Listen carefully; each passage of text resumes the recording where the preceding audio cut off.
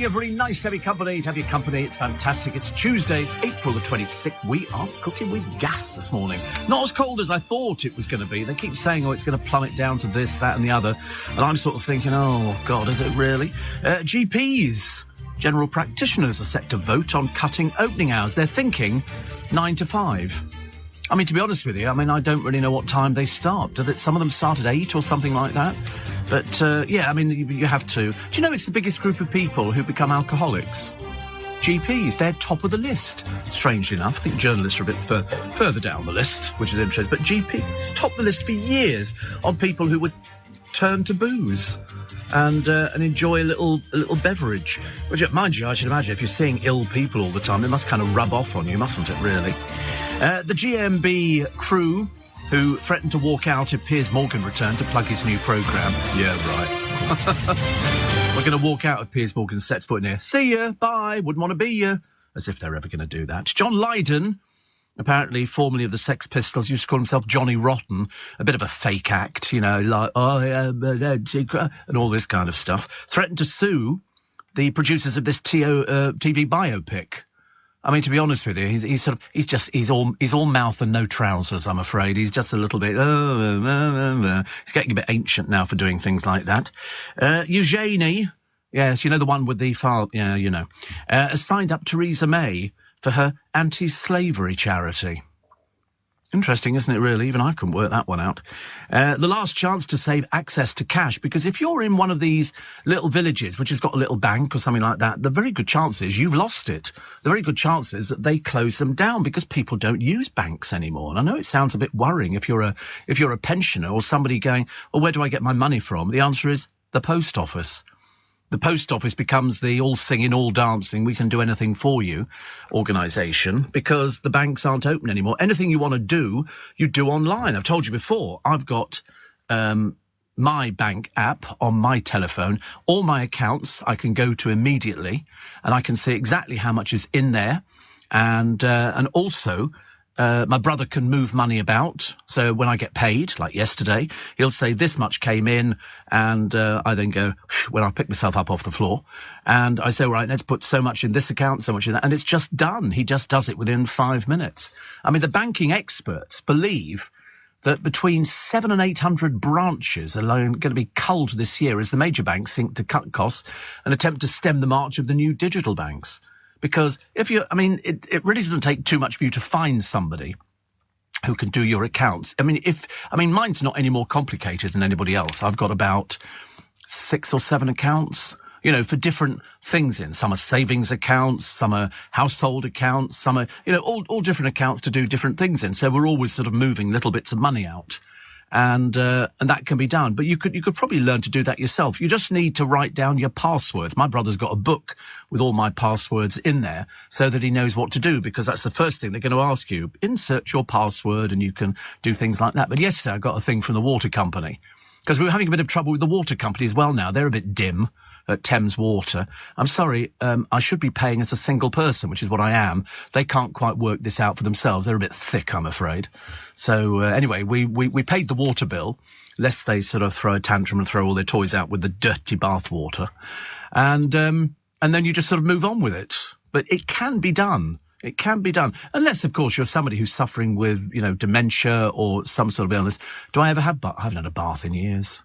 I don't like baths. I used to like baths, and I used to think to myself a long time ago, when we were little and we had a bath in the house, because apparently it's very difficult to sell a place without a bath in it. So some people take them out and put showers in, whereas I always think a shower is much better. A, it uses much less water, and B, you can sit down in it. Some have built-in seats, all very nice, and it's sort of great. It's great. So I used to have baths, but then when it all came off an immersion tank, the tank used to sit there heating up the water. By the time you'd run a bath, there was no more hot water left. I can remember my mum saying, don't pull the plug out, your brother's got to have a bath. And so we'd have to do that. Now, of course, with combi boilers and stuff like that, it's constant hot water. But I just preferred having it, because what do you do in a bath? You sit there in your own dirt. What's the point of that? Well, other people's dirt, even worse. But now, no, it's a shower. It's a shower. That's why people go to the gymnasiums and things like that. They have a shower at the gym, Because not everybody does, but the communal bar. The footballers still have baths. Can you believe it? They still have bars they all jump into. Very gay, isn't it, if you ask me? I don't know what's going on with footballers nowadays. Oh, rejoice. We can rejoice in the Windsor Choir. They've got 2 girls. They've never had girls in their history. 2 9-year-olds, so well done to them. 2/3 of voters believe Boris lied to the Commons. Yeah, you know. Oh dear, so bored with things like that. And sayonara to the world's oldest person, and the clue is in sayonara. She's 119, well she was, she didn't make it to the 120. Japan has a history of having elderly people. It must be either with a diet. There were the twins over there, very old twins, and I thought they were in their hundreds. And they basically, I mean, they just look really ancient, but they were twins. They were very famous. And then I think one died. And then they're still both going. No kidding. Really? 107-year-old. They are the world's oldest identical twins. Born in Shodoshima in 1913. Umino and Kume. Let's have a look at a picture of them. My God, they're old. they even look old. I think they're in homes. Yeah, 107 years old. The trouble is, I mean, you look at 107, okay, you look at Bill out of Coronation Street, he's 90. He looks amazing, but these are the oldest twins, Ken Barlow, Bill Roach, William Roach. What was the other one? Police losing 217 police stations due to cuts, and apparently Strictly's Johannes is ready for love. What a boring story that is. What a boring story. Why do people care? Nobody cares. The only person who cares is them. This was the gay guy. Imagine, wait for this. A gay dancer. Hello? Go to any West End show, I'll find you gay dancers quite easily. But he did it on Strictly, and so we had all that palaver, and then, you know, this is it, this is my dream and everything. It's just a dancer. Just a dancer. And obviously, because there's been no action in the career, they then sort of, I think he got Steph's programme, but there again, practically the entire B-list of the entire country's entertainment industry have been on Steph's programme. Way too many guests. Way too many guests. If only the amount of guests equaled huge audience, you know, be an awful lot better. What was the other one that we had, actually, which I quite liked, actually? Oh, the tiny little bat, which apparently flew 1,800 miles in 63 days. How do they know? Did they have a little tracker on it? I don't know where it flew from. I can't remember. It might as well have got an aeroplane, to be honest with you. Seems a bit of a pointless thing. The plot by the Kremlin to hide the true scale of the losses. Yes, well, in fact, just ask the Russian mothers whose sons are lying dead in body bags. You know, that's how bad it is. But, of course, the Kremlin will not be telling them that. You know, they have to believe in the fatherland. But, as I say, when you get a church that doesn't bother condemning the killing of women and children, I don't think you ever want to go to Russia, do you, really? And a clairvoyant, a German clairvoyant, claims Madeleine McCann is buried in the Algarve. Another load of hocus-pocus rubbish. Apparently, this particular clairvoyant has said, you know, I found other people before. Yeah, they all give you this baloney. You know, I mean, you know, there is no evidence to suggest that Madeleine McCann is buried in the Algarve. The police have been over there. They've taken dogs who are specifically designed to find bodies and everything else, and they found nothing, but some crackpot German clairvoyant reckons she's buried in the Algarve. Yeah, brilliant, honestly. Why do they give these people time? You know, just really a load of old hocus-pocus, isn't it? Steve, my GP is open from 8 till 11 and again from 4 till 7 p.m, which is less hours than 9 to 5. Yeah, but can you imagine if you're a GP, you go in, so you've got to get up early, to be there at 8, you've got to be wide awake, a bit difficult, and you work till 11, and then you get time off, and then you've got to go back at 4 till 7. I don't think so. You'd have to have different GPs in. Different GPs in. You can't have the same GP doing that. What sort of sick, you know, surgery is making people work those hours? It's ridiculous. So 8 till 11, okay, it's 3, and 4 till 7 is 3. So that's only 6 hours better than 9 till 5. I'd rather go straight through 9 to 5, like a normal job with an hour for lunch, if you please. You know, some of the nurses at my practice, I see them going to Marks and Spencer's and they're getting their sandwiches and things like that. Sometimes they practically have to eat on the go, and I think that's wrong. I think that's absolutely wrong. I think they should sort of get proper time off. You know, if you don't get proper time off, then you're not sort of, you know, and that's why, I suppose, there's all sorts of little problems. Last chance to save access to cash. Oh, Fern Cotton. She's lost the plot completely. She says she helps people by making big balls of energy with her hands. Jackanory. Of course you do, dear. Of course you do. That's why she's not been on television recently. Eamon Holmes. now earns less than little Ruth. Well, of course, I mean, she's flogging her clothing line, isn't she? And she seems to do it for hours on end on QVC, whereas Eamon just really flogs a thing where he sits on his bum and puts his feet on a vibrating machine because he's falling apart. We know he is because he keeps telling us he's falling apart. And are you a fan of EastEnders or Corrie? No, it's just pretend. I think anybody who starts saying, oh, I'm a fan of EastEnders and a fan of Coronation Street, I think you need to get a life. I mean, it's just rubbish, isn't it? Coronation Street could never exist in the real world. Never exist. I mean, you can count the amount of ethnic families on one hand in Coronation Street, whereas if you go to Manchester, it's completely different. Completely different. And has been for donkey's years. Just remember, it took them ages to actually get an Asian corner shop. And you think to yourself, you're not representative of anything. I mean, EastEnders was doing a little bit better, but not much better. From France, Stephen Cooper sends me a picture of himself sitting on a balcony. He says, here's a photo of my dog, Mad Mickey, contemplating the forest. It looks like the sort of dog who's switched off. You know what I mean? They sort of sit there and wonder what goes through their mind. Yeah, I'm very bored. I'm very fed up, and I quite like to leap off this balcony. Wait a minute, we're above the trees. Maybe not so much at the moment. But there was a bloke who had a dog at the bus stop the other day. And you could tell how old the dog was, because every time it sort of walked a little bit, it wanted to sit down. And the bloke was coughing and spluttering all over the place. I thought, you've got COVID. I've never seen anybody look so ill. And he was sort of... And the dog was sitting there, obviously thinking, dear God, save me from this person. Get me to the RSPCA as quick as possible. I quite like a dog that was sort of so tame it would just follow you. You know, you wouldn't need to, you know, when you get to the side of the curb, it sits down on its bottom and then it sort of waits and you go, okay. And it just knows, because you see that, mainly the homeless people have got them because, you know, most of their dogs just sit on rugs all the time. They don't do anything at all. They don't exactly go for a wander up and down. They've always got those sort of dogs that, you know, you feel you should. We've got the beggars, the begging family back who arrived by car. Tell you more about them in a moment. Please don't give money to them. Please, please, please don't give money to them. They're an organised gang. They're controlled by a gangmaster in Twickenham. And they also pop up in Richmond and in Kingston as well. Mum, Dad, 2 daughters and a son. Really, it's absolutely a scandal. Don't give them anything. 4:15. This is LBC with Steve Allen. Morning. There's an army of toxic caterpillars taking over the UK at the staggering rate of 5 miles in a year. So that's going to affect a lot of us, isn't it, really? Catherine Tate says she could open an animal sanctuary. Well, do it, dear. Do it. What does it take to open an animal sanctuary? You just got to have enough money.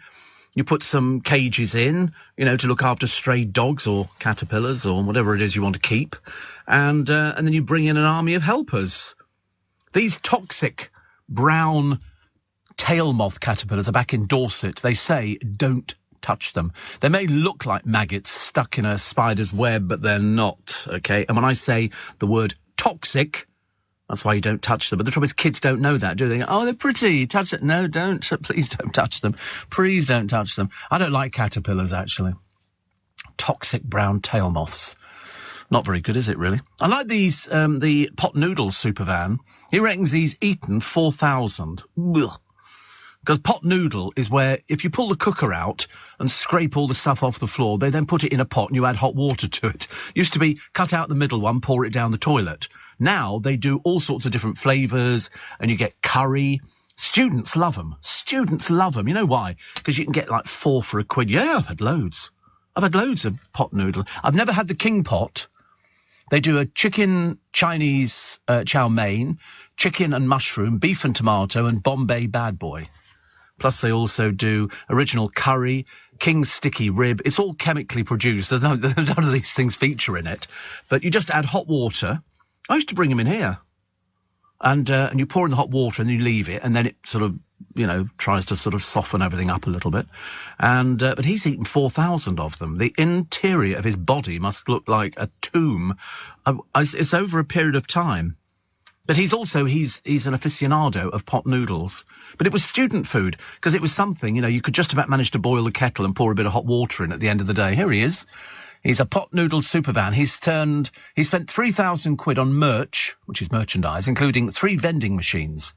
I didn't even know you could buy a vending machine that sold pot noodles. So there you go. And he's got loads of them.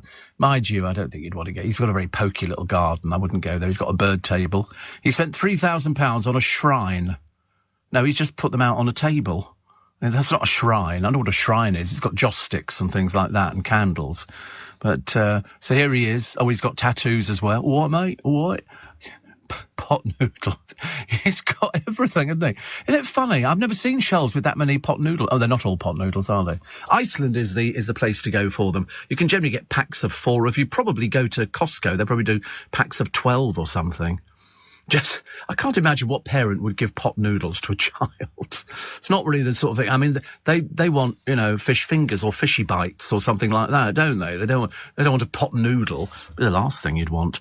More people now love Marmite than hate it, mainly because a jar of it could last you years. You're never going to get through. You're never going to get through a jar of Marmite. And bad news for music lovers everywhere. The Touch My Bum girls, the cheeky girls, are back. God, what a ghastly thought. What a ghastly thought. One of them went out with Lembit Opik. You remember that talentless Lembit Opik, who apparently was an MP, then he wasn't an MP, then he tried being a personality, and that didn't work either. Then he tried being a stand-up comedian, that didn't work. Then he tried being a singer. In fact, basically, he has been the ultimate failure. But he did go out with a cheeky girl. Which one? I've got no idea, because they're just cheeky girls. But the sad news is they may be coming back. I feel physically ill. I'm hoping, they don't sing their little song again. And they've got pictures in the paper today of them with Boris. They said he didn't know where to put his hands, so he put them in his pockets, because there was a picture. No, it wasn't. It was a television programme, and it was on YouTube. And it was looking at Jimmy Savile and the warning signs that were there on everything, from Have I Got News for You, where he was coming up with statements like, every girls' school fears me. And I had a Rolls Royce, but of course you can't make girls get into a Rolls Royce, so I had a little van as well. All this went out on the television. Unbelievable. And then at one point, who does he bring on to Jim'll Fix It? Rolf Harris. And they both stand there with their arms around a little girl. Gary Glitter went on as well and was on sitting with these girls. And nobody realised at the time, except all the people on the show going, this. In fact, you only have to ask Ian Hislop, because when he was on Have I Got News for You, Ian was sort of listening to him, and you could tell by the look on his face it was utter disgust that he was even on the programme in the first instance. But he was a pervert. And then they put him on with Rolf Harris, 2 perverts on the same programme, and then they put other people on, allowing them to get in contact with young girls. I was telling you yesterday, this programme on the television about the Falklands and the child sex abuse on the unbelievable. Middle of nowhere, we go and fight to stop the Argentinians, and it was just rife with people abusing children, young children. So they put them in the prison on the island. Yes, believe it or not, they have a prison on the island. And where was it? Well, if they climbed over the wall, they're into a children's primary school. And somebody pointed out to them, sorry, you've got these 11 sex offenders on the island, and the prison is next to the primary school. So they built a wall up there to make sure that they can't see into the primary school. It's a documentary maker who made this thing. It's the most interesting programme you'd ever seen, because you begin to wonder how many corrupt officials there must be on the Falkland Islands who are trying to brush this under the carpet. And people were attacking him, basically saying, what are you trying to do? You're trying to drive people away from our island and things like that. It was really bizarre. Oddest thing I've ever seen on television. Oddest thing. But there you go. You have to watch it, because you'll sit there glued to it going, why are they picking on him? He's just exposing paedophiles. Steve, my mum will kill me if you say hello to May in Maggle. Tell her to put her feet up, says Joe's in Liverpool. And get the groovy glass out tomorrow for the girls from Stoke. She's a teenager at 77. Oh, listen, age is no barrier to this programme. We don't worry about 77-year-olds. Maghall, incidentally, is a town and civil parish, just in case you don't know, in, I think it's Sefton on Merseyside. It's north of Liverpool, west of Kirkby. It's also got Ashworth Hospital. And the population is about, from memory, 20,404 or something like that. And Maghall Football Club are there. They're based in Maghull, currently members of the West Cheshire League Division 1, which is very nice. And so real big. Founded in 1921, so come on. And it's quite pretty, isn't it? It's quite pretty. I'm looking at it. It's got a canal and shops to rent and let. In fact, nearly all the shops are to rent or let. And they've got a train station. I like the canal, though. And you can cycle along the side of it, which is lovely. There's a pirate boat there. Do you know, it's funny, when you look at places, and it's only when you get to see these farming programmes on the television that you suddenly realise what a fantastic country we live in.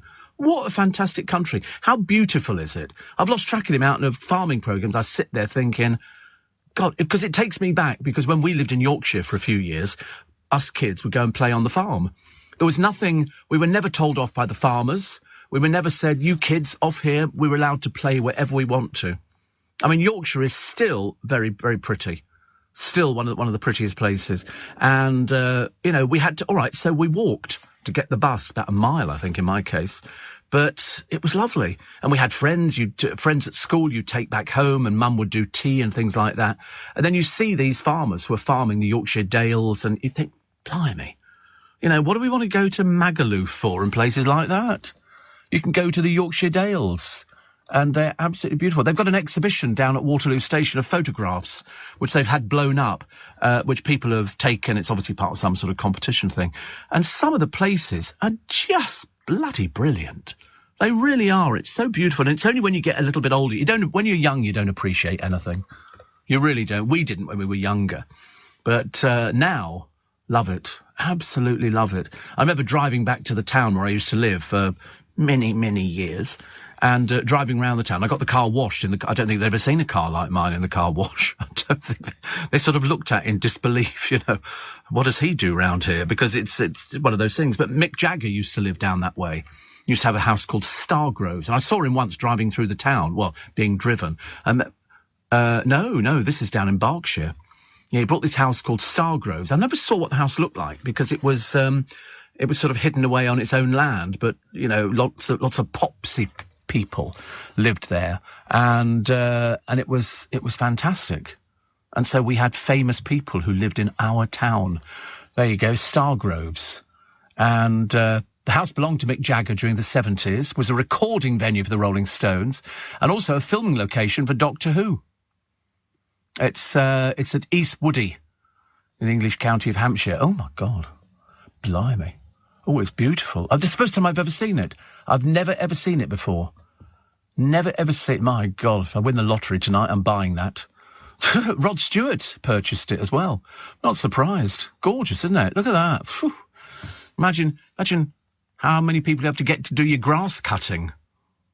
Or if you had a lovely house, and there's some beautiful houses for sale around the country. Do you know what the people of Dubai are doing? The Dubai royal family are offloading their houses in this country as fast as they can because the new ruler of Dubai has cut their allowances.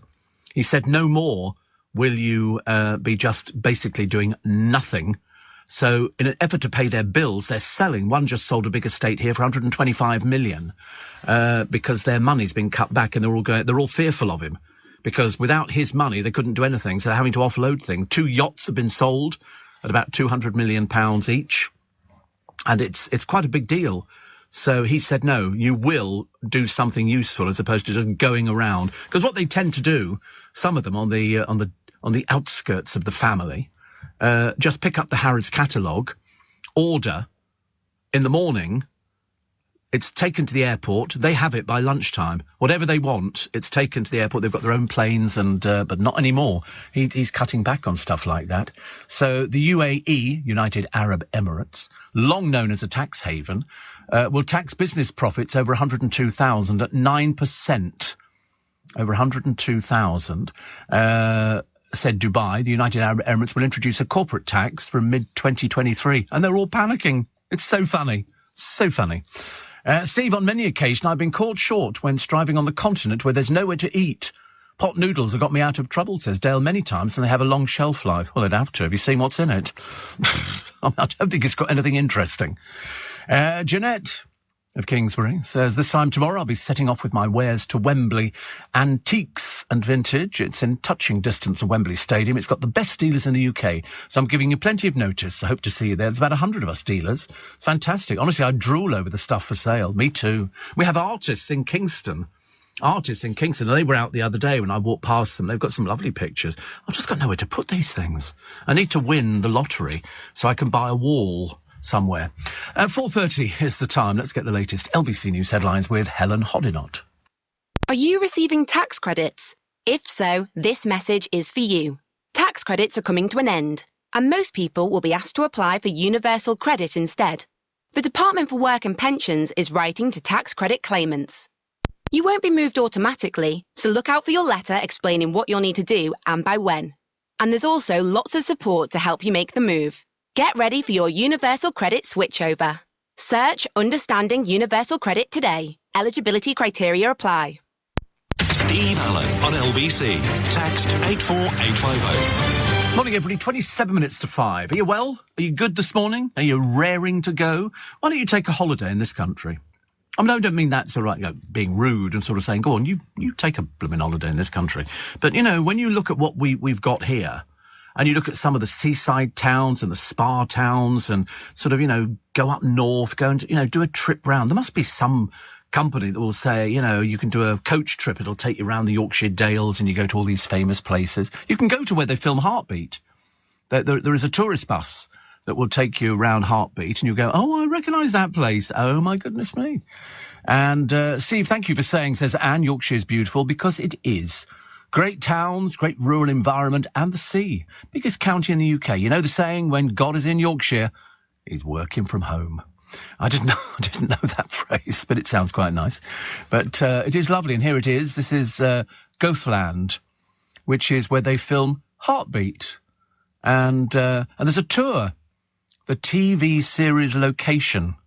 It is lovely because the producer's been off for a week. You can visit Bernie Scripps' garage, the funeral parlour. You'll see the post office, the stores. You can have a drink in the Aidensfield Arms pub. It doesn't quite look the same inside because, that's it. You can get fish and chips, and you can then go to Whitby, the inspiration for Bram Stoker's Dracula. You can walk along a scenic track, 4 miles. You must be bloody joking. You'll be walking for 4 miles.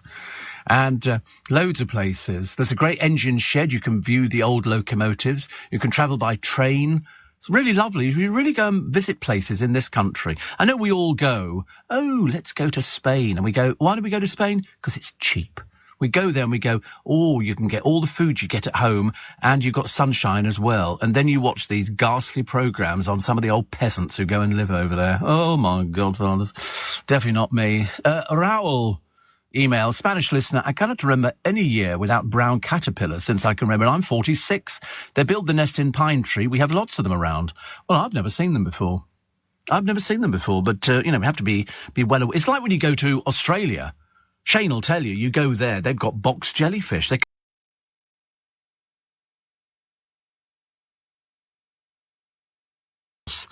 To discover this huge snake was eating her little Yorkshire Terrier halfway down its throat. Yeah, in Australia. Snake eats dog. Seriously, it's sort of the sort of thing that, you kind of worry about. I'm not sure if she got it back or not. Or whether or not, because, snakes don't exactly move too fast. Not the big ones. They're a bit lumbering, especially after they've eaten. They just want to sleep. But South Africa, was it? Well, made no difference to the dog. It just got eaten. So, look at the poor little thing, honestly. Bless its heart. It was 10 years old. It saved the cobra from potentially attacking the owner. She was on the phone at the time in their South Africa home, and the snake had slithered into that gun for the Yorkshire Terrier, killed it. Oh, right. No, this is the snake that ate a dog. Oh. Have they restaged it? And he was tearing the... it sounds a bit of a dangerous dog, doesn't it? Don't want to go anywhere near him, thank you very much indeed.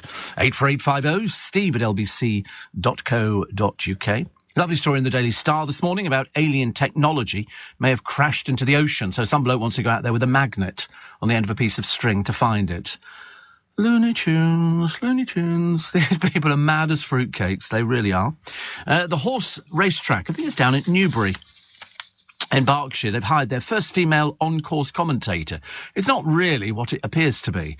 She's hired to do 4 charity races spread over 6 months. So it's hardly, first female on-course commentator. It's not like she's doing all of the race meetings. Plus, Priti Patel dumps the boat migrant pushback. They can't get anything right, can they? I mean, poor soul, she's got no idea. And a grandmother, she was conning the DSS, would it be? The people who hand out your benefits. And she managed to get away with 28,000 quid, pretending she couldn't walk. Every time they had a meeting with her, she turned up on crutches and all the rest of it. She was an old fraud. An old fraudster, that's what she was. 28,000 quid, they didn't even send her to prison. I'd have had her banged up in Holloway. No, they don't, she hasn't got any money because she's spent it all. She's just a crook. Once they realise they can get away with 28,000 quid before they realise, because somebody dobbed her in. Somebody said, that old bag that you've been paying money to, she's a crook. She's a crook. I mean, really. They should have sent her to prison. Otherwise, there's no deterrent, is there? No deterrent at all. Carol in Ben El Madina says, thank you for being there. Hearing you talk about all these wonderful places to visit in the UK almost makes me a little homesick.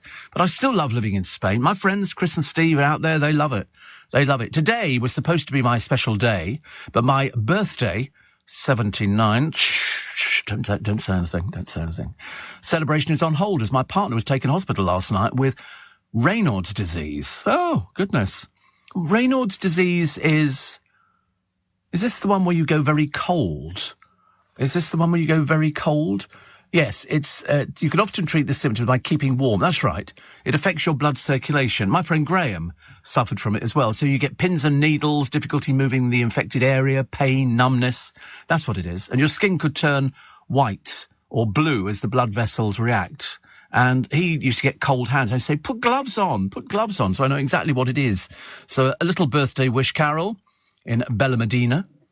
Sounds lovely. It's 79, eh? Mind you, for you, I should imagine the weather's absolutely ideal out there. Unusual to get a disease like that, isn't it, in a country that is primarily full of sunshine. Really. Oliver's in Muswell Hill, and I tell my wife and kids I don't really like people, including them, talking to me before 7 a.m. And they say, well, why is Steve Allen allowed to talk to you on the car radio in the mornings? And Oliver says, that's just the way it is. Just the way it is. Absolutely. You don't need to justify listening to this programme, for goodness sake. Listen, I tell you what, get rid of the wife and kids, OK? Go see a good divorce lawyer, and then you won't get this interference. You don't need them. You've got us. We're here for your every need. We will cater for your every need. Well, if I won't, the producer will step in and help out, which would be quite nice. Other stories which are doing the rounds. I love the idea that John Lydon, Johnny Rotten, as I say, a bit of an old fraud, threatening to sue the producers of this new TV biopic. You know why? Because he hardly features in it.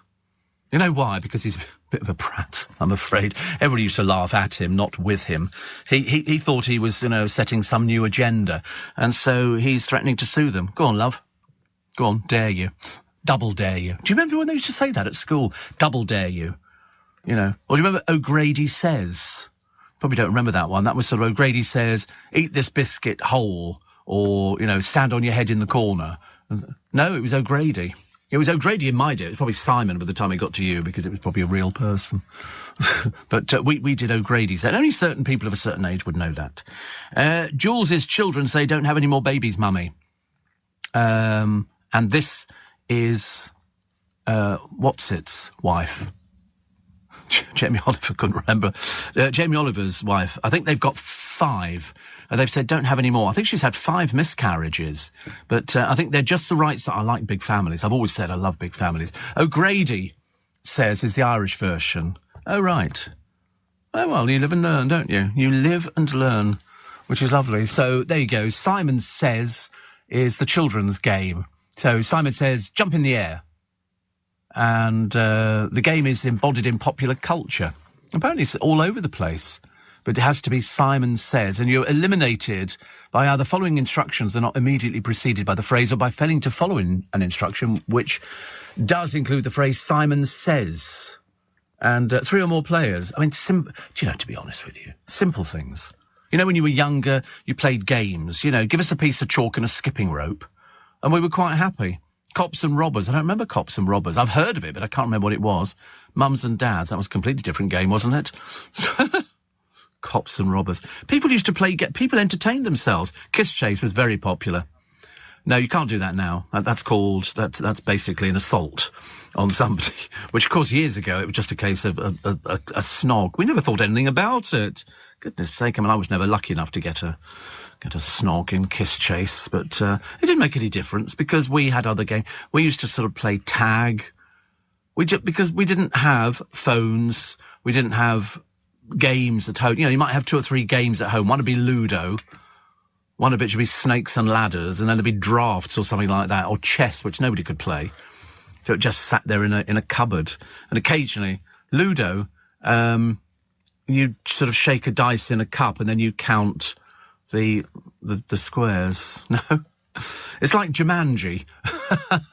Did you see Jumanji? I loved it when they sort of, you shake this thing, all of a sudden the figures move by themselves. That was really scary. There you go, Ludo. Ludo, Snakes and Ladders, everything else, £26.17, but you can get it cheaper, much cheaper. Ludo is derived from an Indian game, Pachisi, or Pakisi. 2 to 4 players, in which the players race their 4 tokens from start to finish according to the rolls of a single die. So it's basically like Snakes and Ladders, but without snakes or ladders. It's just got squares that you go round. And that's because we used to enjoy things like that. Apparently, free-range eggs are back on the shelves, so they say.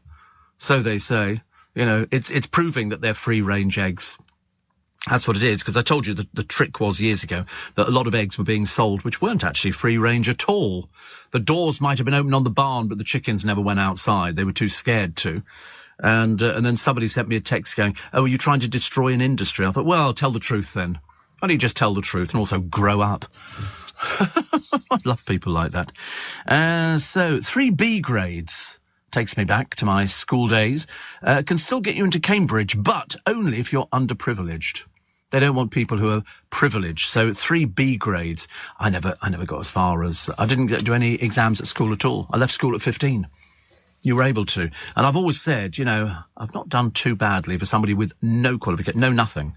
I said to my parents, I want to leave school at 15, and I think we were the last ones who were allowed to leave at 15, so I never got as far as taking any exams. My parents said, perhaps better if you go to college in the evening. Well, we skip that all the time. We go and buy a bottle of wine and sit in the playground, listening to music and stuff like that. But no, I always maintained. I mean, nowadays, of course, because it's much more competitive, but I don't ever think that for the jobs that I ever did, you needed to worry about qualifications. I don't need a qualification to appear on the radio. All I have to have is the ability to pull an audience, which we do very successfully. Thank you very much indeed. Very successfully. So, you know, when people say, you need an education, you go, you don't necessarily need an education. You know, if you're going to start standing in a sweet shop, so you don't need to do qualifications for that. You just need the ability to add up. It's like somebody who's sort of, 180. You just need the ability to add up. That's all it is. Experience and nous. Is that what it is? But no, I left school at 15 and started work at 15 in a department store. Loved every minute of it. Never even thought that I was missing out on an education, because I'd been to prep school for 2 years, so I could read, I could spell, I can write. So going to a secondary modern school didn't make the slightest difference to me. I just couldn't wait to leave. You know, I made some friends at school time, but the trouble is, I'd love to know what happened to half of them from my class. One of them was going to be a vicar. Yes, probably dead. One of them was due to be a vicar. And you could tell because he just looked very spiritual. He looked as though he was going to be, I don't know why. Yes, he had a dog collar on. That was the giveaway. Do you know, it says, I suffer with very cold hands. I buy hand warmers, 2 for £1 in B&M, 79p. When I do my markets, they're fantastic. Put them inside your pockets or wear inside the gloves. Last for 10 hours.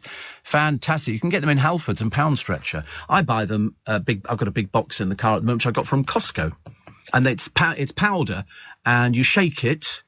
And the action of shaking it, then it starts to warm up, and you stick them inside your gloves or things like that. But don't let your hands get cold. Oh, blimey. 13 to 5. Leading Britain's conversation. LBC with Steve Allen. What was the name of the comedian, ladies and gentlemen, who had some shows on the television? I think he was an impressionist, and I think it was somebody's squire.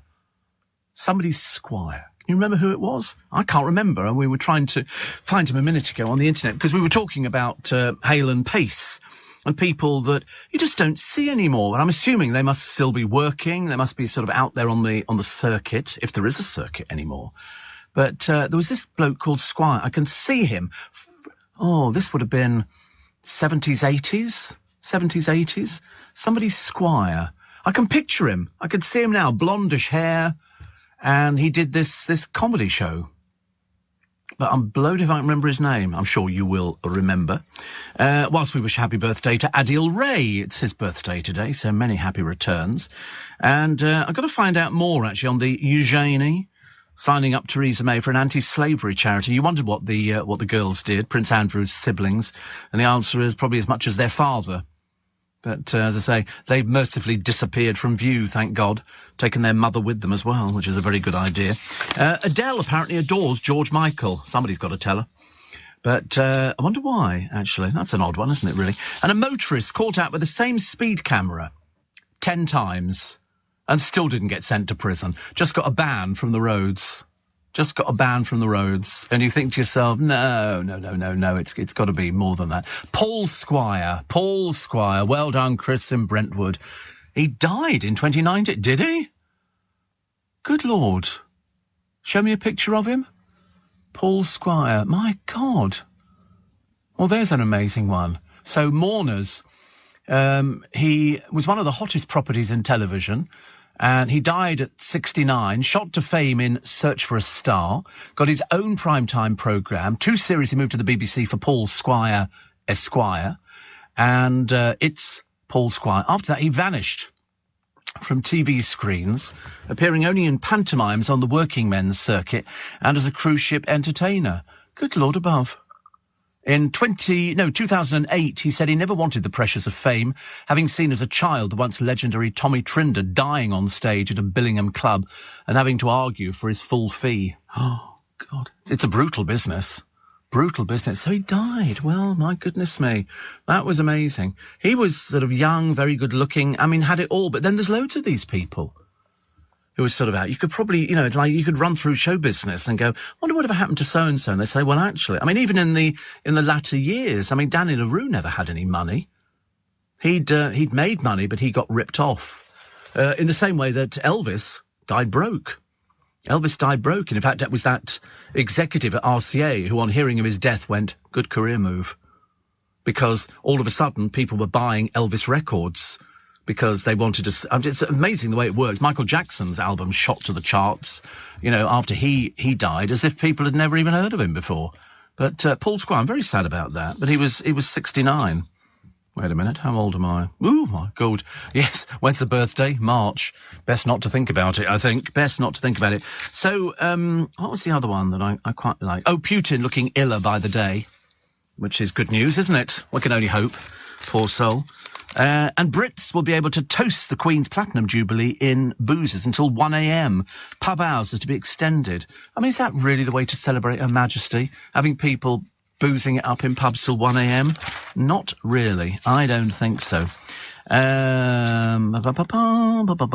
Depp in bloody warning to Heard. This one's racing on, isn't it? 58 million quid at stake. Don't want to mess with that one. 1 in 4 Brits are struggling as families' bills soar. Well, then people have to cut back. And I know that's very easy to say when you don't really need. I mean, I don't look at the price of things. Although, actually, I nearly bought. What did I nearly buy the other day? Oh, some Jersey Royals. Have you seen the price of Jersey Royal potatoes? They're so expensive because it's a very short season. And I looked at a little pack of it. It was like 8 quid.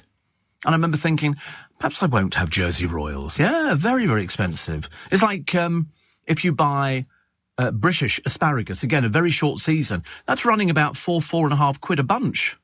British asparagus. Got to be British because it tastes completely different. But potatoes, yes. Jersey Royals are not. They can only come from Jersey. And they're in very... No, they don't taste the same. No, they taste completely different. You can have them. They actually scrub. You can get the skin off just by scrubbing them. And then you put them in butter and everything else. Oh, they're quite delicious. Very, very nice. Very nice indeed. But I wasn't going to pay that price for them. I didn't like them that much. But terribly expensive. There's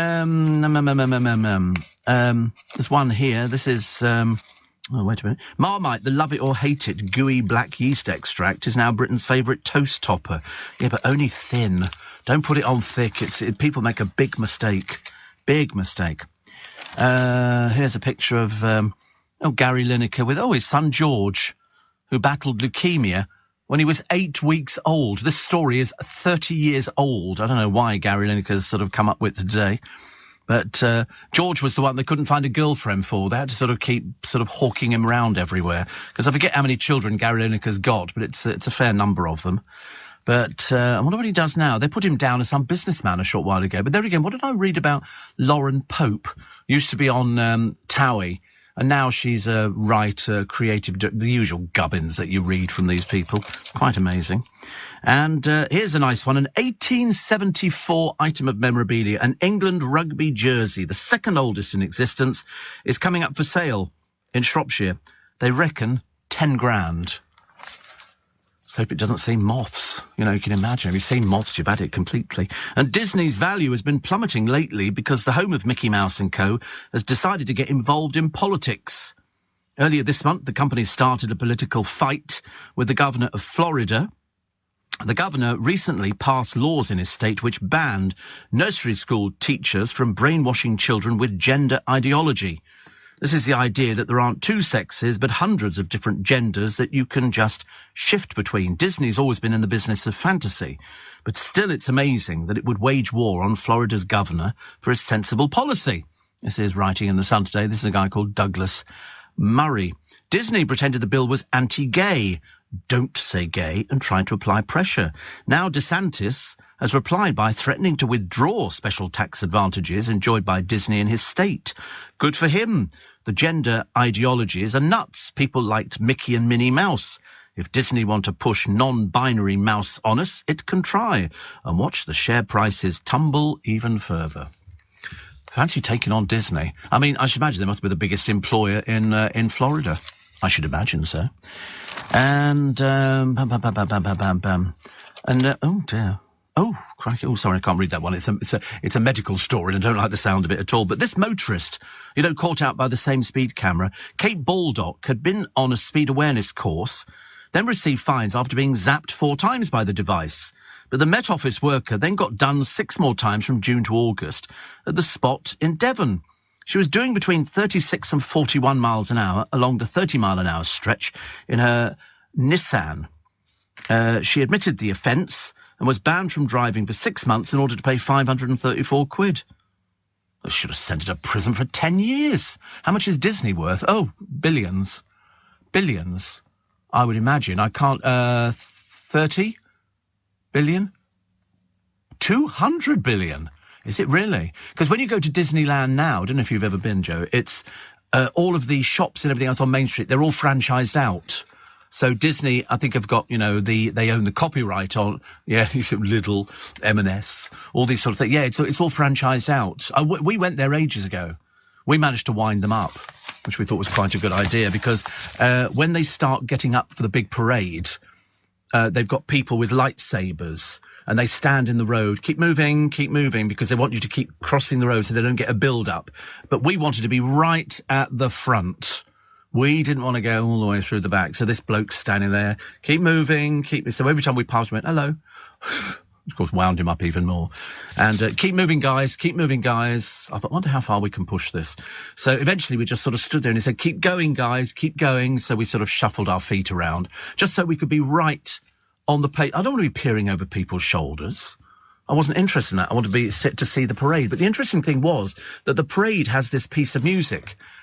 And every time another float gets in front of you, it's still playing the same music, but where the other one's left off. How they've done it, I've got no idea, but it's coordinating all this music. It's something very clever. And we thought it was great. They had a big firework display. And then there was another thing where they'd installed in Anaheim these fountains.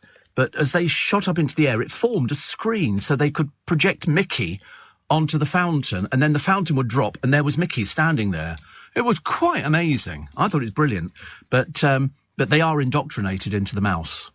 Even though there must be quite a few Mickey Mouses there, I would think, because he seems to appear in all the parades. And so I remember at one time we were watching one of them, and I think Goofy is trying to get Mickey off the main street because the parade was coming down and there would be Mickey leading it. So going, come on. And he was trying to drag him, but Mickey was enjoying himself so much. And they've got these entries on Main Street, which are just mirrors, and it swings open and you can go through. That's where the cast go through. And they can then take their heads off and sit down and have a cup of tea. I mean, it's beautifully done. Beautifully done. Pluto was the dog. And Mickey would go, come on, Pluto. Almost uncanny. Almost uncanny. Steve, I normally catch up with you on podcast. However, listening live this morning, and as I've got COVID, how does this blooming thing go? Oh, God knows. He said I've had it since last Thursday. Lawrence, I wish you well with that. It's not nice, is it, to get... I've never had it. I mean, touch wood, I'm top risk. But I'm just being very fortunate and avoiding it. And that's the way it's going to stay, I promise you. Oh, cup of tea time. And here's the news. Are you receiving tax credits? If so, this message is for you. Tax credits are coming to an end, and most people will be asked to apply for universal credit instead. The Department for Work and Pensions is writing to tax credit claimants. You won't be moved automatically, so look out for your letter explaining what you'll need to do and by when. And there's also lots of support to help you make the move. Get ready for your universal credit switchover. Search Understanding Universal Credit today. Eligibility criteria apply. This is LBC from Global, leading Britain's conversation with Steve Allen.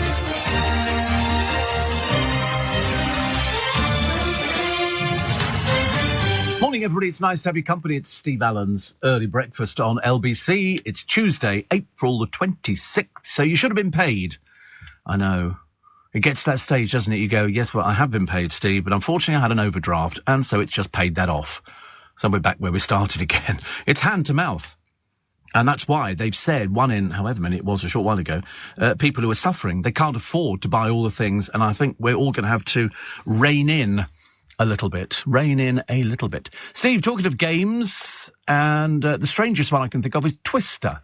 Oh, we thought Twister was okay. A plastic mat with coloured circles on it, and then you twist the thing, and then you...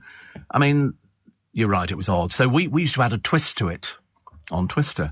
We used to do nude Twister, and that was most entertaining. I mean, especially if your granny was playing at the same time. I mean, you can imagine, can't you, the fun you can have.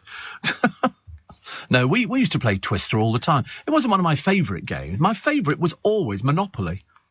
Always liked Monopoly. A nice... Yeah, I like to make sure I won. So I used to bulldoze their hotels. I would just suddenly upset the board game or something like that. We would always play it at Christmas with a big bowl of Satsumas and a big tin of Quality Street. That was our idea of a good Christmas. Did you Park Lane and Mayfair? Yeah, I didn't think the chance of people landing on those was good. So we did the blue ones going around the corner, the Angel Islington, and the orange ones, which were Vine Street. Anything that went round, if you could manage to get a corner, there was a very good chance of you bankrupting everybody. I used to love it. It was just, we used to have the smaller game. So what we would do is people would sort of toss the dice, and then people could sort of pick a set, and they could buy a set, which actually was much easier. John in Colchester says a bag of Jersey Royals, $1.99 in Lidl.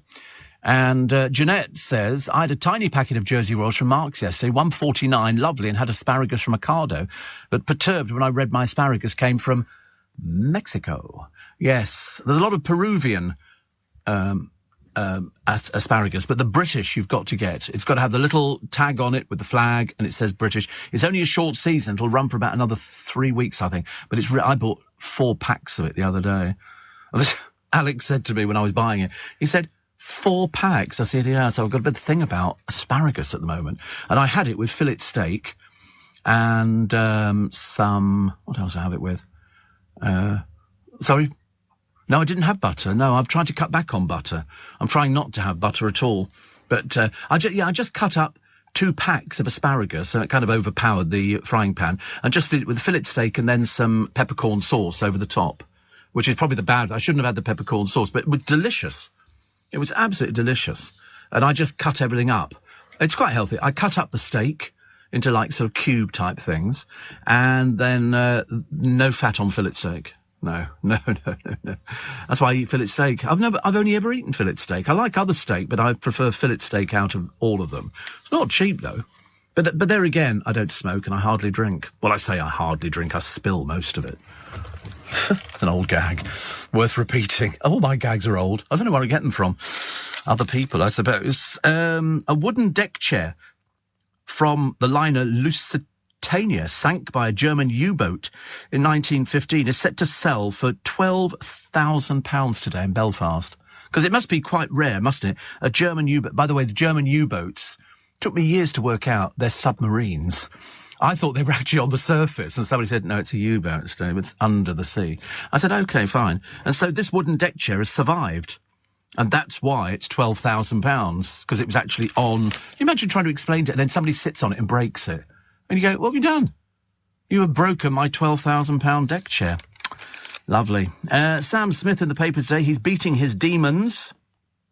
He uses the pronoun they. Says for the longest time they struggled to look in the mirror and battled inner demons. Everybody's got something, haven't they? Everybody's got some sort of inner demon. Somebody's, insecurity and things like that. And what they do is they sort of bring it up at odd times. I think that's why I'm pretty certain Fern Cotton came out of television. I think she's had enough of it. And obviously she'd made enough money. I think that was Davina McCall's argument. I remember having lunch with her and Dale and her then husband. And she said she wanted to make £1 million, just go and live in the country. Just go and live in the country. And there was a very famous Hollywood actress, can't remember who she was actually, but she wanted to eat cream cakes, and the director said, no, you can't. And she said, why? She said, and he said, because you'll be fat. And on screen, the camera adds pounds to you, so you can't do it. So she said, I will make £1 million, and then I will retire from movies and eat as many cakes as I want. And that's exactly what she did. She just carried on eating cakes. How lovely. I had a cream slice the other day. I wanted a cream horn. And I was going to go for an eclair, but oh no, I can't be bothered. And so I had a cream slice, and it was very nice, but very messy. My fingers were covered in it. I dripped it all over the front of me. I was a right old mess, I'm afraid. I'm a messy eater when I want to be. Definitely. So hang on to your hot pants. The ghastly Cheeky Girls could be back 20 years on. And we walked into the audition. Louis Walsh said, you're definitely girls. Yeah, well, it was all this touch my bum and stuff like that. What are their names? One is called Monica, and the other one is called, I can't remember. Is it Gabriella? Yeah. Which one went out with Lembit Opic? Which one was that? Which one went out? They were obviously desperate for publicity. They had a very pushy mother. I saw them coming out of ITN at one point when they'd been in for an interview, I think, with Channel 5 News. And the mother was very much Wagnerian. He went out with Gabriella. Yeah, I don't think he's going out with anybody at the moment. But everywhere they turned up, they were singing on the television. And they used to wear, hardly anything. To be honest with you, cheap and tacky. Didn't they come from Transylvania or something, wasn't it? Yeah, they look like they've crawled out of a coffin, don't they, really? But also, what is she wearing? Look at Lembit Opic. He was off with the Pixies, wasn't he? And his cheeky girl friend, Gabriella, and they'd be wearing what can only be described as bra and knickers. That's all it was. I didn't quite understand it, but, it doesn't matter. Steve, says Ron, Disney employ about 80,000 people in Florida. Oh, right. Well, that's why. They're forced to be reckoned with. And, it wouldn't surprise me if this thing got completely out of hand for Disney to say, OK, we're closing it down. We're moving somewhere else. Because when Disney moved in, there was nothing there. And so they basically became the main employer. And so if they wanted to, they could do that. People like Trump would have done that years ago. Somebody starts messing with planning and things like that. They go, right, I tell you what, forget it, stick it. I'm going to take it somewhere else. Apparently, U-boat stands for undersea boat. Undersea boat. Oh, right. Well, there you go. It took me years to know that. Years and years for me to realise that a U-boat... I've always had a dread fear, because I remember once there was a Russian submarine. Do you remember it? And it sank. And it was way down. And the people, they couldn't get them out. So they basically died on board the submarine because there was no way. It was too far down. It was like 2.5 miles down or something. And they couldn't lift it back up again because these things, they weigh a ton. And I think it might have been Kursk. All 118 people on board it were killed. And this was in the Barents Sea during the first major Russian naval exercise in more than 10 years. It was nuclear-powered. And then you look at it in a floating dock and you think to yourself, you're basically in a tin can, sealed at both ends. And this, it's not as glamorous as you think. Apparently, the crews of nearby ships felt the explosion and a second, much larger explosion. But the Russian Navy didn't realise the accident had occurred because they're a bit dim. And they didn't initiate a search for more than 6 hours. The emergency rescue buoy had been intentionally disabled during an earlier mission. It took more than 16 hours to locate the sunken boat, and they failed in their attempt to attach 4 different diving bells, and people died. It was as simple as that. This was in President Putin initially continued his vacation at the seaside resort and only authorised the Russian Navy to accept British and Norwegian assistance after 5 days. Yeah, that's what he is. Pigface. He's that sort of person. Really is. Ghastly. Like you, Steve, I left school at 15, says Mickey. I got a job hod carrying. Yes, I went to go for that one as well, but to be honest, you know what hod carrying is? That's where you've got a thing, a pole attached to like a box, and you stack bricks up in it, and you hold it over your shoulder. It'll hold about 20 or 30 bricks, and you put it over your shoulder. That's hod carrying. I did it, but Mickey, for Lego. It was much easier. I couldn't do the big boys stuff. My first week of real graft was fantastic. On the Friday, I got my first wage packet, thin as a fag paper, opened it up, and there were 3 £20 notes and a tenner. 70 quid. Blimey. What year was this? My first wages, I opened it up. Used to get a little brown envelope with a window in it, and I got £5, 19 and sixpence, just shy of £6 for a full week's work. I was 15. I thought I'd arrived. I've never seen so much money. Seriously, it was just, now I get twice that, and I still can't believe it. As I say, I've just bought an extra wheelbarrow. And I remember looking at this money, and so I bought a jumper in the men's department, which took most of my £5, 19 and sixpence. And when I got home, my mum said, "Did you get paid today?" And I said, "Certainly did," and showed her the jumper. And so she said to me, "So who's actually paying for your food and board at home?" And I said, "Oh, I hadn't thought about that. Just never crossed my mind." So, of course, the next week I gave my mum my pay packet. He said, it looked measly, this 70 quid, says Mickey, for all my hard graft. So I went to the bank, changed it into 70 green £1 notes, so it still looked more like a wad. And, oh, yeah, we used to do that all the time. If you were playing in the amusement arcades, you'd always go, "I'll have £1. Can I have it in pennies?" And most of the pennies, £5 when I was 15 would be £74 in today's money. Didn't pay well in shops. Really didn't. People in retail don't get a lot of money. They really don't. So £5 when I was 15. It was really £6. But it was quite nice to have it. But we didn't have anything to spend it. What were we going to spend it on? There was nothing to spend it on. There was a toy department in the store where I worked, but I wasn't going to be buying toys anytime soon. Do you remember the board game Ghost Castle? I don't, actually. I don't remember Ghost Castle of the 1980s. Bought it again just before Christmas to play with children. Cost me 30 quid, says Desmond. Wow. I don't remember it. I do not remember. Perhaps we shall start a new trend. Steve. Where is he? Where has he gone to? Oh, back from L.A. Poor old Jonathan Shallett is now suffering from jet lag. Is it funny? Can't you take tablets for jet lag? I seem to remember Sister Sledge told me, we are family. They told me that they took these tablets to counteract. He says, I can't go to sleep when I need to. They're wanting to sleep when time to get up. However, he said, I have forced myself awake. He said, I'm having a cup of Yorkshire tea. Me too. Before getting on the cross trainer. As you know, I tell the truth, and I don't play to the galaxy. You're wrong about Sarah, Duchess of York, and her amazing daughters. Beatrice has been working against modern slavery for 10 years and founded the Anti-Slavery Collective 5 years ago in 2017. Started when she and her best friend, Julia de Boinville, were shocked to see the extent of modern slavery. Theresa May's a global voice of international importance, so fantastic she supports. Free speech is friends being able to share honest views, Steve, so thank you for reading out. That's about one of the longest ones you've ever sent. That's almost an epistle. Goodness sake, honestly. Amazing. 5:15 is the time. Let's get the latest LBC travel with Joanne Webb. Steve Allen on LBC. Morning, everybody. Nice to have your company. Nice. 18 minutes past 5. And my good friend Jeff Stevenson says Paul Squire because we mentioned Paul. I don't know why we mentioned Paul Squire, but anyway, because I thought he was still alive. He said he was a great guy and is very much missed. I also appeared on the series of Search for a Star that Paul did in 1979. Just because you're not on TV, it doesn't mean you're not still busy. I'm in Seville on a cruise, and thankfully the diary is looking good again this year. Which is good because, I mean, for ages, during the pandemic, everybody was losing work left, right and centre, and some people survived and some didn't. I was just shocked, actually, Jeff, that Paul had actually died.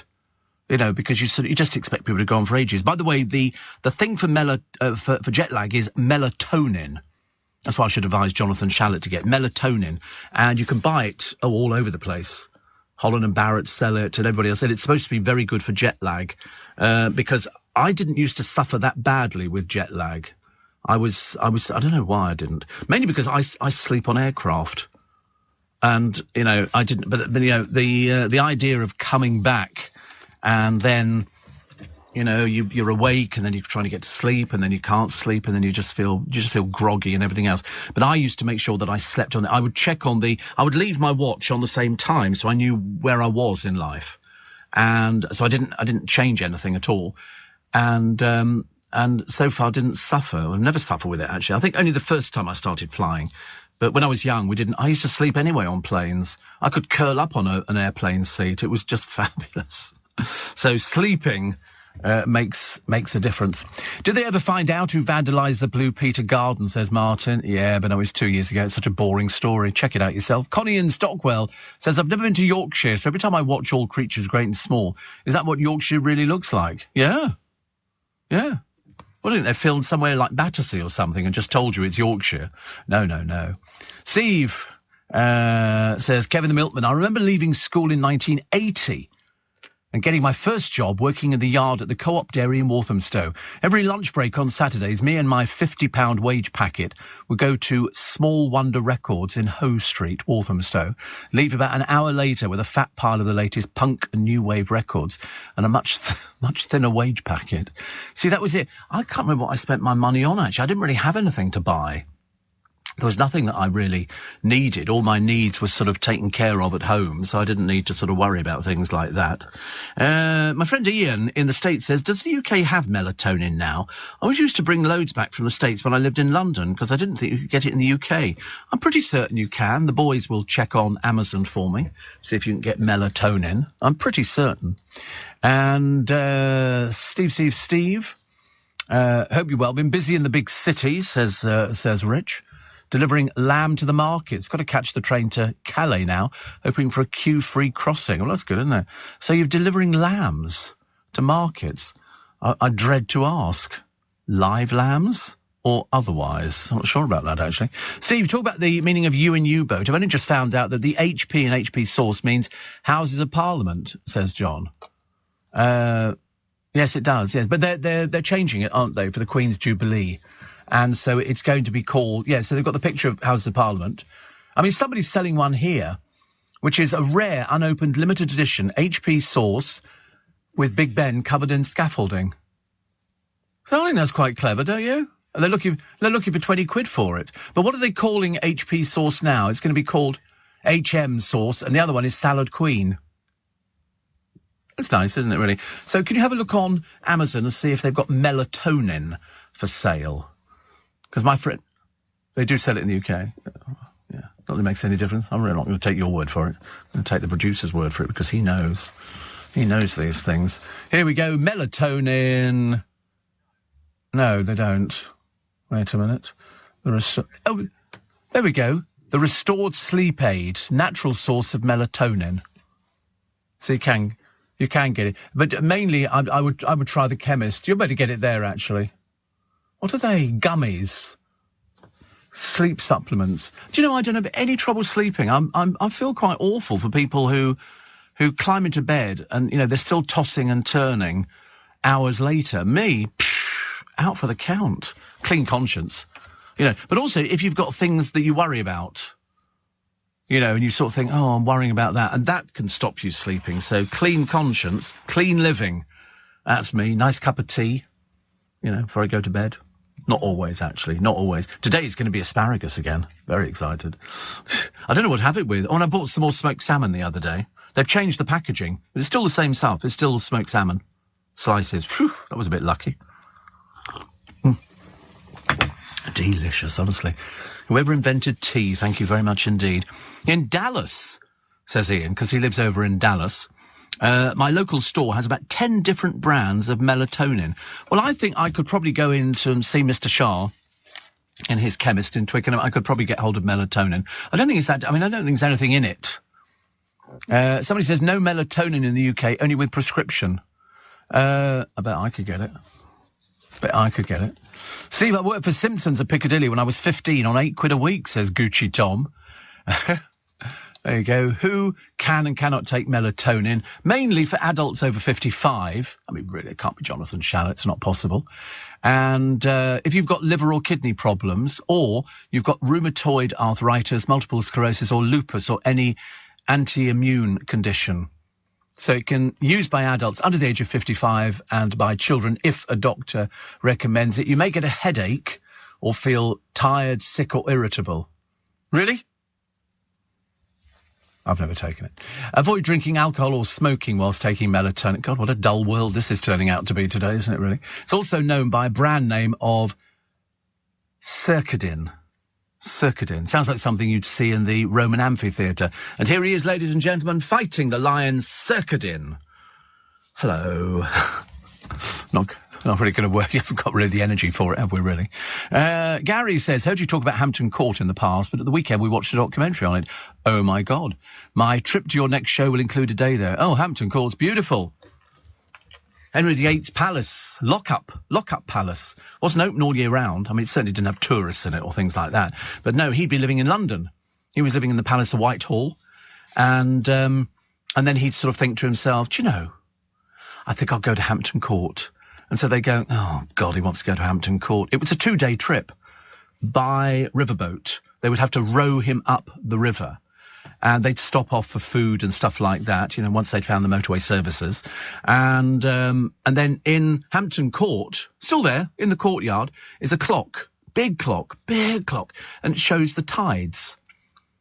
So they could phone ahead to Hampton Court and say, listen, high tide or low tide, and they would know that. So somebody on their horse would have to come back and go, it's going to be high tide, you're all right. And that would tell you when the tides were. And it's still there, still operates to this day.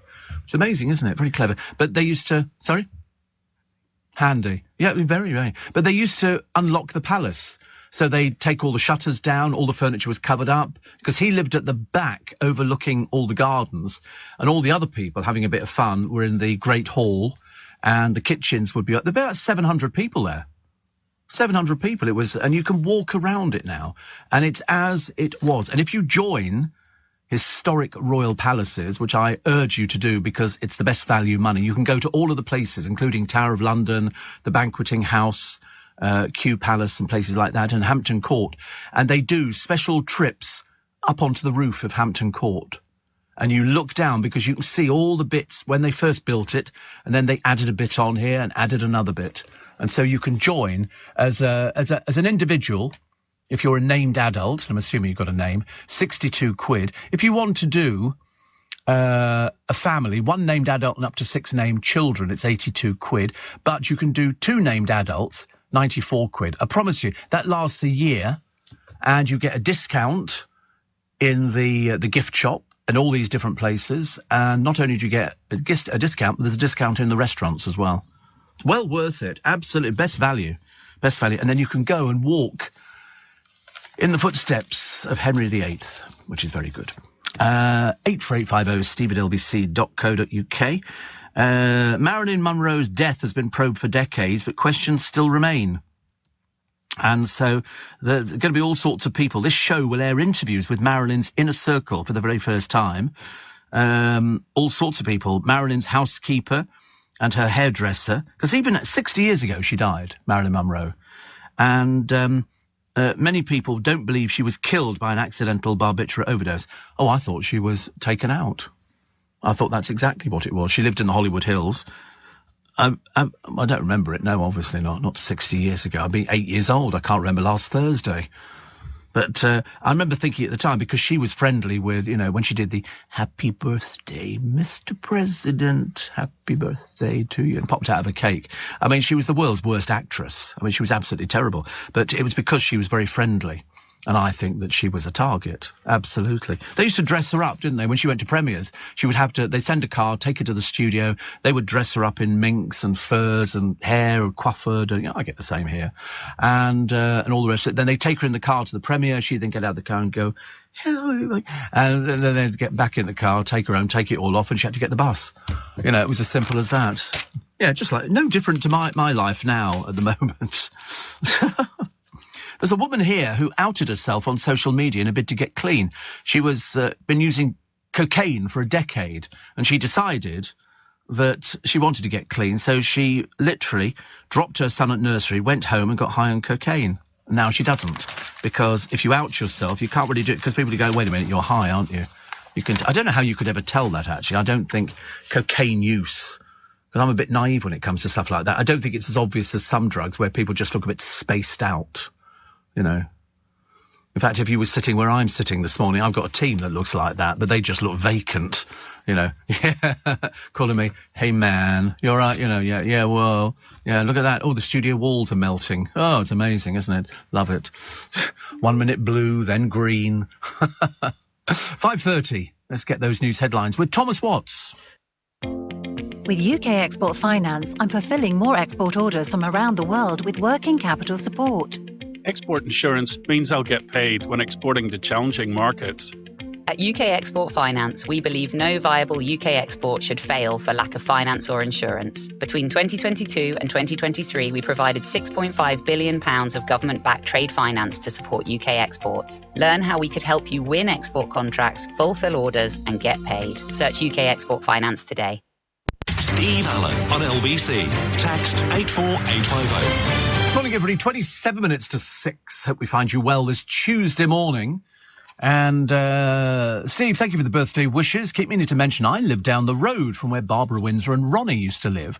Friends bought their house, and I've actually sat around the pool as I've been there, says Carol, for parties and social visits. Oh, I think there should be a bus tour around London, all the famous places. Definitely. Wayne the Trolley Dolly, good morning. A bit of insomnia, so I decided to watch the DVD of a Dolly Parton concert I was at in London, still laughing at her story of being in LA years ago and secretly entering a Dolly Parton lookalike competition in a local bar. She lost. Yes, I've got Dolly Parton in London on DVD. It came out as a double DVD. One was with the music and the other was with the show. And she gets off a plane at the airport and she's wearing denims and she was like thin, really thin. And she gets on this bus, and then during the journey through London on this tour bus, they do her hair, and I say they do her hair, it arrives in a jiffy bag, and then they put it on her head and they do her makeup and everything else. They put this beautiful dress on, which is like sort of short and with bosoms out here somewhere. And I mean, seriously, if they'd had that on the Titanic, bloody thing wouldn't have sunk. But anyway, and so and she gets off the other end, and this man helps her off the bus, and she's been made up phenomenally. And she literally, so she's just pulled into the back of Wembley, and she's in the scene dock. She walks up a little flight of steps, and then the curtain moves. She goes, "Hello, London," and just goes straight into the show. She could do it blindfolded. Seriously, it was very good indeed. I liked it, Wayne, my favourite. And Shane says, I left school when I was 16 in 1974. First job, working for Sydney City Council. I caught the train home and lost my pay packet on the train. God, I bet your parents were thrilled. Mike in Kings Langley said, I think there should be a special sauce to have with my bacon sarnie whilst listening to your podcast, tomato ketchup. Right, you're barred. And, yeah, ha. Steve, melatonin isn't available over the counter in the UK. Normally first prescription needs to be by a consultant. We can get it. Stella says, looking forward to visiting the V&A. Can't wait to see the Beatrix Potter exhibition and the Fabergé collection. Hope you've got tickets, because it's sold out. So you have to make sure you've got tickets. Don't go thinking you can get tickets unless you are a member. Because you can join all the museums. You can join all the museums and go to all their exhibitions. So if you join the V&A, you know, that'd be a very good one to join. British Museum's a good one. Very nice. Steve, at the show where Marilyn sang Happy Birthday to the President, they announced her arrival a couple of times as the late Marilyn Monroe, because she had a reputation for being late. As a joke, says John. Yeah, the late Marilyn Monroe. It was funny, wasn't it, when you looked at the way that the stars behaved years and years ago. I mean, you know, we talk now about drugs and everything else. It was rife in Hollywood. Absolutely rife. You know, and it probably still is. I never quite got into it. Never got into it at all, which I'm quite grateful for. So, I've never been offered drugs. No, never. Isn't that funny, actually? Yeah, you want some? Hilarious to work with this team. Honestly, it really is so marvellous sitting on this cloud. I feel like a bit like Mary Poppins with the umbrella sitting next to me. But, no, I've never been offered drugs. Oh, I tell a lie, we were. Dale and I went to the south of France years ago. We drove in his sports car down there, because that's what the Brits do. And we drove all the way down there, and we're walking on the Croisette in the evening, and there was like a garden kind of arrangement thing there. And somebody came up and asked us if we wanted drugs. I thought, it's marvellous. You can get aspirin on the seafront, on the Croisette. And we got it in Amsterdam as well. Somebody there. You get a lot of it, really? Well, I've never... Seriously? Oh, seriously? You see, you two look likely candidates, whereas some poor old codger of my age, they go, are you partying tonight? I go, you've not got balloons as well. Balloons and cake. Wait a minute. I got a friend at Downing Street. He's got party stuff. Imagine somebody turning to me saying, are you partying tonight? Yeah. And you go, I've got a balloon. Oh, God. I love balloons. Yeah. was carrying a cake. No, I've never had that, but I've seen people doing drug deals down on the, down in the triangle. But the trouble is, I think if you're not interested, I think I don't look as though I'd be interested in that anyway. They probably think I'd be better off with a walking frame. You know, or something like that. They're not going to be saying, oh, that bloke looks likely, offer him drugs. I managed to get through my life on Prosecco. And I'm doing quite well so far. Thank you very much indeed. 84850 steve@lbc.co.uk. So, yes, if you are going to the V&A and you don't have tickets and you're not a member of the V&A, both those exhibitions are sold out, both Beatrix Potter and the Fabergé collection. So I just warn people, just in case people make a journey down there and then you can't get in to see. I mean, it's still a good museum. There's still loads and loads of stuff to see down there. Eddie Van Halen, remember the guitar legend? I don't know very much about Eddie Van Halen, but he left $1 million to a music education charity, which is quite nice. When all these people say, you know, I'm going to leave $1 million, and then they do, you think, well, that's good. I mean, how much he must have left in total, I've got no idea. Supermarkets could be rationing, not just a few things: bread, beer, pasta, chicken, sausages, eggs, and, strange enough, tomatoes. I don't know why. You can just go to the garden centre, buy a tomato plant. Well, they're going to ration it because they say they're already limiting sunflower oil.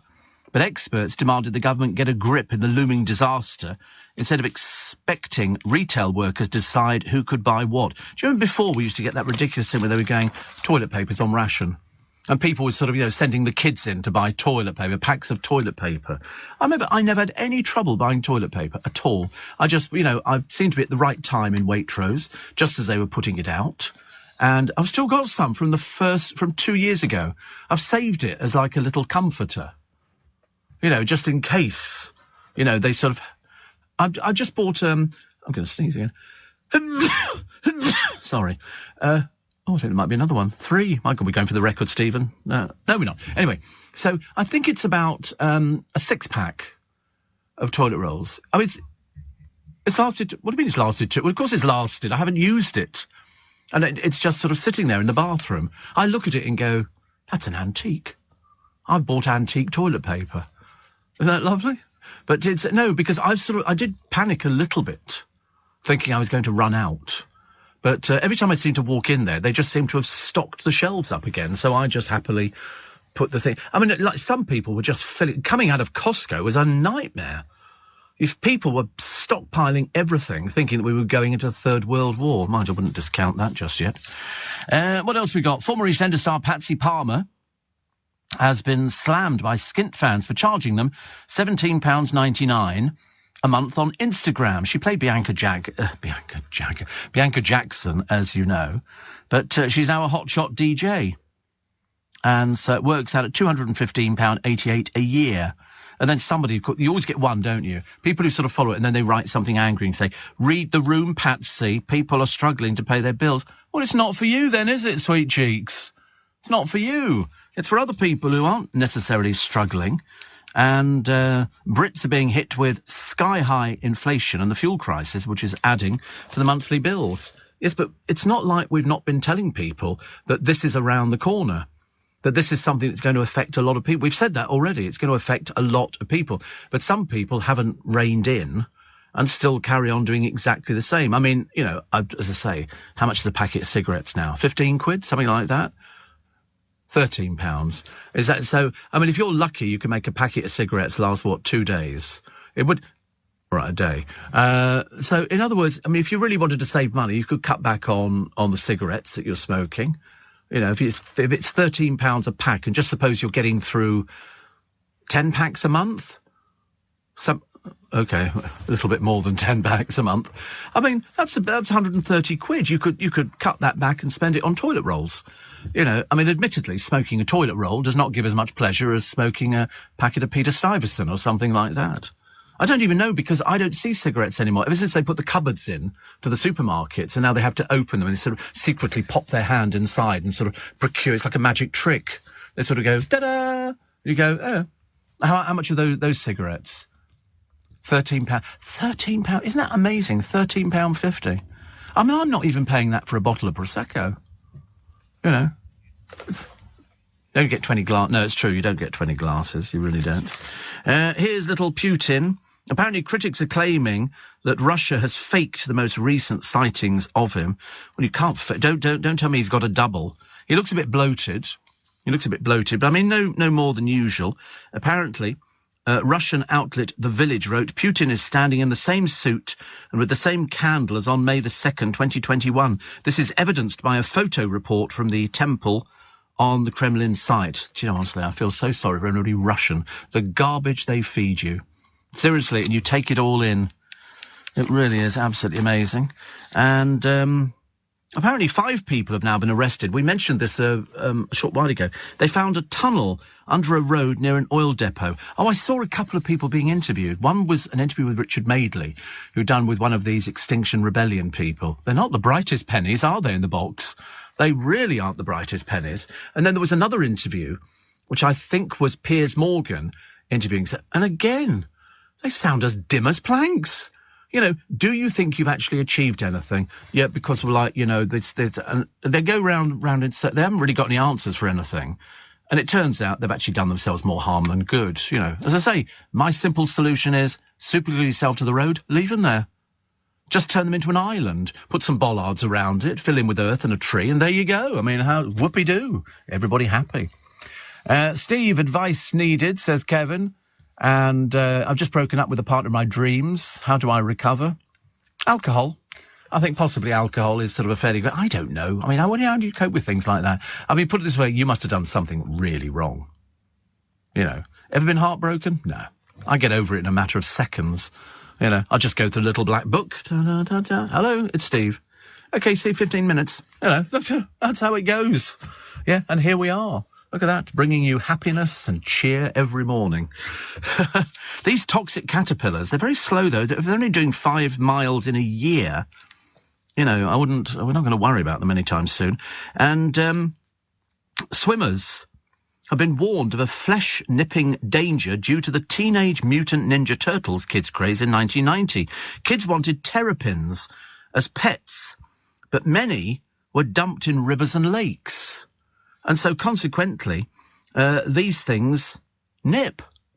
You know, I mean, I've heard of people dumping pets before now, but I've never heard of turtles being dumped in rivers and lakes. And I suppose they then just adapt, don't they? But they do. Have you seen some of these? You can get these snapping turtles. I don't know whether you buy them or something. I don't know. But they've got, like, their jaws can clamp on. You've got to be very careful with these sort of things.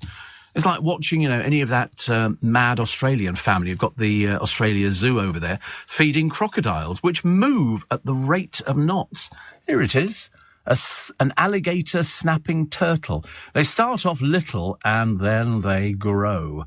And they've got sort of I mean, they just look like a little armadillo kind of thing, don't they? They look as though they're equipped for biting and nipping.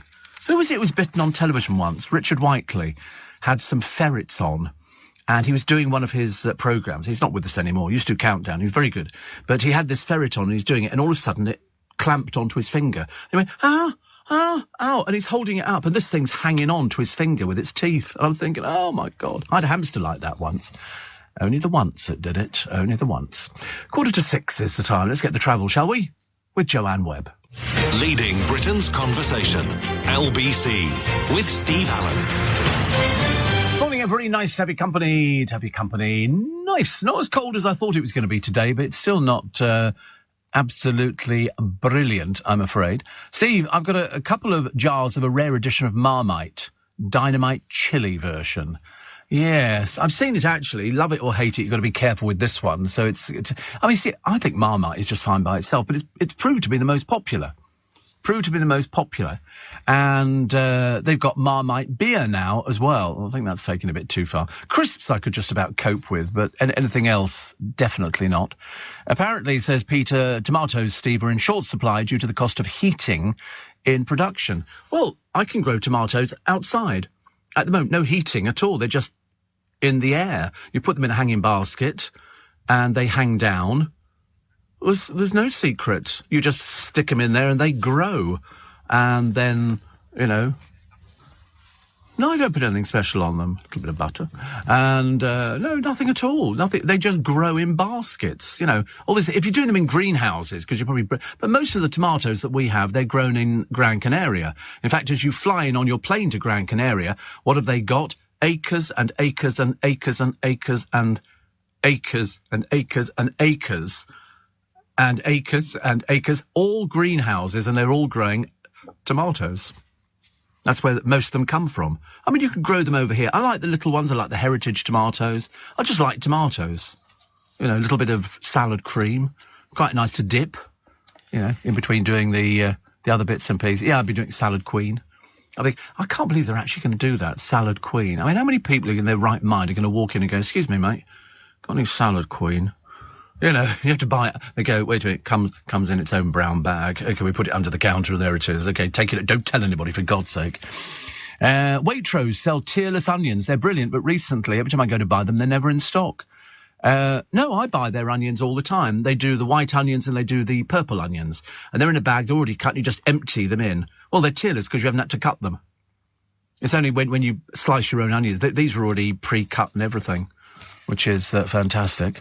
I rescued a frog the other day, Steve. Oh, lovely. Don't tell any French restaurants, Tina.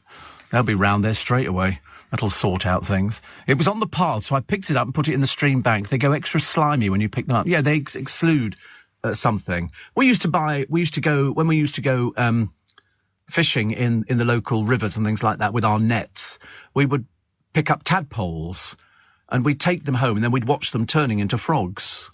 Little tadpoles. They'd swim around, that big bulbous head and little black tail, and then you put a rock in there, and then we put the frogs back in the lake after they'd hatched out. Well, they don't hatch out, they just morph into frog. We were very good, actually. Didn't Russell Harty get bitten by a ferret years ago on his show? No. Absolutely not. No, he didn't. No. He got bitten by a News of the World journalist instead, who set him up with a former rent boy. They mic'd him up, and they were doing... Thank God it doesn't exist anymore, the paper, and these underhand tactics. They mic'd him up to get some sort of reaction. Not very good at all. There's a man here who was so overweight he broke his bed. But he's now turned his life around and lost 14.5 stone. His name's Barry Stewart. He's surprised he's still alive, having spent 30 years eating 5,000 calories a day on a diet of crisps and takeaways washed down with 6 cans of beer or cider. But after seeing his doctor, he was given the wake-up call. He's now lost 14 stone, 7 pounds. He says, I didn't think I'd ever achieve anything like this. Well, that's good. It takes some discipline, though, to do things like that. It's not easy. Chris at Chelsea says there are terrapins in the lake at Chiswick House, a much underappreciated park you may be familiar with. I'm very familiar with it, Chris. And so people would take them and then they put them in. I can remember there was somebody who got stopped at the airport once. When they do these sort of, let's find out what you've got. And this couple was smuggling terrapins, and they had hundreds. And what they'd done is they put them all into socks, done the end of the sock up, put them all in the suitcase. They had hundreds of these. I mean, many of them didn't survive the flights or anything else like that. But they were smuggling them because they were worth money on the animal market. There's all sorts of things. Pangolins, poor things, are very much taken by people now, and they eat them, which is even worse. Even worse, because they're very gentle creatures. But then, you know what people are like around the world. So, here's Gemma Walsh. There's another person who's lost weight. Gemma has rekindled her marriage after having weight loss surgery. She said, I was miserable. When they say weight loss surgery, that means a gastric what's-it-fitted, doesn't it? Weight loss surgery. Because otherwise, if you're going to lose weight, you go to the doctor, they give you a diet sheet, you do exercise, and you eat. It's little and often. So, you know, look at your normal portion and then cut it in half and eat that. And that would be it. So, you know, a meal that you think would last you 1 meal can now last you 2 meals. You know, I'm all in favour of economy and stuff like that. But there was a lot of her. She was 15 stone 8 pounds, but she's now lost 6 stone after she didn't even want her husband to look at her. And so now she's standing on tippy-toe modelling. She comes from Birkenhead, I think. That she says, Paul loved me no matter what size I was, but I didn't love myself. Because you get a lot of men who feed. A lot of people who feed people. They've got an obsession with feeding some. I do it every day. I feed this lot in here. I get them fruit. I mean, today they've got healthy bars and stuff like that, but fruit every day. I'm a feeder. I cannot help it, which is marvellous. Somebody wrote in to me and said, do you do it every day? And I go, yep, every day. I'm a creature of habit. You know, new pants every day, new socks every day. Everything. New show every day. You know, it's all there. I mean, it's just, you know, it doesn't work for some people. Works absolutely fine for me. Absolutely fine. 6 minutes to 6, just in case you were clock watching. Apparently Harry Hill, we love Harry Hill, has done 12 paintings of Cliff Richard. And he says they depict the pop legend in weird and wacky forms. He says, I'm a big fan of painting, not painting and decorating. I recently completed 12 oil paintings of Cliff Richard. It was from a photograph. I thought I'd do 12, and then unconsciously, 12 is a number in the calendar, so I might bring out an alternative Cliff Richard Christmas calendar. Because Cliff's calendar always is number 1. Even at the age of 81. I can't even begin to tell you he's 81 because he certainly doesn't look or behave 81 at all. But what he's actually done is, in one of them, his face and body are made from bricks. And I like Harry Hill. Of course, it's funny to remember that he's a doctor. He's a qualified doctor. That's what his profession was. Has there ever been an LBC calendar? No. I was trying to go for the nude LBC calendar because I thought we could all stand behind Nick Ferrari or something like that. And then I thought I could be Mr. Christmas with a piece of strategically placed holly. And then I thought maybe not such a good idea. But no, I always thought a calendar would do very well, especially for Make Some Noise. You've just... Sorry? Holly leaves are not very big. No, all right, we don't need that kind of talk. Fighting talk, I should imagine. I know people remember somewhere. And, no, I thought a calendar would be a good idea for Make Some Noise. The LBC calendar. And it could have all the presenters on there, and we could sort of just put... It could be done quite easily, actually, don't you think? I think that'd be a nice idea. I'd definitely be December. I'd be standing there, you know, perhaps holding a Christmas tree and a bauble. You know, I think that's quite a nice thing to do and sort of embody the spirit of Christmas. Because I tell you, as I said yesterday on the programme, unfortunately Joe wasn't here, it was a case of, I could be dressed as Santa, but I thought naughty Santa. I could sort of let slip a little bit of flesh or something like that. Because I'm promising you, by the time you get to Christmas, you're going to be so fed up with all the increases of the bills and the food and all the rest of it and petrol. I mean, very shortly, there's going to be people ransacking filling stations. There's a name for it. Do you know what it's called if you fill up and drive off? It's called bilking. And I only learnt this from one of these programmes on the telly the other night where police were arresting somebody for bilking. So you fill up with petrol and then off you go. I saw somebody doing it once. I actually saw they drove off over a flower bed because they didn't want to pay for the petrol. I mean, seriously. But, you know, it's going to get bad. So by the time we get to Christmas, when we're all singing Deck the Halls with Boughs of Holly, with people sobbing into their Christmas cake. So we're going to try and make it a lot easier for you. A lot easier. Alien technology, I didn't believe this story either, may have crashed into the Pacific Ocean and a top astrophysicist wants to go magnet fishing. Have you seen magnet fishing? A lot of kids do it in canals and things in this country. And they find things like unexploded grenades, They literally, it's on the end of a fishing line, and it's got a magnet, powerful magnet, and you drag it along the bottom of a canal or a river, and you pick up all sorts of strange things. All sorts of strange. I mean, admittedly, if you pick up a grenade, leave it. You know, I don't want to sort of make it patently obvious, but Harvard boffin Avi Loeb reckons a spacecraft, oh, here we go, he's mad as a fruitcake, this one, plunged into the sea of Papua New Guinea. A report by the US Space Command says it was a meteor, but Professor Loeb believes it was an object built by extraterrestrials. He's really barking mad. OK, and this is a professor, you see, different standards in America. He says our discovery of an interstellar meteor heralds a new research frontier. The fundamental question is whether any interstellar meteor might indicate a composition that is unambiguously artificial in origin. Better still, perhaps some technological components would survive the impact. He's really barking mad. He's absolutely crackpot. He says, my dream is to press some buttons on a functional piece of equipment that was manufactured outside of Earth. He's really crackpot, this one. He said it gives a whole new meaning to the fishing expedition, in this case, one involving extraterrestrial equipment. He's previously said that Oumuamua, a frozen interstellar object thought to be a comet, may have been artificially produced in outer space. Yes, well, there you go. But magnet fishing, very, very popular. And there are stark warnings, you know, to be, I mean, you can find knives, all sorts of things, but the other things are suspected grenades. I mean, there was one here in July. The road was closed for 6 hours while the police and the bomb squad dealt with it, because some of these things were, I mean, one of these guys here, he's found 100 bullets, 13 guns, because obviously if people have committed a crime, what do? Chuck it in the river. Chuck it in the river. And of course, most of them are made out of metal, so they sort of adhere to the magnet. I've never done it, actually. I think I really need to get a life or do something a bit more interesting. I mean, sitting there with a magnet on a piece of string seems a bit balmy, doesn't it, really? Anyway, we take a short break for the news at 6 o'clock. It's Steve Allen's Early Breakfast. This is LBC. It's Tuesday, April the 26th. You've got enough time to make yourself a very, very quick cup of tea, and I'll be back with you in 3.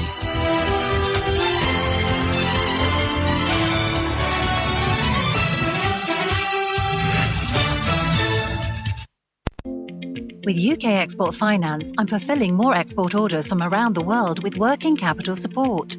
Export insurance means I'll get paid when exporting to challenging markets. At UK Export Finance, we believe no viable UK export should fail for lack of finance or insurance. Between 2022 and 2023, we provided £6.5 billion of government-backed trade finance to support UK exports. Learn how we could help you win export contracts, fulfill orders, and get paid. Search UK Export Finance today.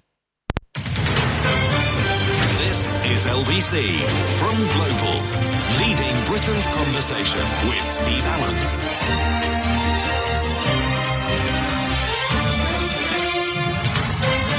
Morning, everybody. It's LBC. It is another bank holiday coming up. I can't believe it. We're permeating bank holidays all over the blooming place at the moment. So Monday is a bank holiday, and this will be the May bank holiday.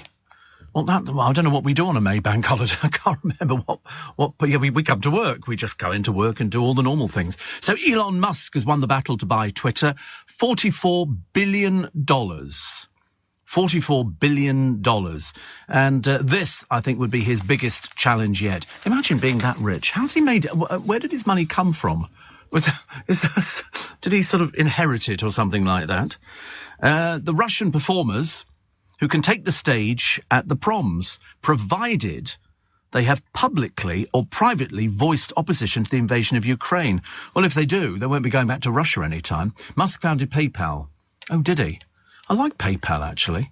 I find it good. eBay then bought it 3 years later for $1.5 billion. And so he's then just managed to accumulate more money. Phenomenal, isn't it? He can afford to pay that much money for Twitter. Amazing. Richest man in the world. Is he really? Oh, I don't know. I thought Putin was the richest man in the world, but his is probably through corruption, I should imagine. Yeah, it's the official and unofficial, isn't it? The official and unofficial. So if you step forward and you say, I object to the invasion of Ukraine, and you're Russian, The BBC said you can appear at the proms, but there's no chance you're going home to Russia. Once they've found out, I mean, then they're not going to let you back in again. Sorry, you oppose the war to Russia. Listen, we've even managed to twist the church, the Russian Orthodox Church, into believing it's okay to murder men, women and children. They don't have any problem with that whatsoever, as we saw the other day. Antigua has asked the Wessexes for help on reparations. They've been urged to help secure reparatory justice for Antigua and Barbuda, as the island's Prime Minister warned it would one day become a republic. There's all these sorts of things going on. At one time, it was considered quite a big deal to send members of the royal family, however distant they were, on overseas visits. Nowadays, it's a case of people, I don't really want you to come here. You know, we'd rather you didn't. It's a little bit embarrassing. So, thank you. So people sort of don't sort of do all these things now. So to send the Wessexes, I can't remember the last time they did an overseas visit. Some of them are very bizarre, aren't they? They must take an awful lot of planning, you know, and outfits and all the rest of it, just in case. Because I should imagine every single person who goes over there, they'd all have to take black dresses and black suits and everything else, just in case. You know, you have to remember all these different things. The GPs set to vote on cutting their opening hours from 9 till 5. And apparently this isn't as far-fetched as we seem to think it is. So the proposals have been tabled by a group of doctors for debate at a national conference next month. Calling for urgent action to reduce their workloads, they warned there were not enough GPs to cope with demand. And we seem to get loads. Well, we used to. I don't know whether we still get them. Through our local surgery, lots of trainee doctors, because I was one of the guinea pigs that they used for a while, because I was a diabetic, and they would ask you questions about different things, I suppose, to increase their knowledge. So I was a case study, and God knows I've been a case study for most of my life. Apparently, current core opening in general practice, 8 a.m. to 6:30, Monday to Friday. Not surprised they're worn out. And how much do they allow for each person? Something like 8 minutes, isn't it? 8 to 10 minutes. I think that's all you get with the doctor. I should know. Although actually, because sometimes they book me a double appointment, and which fills me with dread and woe and all the rest of it.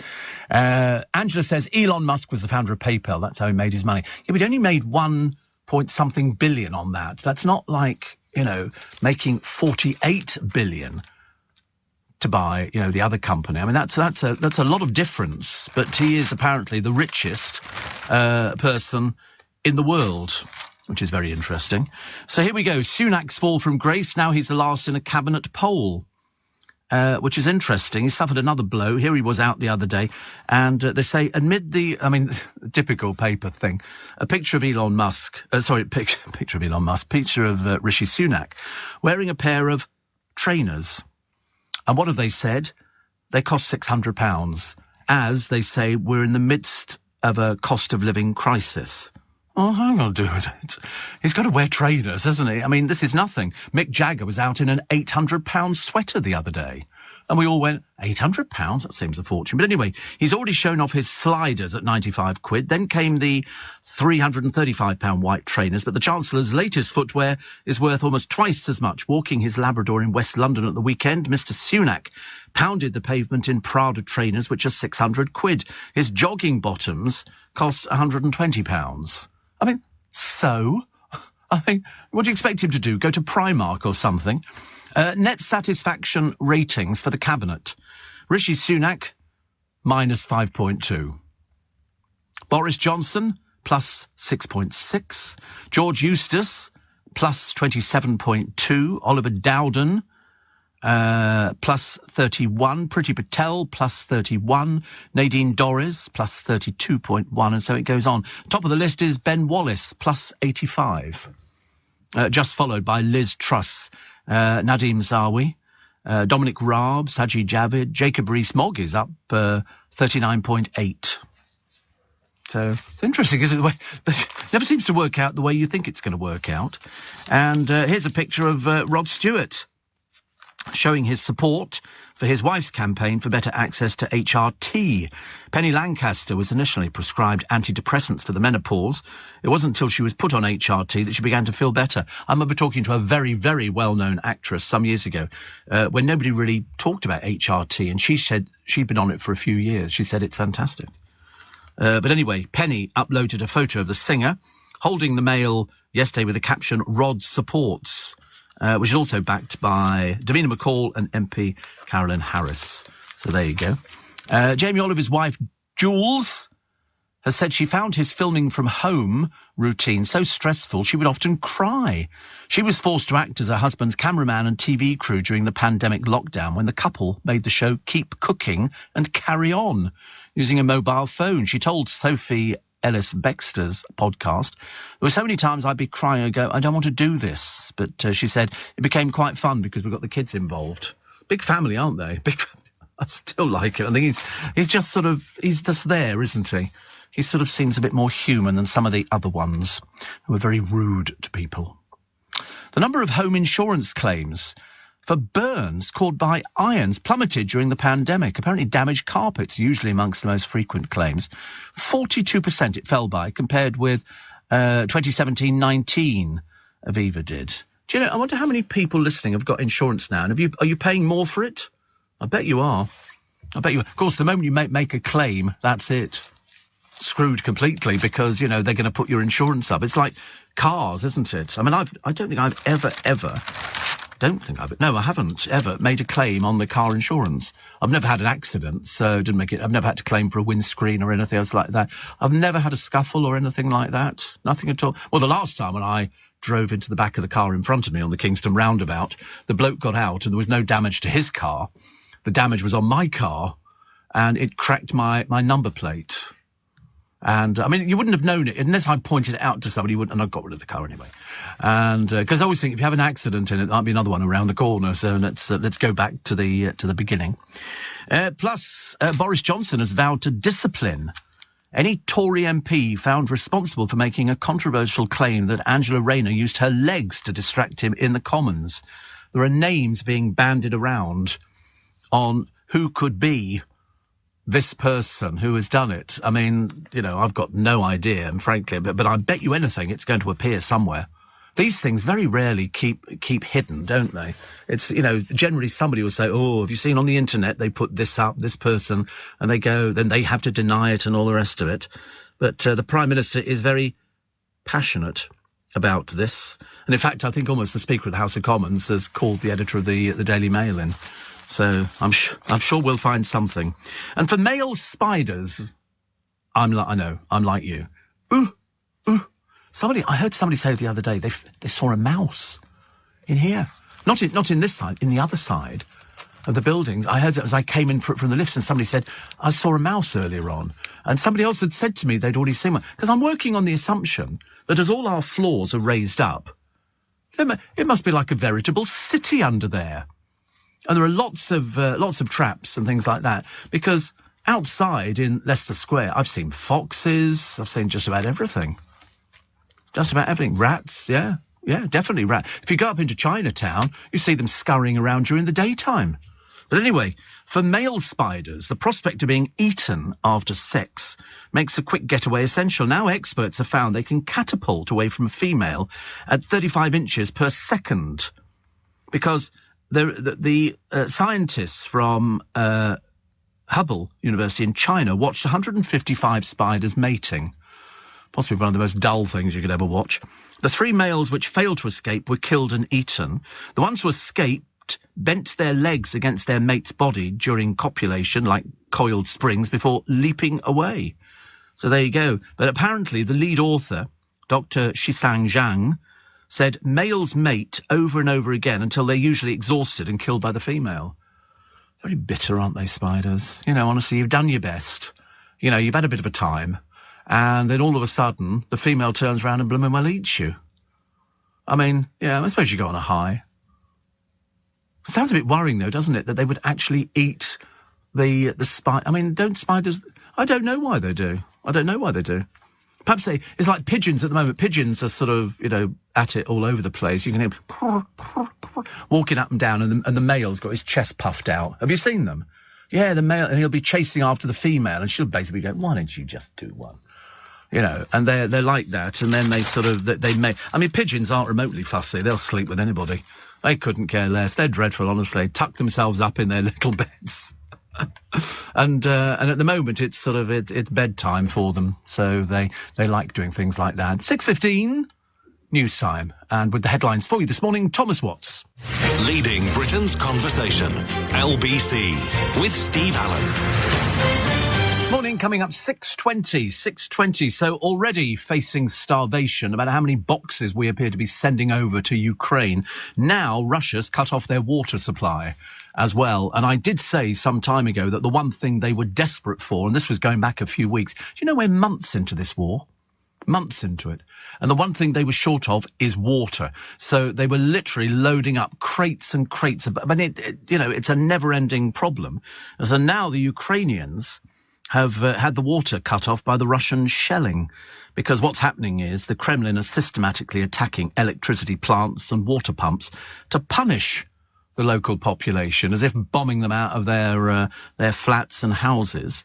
Last week, officials in Luhansk said Russian forces had deliberately targeted the supply of food to the eastern region. And so what will happen is people could start to die of dehydration. So they're desperate for water. The UN last week said 6 million Ukrainians faced a daily battle to access clean drinking water. I still can't absolutely get my head around the fact that the church sanctions all of this in Russia. They think this is okay. What a bunch of ghastly people they must be. Apparently, Alexander Stupin, a spokesman for the Ukraine's armed forces last night, said Russian troops were stealing food and drink in occupied parts of Luhansk. Targeting food and water supplies would be illegal under international law. Well, that doesn't seem to bother them. They haven't bothered up until now, killing men, women and children. You wait till we get the war crimes trials.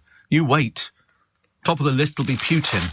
Next down the line, the church, I should imagine. I mean, seriously, we've had war crimes trials before, and it's going to be definitely again. I mean, the Russian Orthodox Church, complicit in the murders of men, women and children. How they can even hold their heads up disgusts me. So, a happier story. It's the two girls. And here they are. They are quite delightful. Two 9-year-old girls have made history. They have joined the renowned choir of St George's Chapel in Windsor Castle. And I don't even think we know their names, actually. But they say, I mean, it's taken them a long time to actually get to doing it. And they're very pleased. They've got their new red robes. They apparently have not released the girls' names under the school's safeguarding policy. And yet they've got a picture of them. Somebody somewhere is going to recognise them, I would have thought. And the world's oldest person in the world has died at the age of 119. Kan Tanaka was born January the 2nd, 1903, in the Fukuoka region of Japan. The same year, the Wright brothers flew for the first time, and Marie Curie won a Nobel Prize. Miss Tanaka was in good health until recently and enjoyed board games with maths problems, soda and chocolate. Well, that's it, isn't it? It's the chocolate. They've done her in on the chocolate, poor soul. She's been, she was happily doing quite well. And then somebody said, you want chocolate? She went, yeah, okay. That was the last we heard of her. She did used to run a noodle shop. That's the thing I like about Japan. It's just so steeped in history. No, not pot noodles. And a rice cake store. She married Hideo Tanaka in 1922. They had 4 children, adopting a 5th. When the Guinness World Records named her the oldest person alive in 2019, she was asked the moment she was the most happy. Her answer? Now. She passed away on April the 19th. I mean, but, listen, what a life. Chocolate, soda, noodle shop, rice cakes. I mean, blimey, it sounds almost the perfect existence, doesn't it? Yeah, the Wright brothers. I mean, all these people. She knew all these people. But they're still the oldest twins living, but they're a bit far short of what Kane got to, because they're only 107, I believe. I mean, how old would I like to be? I don't know, actually. I mean, every time I read a story in the paper, and it goes, so-and-so, so-and-so, and then they just drop dead. And you think, that's probably the best way, isn't it, really, if you're going to go? I mean, it depends how well you feel. I mean, it's not a case of how long I want to go for. I mean, it's like Ken Barlow at 90. I bet if you'd asked him at 60, do you think you'll still be alive at 90? He probably would have said, oh, I shouldn't think so. It depends what you've got going on in your life. Luckily, I do watch what I eat, so I'm fairly careful. I don't have a lot of fried stuff and things like that. And, only occasionally do I lapse. Only occasionally. But I'm not being some goody two-shoes about it. I mean, I don't drink orange juice, fizzy drinks, mango juice. I don't eat melon, don't eat strawberries. God, what a boring existence. It is the most boring existence you've ever had. There's also, and I don't really eat chocolate very often. I mean, occasionally I might have a little piece of chocolate, but it doesn't really bother me. I'm more Twiglets and cheese footballs and stuff like that. I like all, little vol au vents. I like the savoury stuff. I really do. But it's interesting when you get to 119, you must wake up every morning and go, oh, God, still here. Still here. Not for much longer. Free-range eggs returning to the UK supermarket shelves after ministers decide to scrap measures introduced to curb bird flu. From next Monday, poultry and other captive birds will no longer need to be housed unless they're in a protected zone and will be allowed to be kept outside. For the past few months, free-range eggs had to have stickers or labels marking them as barn eggs. The Department of the Environment, Food and Rural Affairs introduced the measures in late November following an outbreak of avian flu. So, I mean, I don't know, actually. Barn fresh always makes me slightly dubious that they're in a barn. And so, I mean, does it make a difference, or are we doing it on compassionate grounds? When we say, you've got to have free-range eggs, because I'm sure that the majority of eggs which are sold all over the place are not free-range. They'd probably like them to be, and I think you can get a bit more if they're free-range. And that's how it works. And seeing as they seem to be getting us every which way but. However, the other thing is that we've got one last chance to save the cash economy. For the simple reason, since 2015... how many bank branches have closed? 4,685. And that's why people are suffering at the moment. There are 226 more scheduled to close by the end of this year. So, I mean, we're losing them left, right and centre around my way. 12,178 free-to-use ATMs cut since 2018. 1.1 ATMs on average in rural constituencies compared to 31.3 ATMs in urban areas, and 7 constituencies with no bank branches left. Bradford South, Erith, Thamesmead, Liverpool, West Derby, Sheffield Hallam, St Helens, North Warrington, North Wentworth and Dearne. They have no bank branches at all. No bank branches.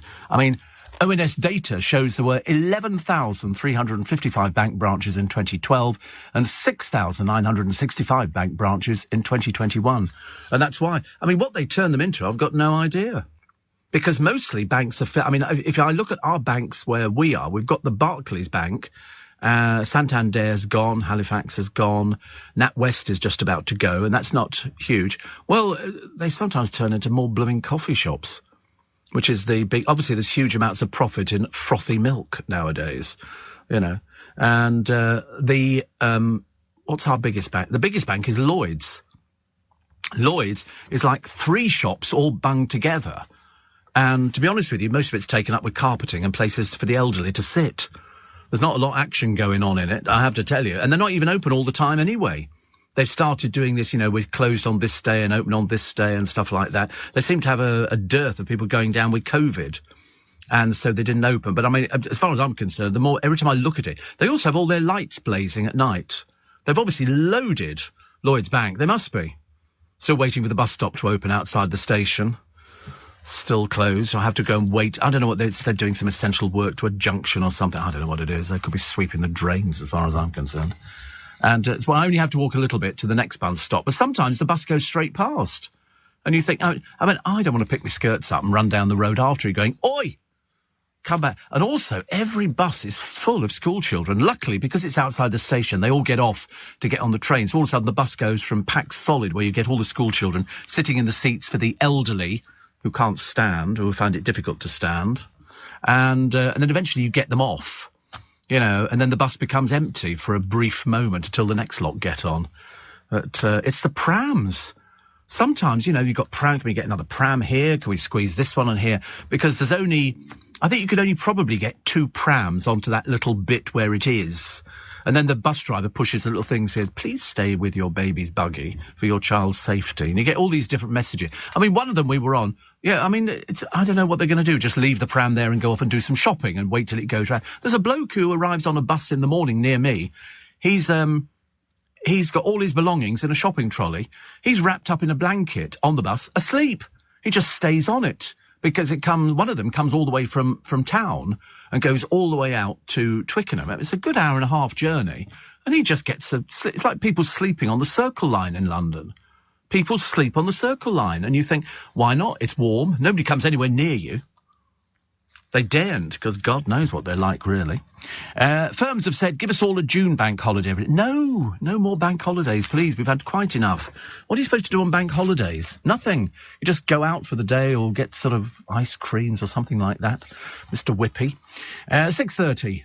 Let's get those news headlines, shall we, for you this morning with Thomas Watts. Are you receiving tax credits? If so, this message is for you. Tax credits are coming to an end, and most people will be asked to apply for universal credit instead.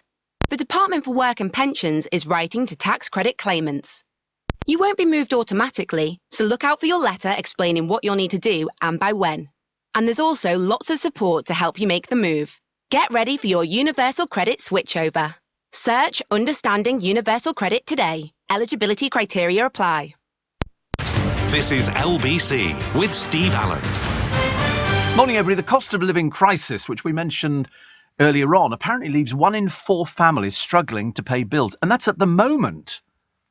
All I can do is say, we need to tighten our belts because it's only going to get worse. All the experts, Martin Lewis, all of the money experts, they've all said exactly the same. This isn't going to get better for a while. Supermarket giants, Asda and Morrisons, are promising tens of millions of pounds in price cuts. That's what they're doing. Asda have said they're slashing the price of over 100 staple products by 12% on average.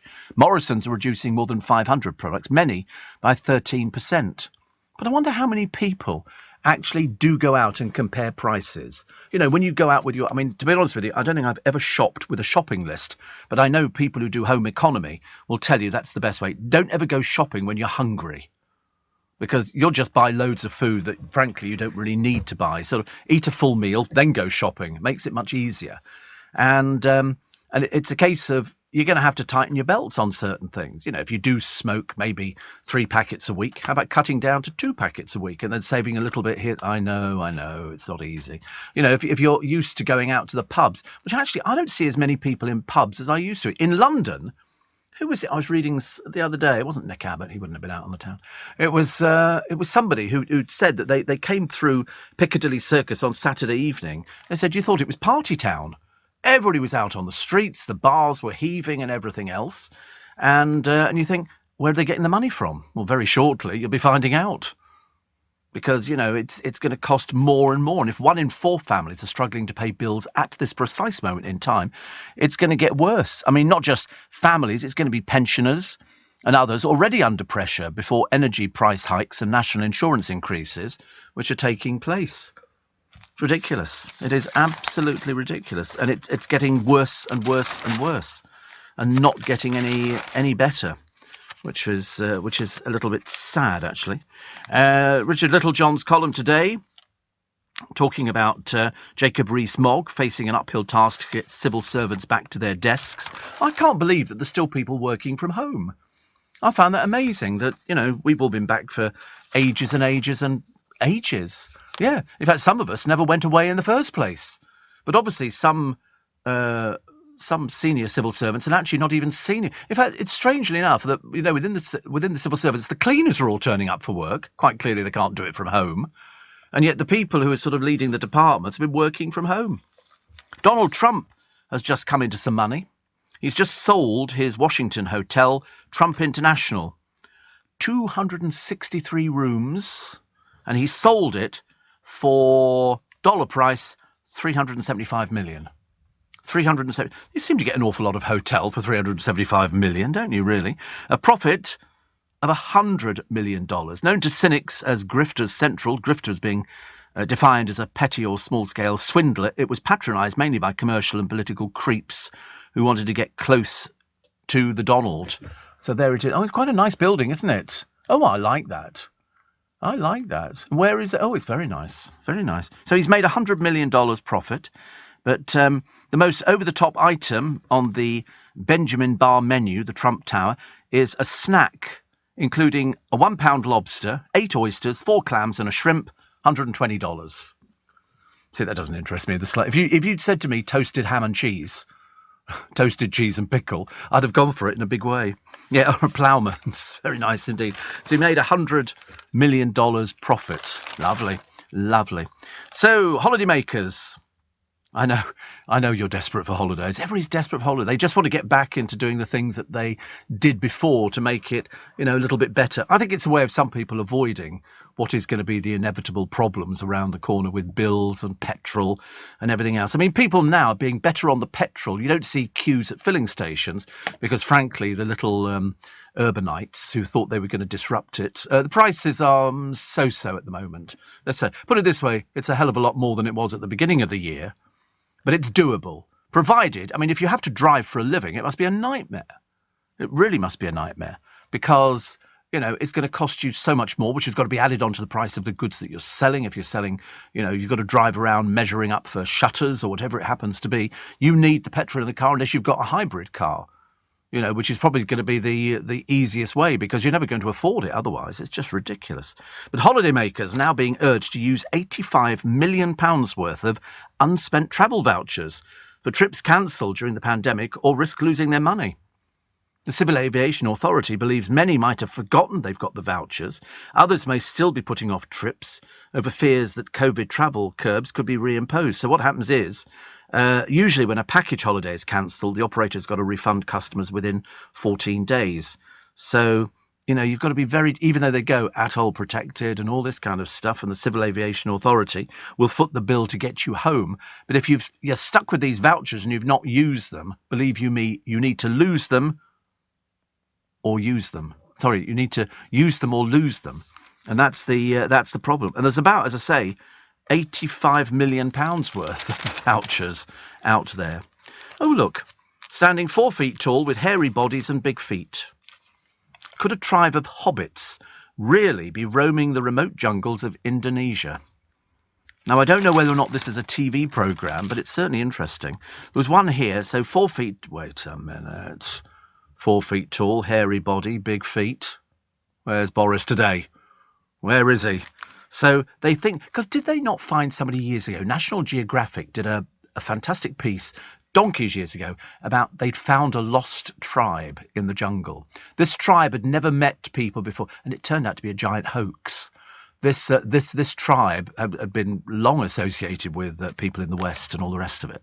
But they think a tribe of hobbits. I don't believe the story, but it's nice to think that this is where the origins could be, roaming the jungles. They were thought to be extinct, but now one of these leading British anthropologists believe there's tantalizing evidence that they could still be alive. So, pot-bellied, awkward gait, longish arms and fingers, they murmured at each other and could repeat words parrot fashion. I don't know, actually. I don't know. Because in 2017, a video clip emerged of bikers in northern Sumatra chasing a tiny naked man who scurries into the overgrowth. He was believed to be part of the Mante tribe, an ancient race or hobbit-like people documented on the island for centuries. So there you go. But the fake tribe sent the world into meltdown. 1971, this was. And the discovery of a Stone Age tribe living in isolation deep in the rainforests of Mindanao in the Philippines sent the world into meltdown. Known as the Tasidae and numbering just 27, this group of 6 families lived in caves, used stone tools, wore clothes fashioned from orchid leaves. A 32-page cover story by National Geographic turned the primal clan, which had purportedly had no human contact for 1,000 years, into instant global celebrities. So it was a bit of a shock when more than a decade later the Tasidae were declared a hoax perpetrated by the corrupt regime of Ferdinand Marcos for political and financial gain. But it ran in there. But mind you, The Times bought the Hitler Diaries. Do you remember? Another big scandal. All these things that sort of never existed. But I remember the discovery of this Stone Age tribe. They'd never met people for 1,000. Oh, it was all... Mind you, there is a tribe somewhere in the world, and they have got this island, and they've been known to kill people who go anywhere near their island. And they appear to be living in another dimension. So, let's find out exactly where this goes. Unwrapped... trying to do the Hanging Gardens of Babylon. Amazon have got striking new headquarters. And this is in Arlington, Virginia. Plans for... it looks really nice, actually. It looks like a swirl with plants all the way round it. And so it is like the Hanging Gardens of Babylon. It's swirling tiers of glass and greenery. Certainly will be one of the wonders of the modern world. I have to be honest, I never thought I'd say this, because I tried to stop myself saying it a short while ago. But Amazon just do everything. And the stuff seems to arrive almost within minutes. It is absolutely amazing. And you look at that, doesn't that building look amazing? And it seems to fit in, because at the moment we've got ugly skyscrapers. We've got them everywhere. Steve, anybody would think that the Chancellor's not allowed to spend his own money. If he went around in cheap shoes, he gets slated. He can't win, says Chris in Hatfield. I agree.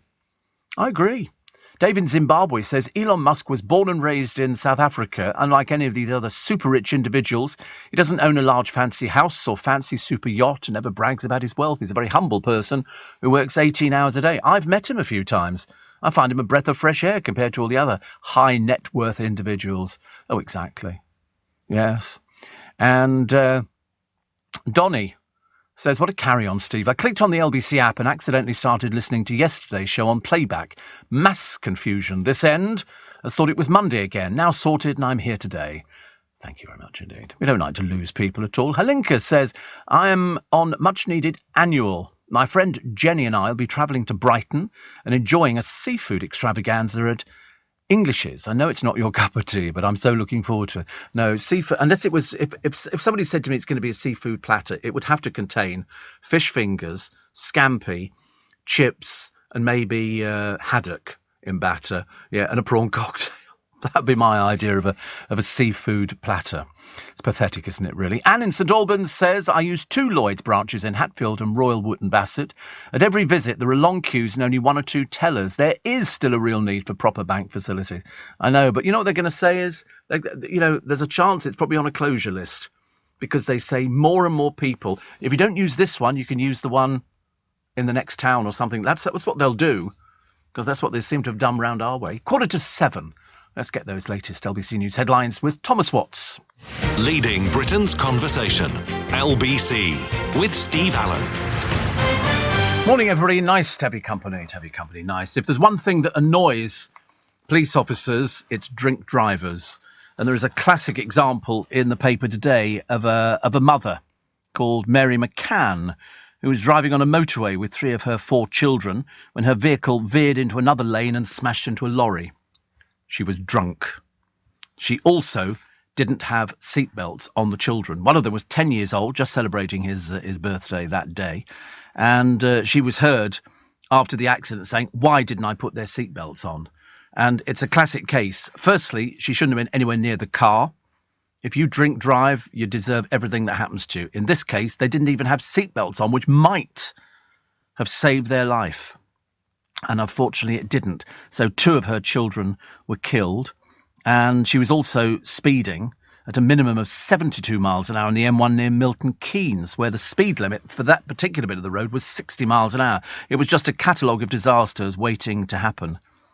Her little girl, Lily, was literally thrown out of the car. The other one was smashed into the well at the front of the car. I mean, if she'd been restrained, there's a very good chance she might have survived. But it said, it's really, really dreadful. Her surviving children live with their grandmother. She's probably safe. But, I mean, I thought the one thing is, and if you read all the pamphlets and all the books and you see all the television programmes, the one thing that the police hate are drink drivers. Because they're not only a danger to themselves, they're a danger to other people. And some of them, absolutely unbelievably, are like 3 and 4 times the drink drive limit. Dreadful.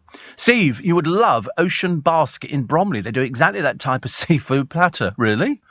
Wow, I like that idea. Seafood, we found it. We found Ocean Basket. Oh, look at that. Oh, it looks quite... Oh, it's got things in shells. I can't do anything that's got eyes on it. If I'm eating, I'd know. Absolutely not. It's like when I was watching a cooking programme. Look at that. There's something, a platter for two. Ugh, horrible. But I was watching, it was a fish market somewhere, and they were literally cutting the fish up into it. And I remember thinking, I could never do that. If I was on a desert island and they said, you've got to kill your own food to exist, I'd starve. I'd have to start eating leaves. I couldn't eat anything else. But we have had a look at the sea platter. Quite not cheap, but quite nice. And Harry says, after 9 months and 13 days, my son is finally arriving today, en route to the hospital. Listening to you. Oh, well, good luck for that one. That sounds good, doesn't it? There you go. There's something to cheer you up on a Tuesday. After 9 months and 13 days. Fantastic. And 3 B grades. You can still get into Cambridge, but only if you're underprivileged. More than 50 underprivileged students had been given the chance of a Cambridge degree, even though they achieved only 3 B grades at A-level. They've been offered places on a 1-year pre-degree foundation course, the first in the university's 813-year history. It's basically taking poor people and saying, oh, look, you can be all... But unfortunately, it won't help, will it? You can have the same education, but all the other people will be people who've sort of got bigger grades than you. What have we got here? This is petrolhead Jeremy Clarkson's daughter Emily hired an unusual set of wheels for her hen do, a party bus. She's 27. He had a daughter at 27. 27. And he's in his 60s. Emily's fiancé is Alex Andrews, a Dublin-born publicist she met at the Glastonbury Festival. OK, yeah. Is that still going? The Glastonbury Festival? I don't know, actually. But what else have we got in the papers for today? Why frozen spinach can be better for you than fresh spinach. Oh, Billie Eilish is headlining Glastonbury this year. Really? I couldn't sing you any of Billie Eilish's songs. I'm afraid I know nothing about things like that at all. Bad Guy. Right, OK. I'm none the wiser. It wouldn't really help me. And Glastonbury's isn't that where people go and live in tents? And then at the very end, they can't be bothered to take it home, so they leave the tent where it is, and they end up with hundreds of... Oh, here we go. Oh, my goodness. So Glastonbury, Worthy Farm, Pilton, Friday, Billie Eilish, Saturday, Paul McCartney, wow, Sunday, Kendrick Lamar, and the tea time legend is Diana Ross. God, that'll be a nightmare. She'll be a handful, won't she? That's an interesting lineup, isn't it? So do you buy for the... Oh, then there's loads of... Oh, my goodness, there's loads of other people. Loads of other people. Amil and the Sniffers. Are these really groups? First Aid Kit, Foals. I've never heard of these people. The Avalanches, Blossoms, Black Midi, Caribou. I think I better stick with Paul McCartney and... the Pet Shop Boys. Good grief. The Pet Shop... Skunk and Nancy I've heard of, because they had hits years and years ago. Rufus Wainwright, I've heard of Rupert. Robert Plant, definitely. Primal Scream, yes. Good Lord above. It's like Supergrass. Wow. Like stepping back, isn't it, really? And the Waterboys, Years and Years, and Eve's Tumour. Whoever that is. I'm not supposed to know any of these things. It makes me sound completely naive talking about this stuff. But so it's still going, the Glastonbury. And do you buy all the days? Because what happens is, if you go on the Friday, do they then send you home? Or do you stay for... You buy a ticket for the weekend, so you get to go Friday, Saturday, Sunday, and that's it. Oh, right. And you get a camping spot as well. What, do they give you a number? How does that work then? I mean, personally, I couldn't live in a tent with a load of other great unwashed people. That's not likely to be happening anytime soon. I just don't like the idea. It's a very nice idea to go back to you. Oh, I know what'll happen. I've just remembered. This is where they all come back in their Wellington boots and they're all muddy and everything else, and the trains are filthy. I seem to remember this from previous years, and I seem to remember it was on the bank. So there's nothing on the bank holiday, is there? They're coming back on the bank holiday, I'm assuming. I seem to remember all the trains were full of mud. And I remember thinking, where the dickens does that come from? And there they all are. Their tents on their backpacks, last weekend of June. And then they've got their sort of their water bottles and their Wellington boots and their shorts and all the rest of it. Sounds ghastly. I think it's a rite of passage. I think people do things like that. And they go, have you ever been to Glastonbury? And you go, no. And they go, don't know what you're missing, do you? And you go, I think I do. I've seen a lot of people who don't have a bath for 4 days. Yeah, is it good? Have you been? All right, producer's been to it. Crikey. And it's good. Do you sleep in a tent? Well, you have to. I mean, I'm assuming that there must be, for people of my standing, there must be something better. Like, could they build a Premier Inn near it, or a yurt, or something like that? Yes. I'm not going to sleep in a tent. I've seen these people who do these 4-in-a-bed programs, and some of them have got yurts, and the toilet facilities are not really up to my standard. I don't want to make a big deal about it, but they do have yurts. And do they have Winnebagos? Oh, right, you could rent a Winnebago. Right. Oh, see, I'd have to do a Winnebago. I don't even want to live in a yurt. Much pricier. Well, obviously, yes. And then do you get sort of favoured positions of watching the group and perhaps meeting them afterwards for a cup of tea or something? No. At least you've got your own toilet, though, if you're in a Winnebago. Which, the Winnebagos look like giant coaches, which have all been fitted out. They're very nice. Very, very nice indeed. So, Asda and Morrison's slashing items because they've got a family here. It's 3 gorgeous children and Mummy and Daddy. This is Mandy and Joe Banfield, I think it is, with Amelia, Archie and Ayla. And they're literally putting down, what they eat, and it's basing it on this family. But they've also got pictures of Asda in Waterlooville in Hampshire the other day. No sunflower oil on the shelves. Because there's so many different restaurants that would be using sunflower oil for cooking, and because we can't get it, because it comes from Ukraine, that's why. And it would be this time of year that they'd be harvesting, and it would all be tickety-boo, and it will be absolutely wonderful. More than 800 refugees have been waiting over a month for visas to come here under Homes for Ukraine. Not surprised people are frustrated. Not at all surprised that people are frustrated. Community groups who protested outside Parliament believe that the real figures are much higher. Loads of people are waiting to get these. It just sounds absolutely ridiculous. Why can't they get this right? Why can't they get it right at all? And David Cameron sent a stern warning to Priti Patel to same the Home Office's anti-terrorism policy. That would be nice, wouldn't it? But as I say, we're not holding out much hope on that one. Thank you very much indeed for your company today. And Steve, it's my daughter Amy's 18th birthday today. She loves listening to you. She'll be getting ready for her busy day at school for her A-levels. Morning, nice to be What a good day yesterday was. What a good day yesterday was. Today's going to be even better. Why? Because it's Wednesday, and why? Because it's April the 27th, which means you should have been paid. So you should be feeling a little bit better about it. Although according to the papers, it's got a bit messy, because they say people are going to be spending about 271 quid a year more on their groceries. And I said yesterday, well, you just have to cut back.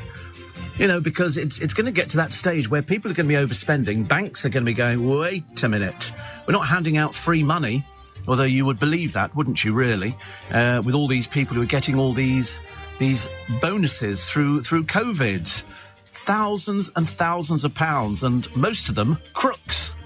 Most of them were crooks. They were having to stop people at the border with suitcases full of money, because apparently it was so easy to get hold of. Unbelievable, isn't it? But the good news is, it's not bloody cold at all today. Love it. Love it. A bottle at bedtime can help babies sleep better. They don't say a bottle of what. I'm assuming whiskey would be the one that works. We used to have that. Always whiskey and milk would make you sleep. Always whiskey and milk. My mother used to put a dessert spoonful of whiskey into a saucepan which had cold milk in. You warm it up slowly, a little bit of sugar. Oh God, that was good. It was very good for getting rid of colds, because in the early days we didn't have stuff like Coldrex and all the millions. It's worth billions every year. All the cold industry with the tablets and the lotions and the potions and the bits and pieces. One thing I keep trying to miss, I must start carrying them with me, plasters. You can almost guarantee that at some point in the daytime I will cut myself, and I always do, and then I have to think, well, there's no plasters, because we have medicine chests in the building, but there's basically just a bandage in there, and you can't go around with a bandage on your finger. Just looks ridiculous. Morrison's have hiked the cost of a fry-up by 50p. It's now $7.49. Meghan was fame hungry, says a new book. Well, of course she was. She invited Oprah to their wedding. She doesn't know Oprah. She invited, who else? The Cruises or somebody like, I can't remember who it was. It was somebody. The Clooneys. She doesn't know them either, because she's desperate to social climb. It's going to end in tears. Matt Goss reveals he'll be making music with Boy George. Riveting. Well, he's tried the Adele route. That didn't work, so he's obviously come up with Boy George. And Matt, with a funny hat on and even funnier hair underneath it, had a little show at the Palladium. And all the celeb was out for that one. Gemma Collins went, and that was it. Wasn't anybody else famous at all. Oh, Jo O'Meara. You remember Jo O'Meara and her racist comments to Shilpa Shetty? I'm glad we haven't forgotten that one. We wouldn't want to forget that at all. And Britain's most famous hairstylist has closed his Mayfair salon. Literally with immediate effect. With immediate effect, he has closed his salon. I'll tell you who he is a little bit later on. Plus, Moscow vowing to turn off Poland's gas supply. Ooh, look at you, honestly. Scratch your eyes out in the playground. Yeah, as if Poland are going to worry about that. They'll just get it from somewhere else, darling. But of course, and then Russia's going to be stuck with it. They don't know what to do with it either. Poor souls. Twice a year jabs could replace blood pressure pills, because there's probably lots of you who take blood pressure pills. Kelly Brook claims she's found Mr. Right. And 15 is the toughest age for kids, say parents. I don't know why.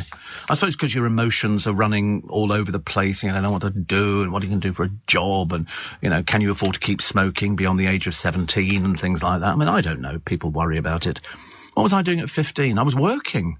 I started work at 15. Yeah, I was working in a department store and loved every minute. I never thought that age was the barrier.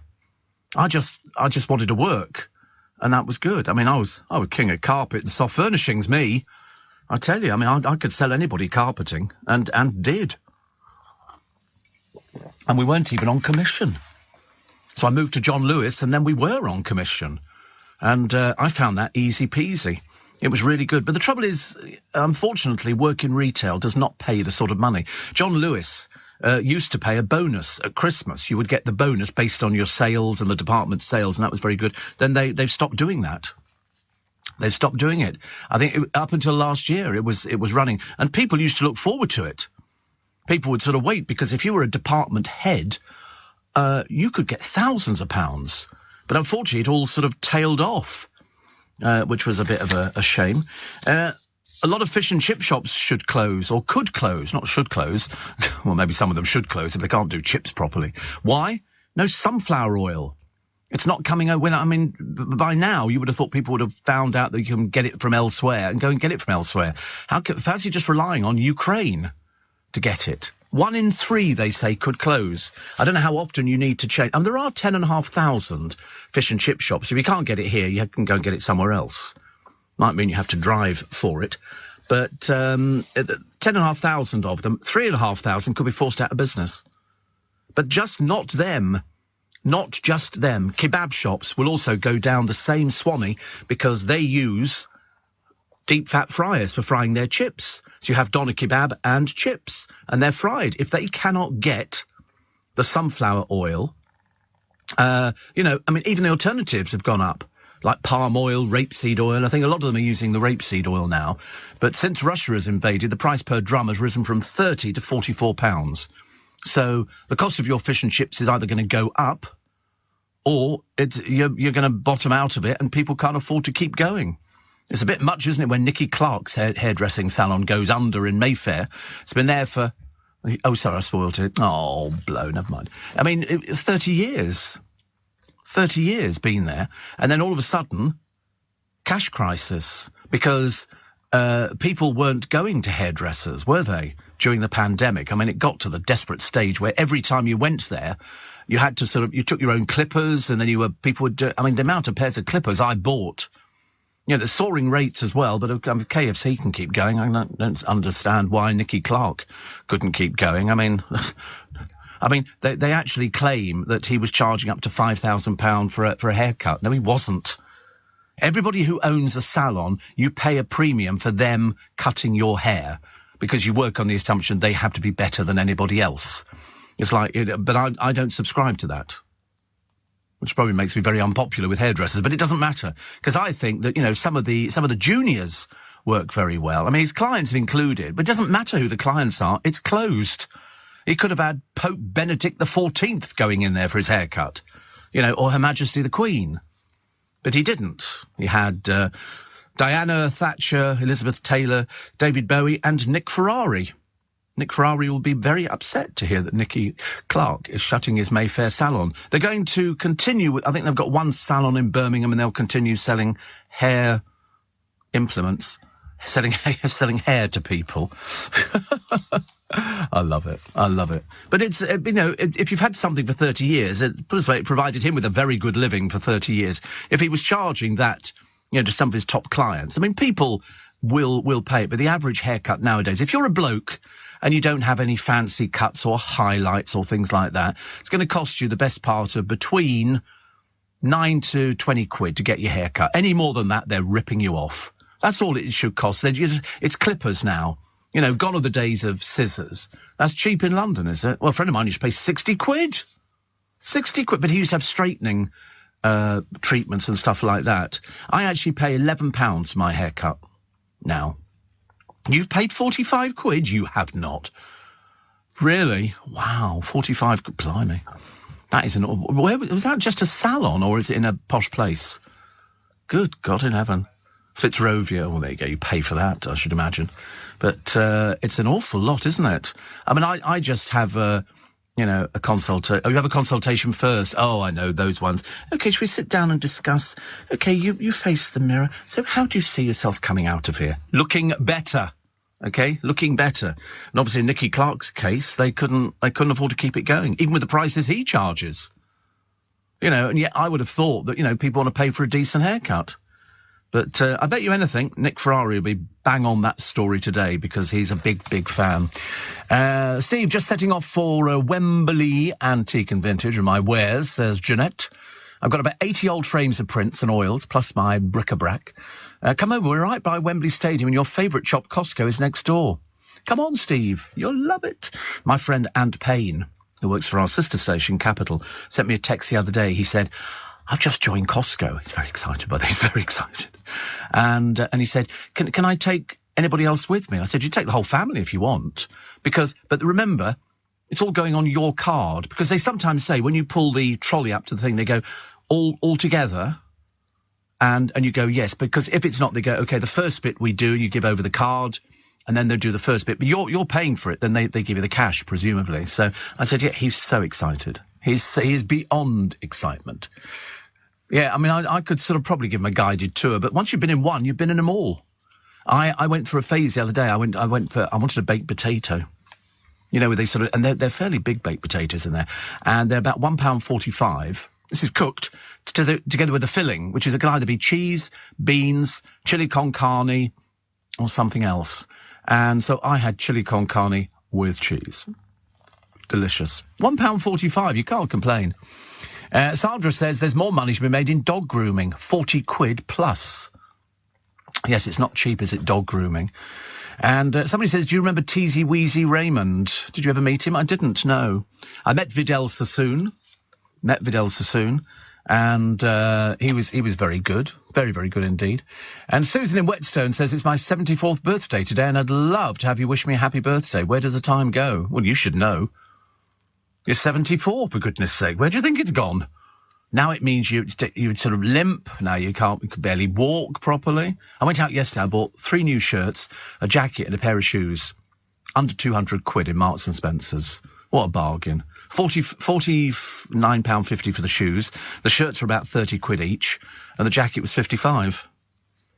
I quite like doing it, actually. I do it every so often. What the hell? Doesn't make any difference. It's only money, isn't it?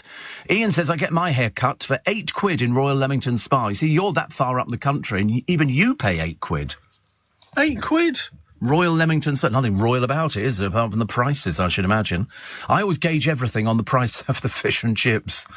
And down in London, you can pay a lot of money for fish and chips. And now that they can't get the oil, and they've got to have the oil because you've got to change it. You can't cook chips in old oil all the time. So you have to be very good with it. So we keep our fingers crossed that it does work, actually. The 8 dogs stolen in Britain. I wonder what sort of people would steal dogs, ladies and gentlemen. And then they have the audacity to send a ransom note. They nick your dog, and these are people who've been driving round in a van. There was one couple, they had a kennels. And this van pulls up, they get out, they open the kennels, they take all the dogs out.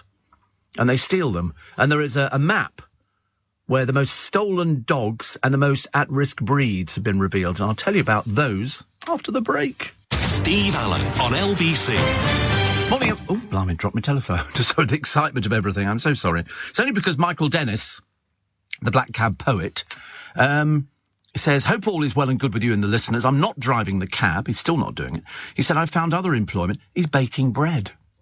Looks really nice, actually. It looks like it's a sourdough. I love bread that's got a crusty top on it, and then you get them to... It looks delicious, actually, Michael. And especially as you're a man after my own heart, he uses Lurpak butter as well. So I'm glad you're okay. Glad you're okay. Number of reported thefts. This is... London is the dog theft capital of Britain. People will see you. You know, I still see people now tying their dogs up outside a store, going in there, and anybody can do it. So, Derbyshire Constabulary, number of reported thefts, 48. Northamptonshire Police, 53. Northumbria Police, 81. Difford Powys Police, 82. Essex Police, 93. South Yorkshire Police, 100. Lancashire Constabulary, 116. Kent Police, 182. West Yorkshire Police, 199. And then, whoa, way ahead, the Met Police Service, number of reported thefts of dogs, 422. 422. And, I mean, London's figure is more than double. Which ones? The most nabbed canines, French Bulldogs and Jack Russell Terriers. 45 French Bulldogs were taken last year, and 24 Jack Russells. American Bulldogs, Chihuahuas and Pugs, also among the most stolen dogs. It's frightening, isn't it, really? That people actually go out there. I mean, dogs, to be honest with you, they don't know. They think they're just going for a walk. They've got no idea. They don't have any loyalty unless you get one of those dogs which basically will eat somebody. You pay about 30 grand. Most common place they are stolen from? Gardens? Gardens, yeah. People, I've heard of people saying, we saw this person driving backwards and forwards until all of a sudden they stopped, out, grabbed it, in the van, gone. So you're looking for a van, okay? Very rarely go in cars. They're very often in vans, and they're stolen to order in a lot of cases. Somebody will say, I want so-and-so dog, and they go, I'll get you one of those. And they do, they go and nick it. You know, so the advice is get your dog microchipped. You know, if you're daft enough to not get the dog microchipped, then the chance of seeing it again is remote. Interesting, the other day, Nick Ferrari was doing the story that we did on the programme about the drunk driver. You remember Mrs. McCann with her 3 children in the car? She's drunk, and she smashes on the motorway. 2 of the children are killed instantly, and all she gets is something like so many weeks in prison. And Nick was basically saying, I'm sorry, this is a drunk driver. They do not deal with people properly. We are still getting people getting behind the wheel of a car. She is the sole person responsible for them living or dying because A, she was drunk, and B, they weren't wearing seatbelts. And how many times do you see that? People driving down the motorway, there's kids playing around on the back seat. Her car swerved into a lorry, and she was only jailed for 49 months and banned for 7 years. Like that's going to make a difference to a stupid woman. She admitted 2 counts of causing death by careless driving whilst under the influence of drink. What do you have to do to somebody, as Nick said yesterday, to say, listen, if you drink, you don't get behind the wheel of a car, especially not with children. One of the kids had only just celebrated his 10th birthday. I think the other one was about 6. And she got thrown out of the car. And this woman is now, she's got to live with it.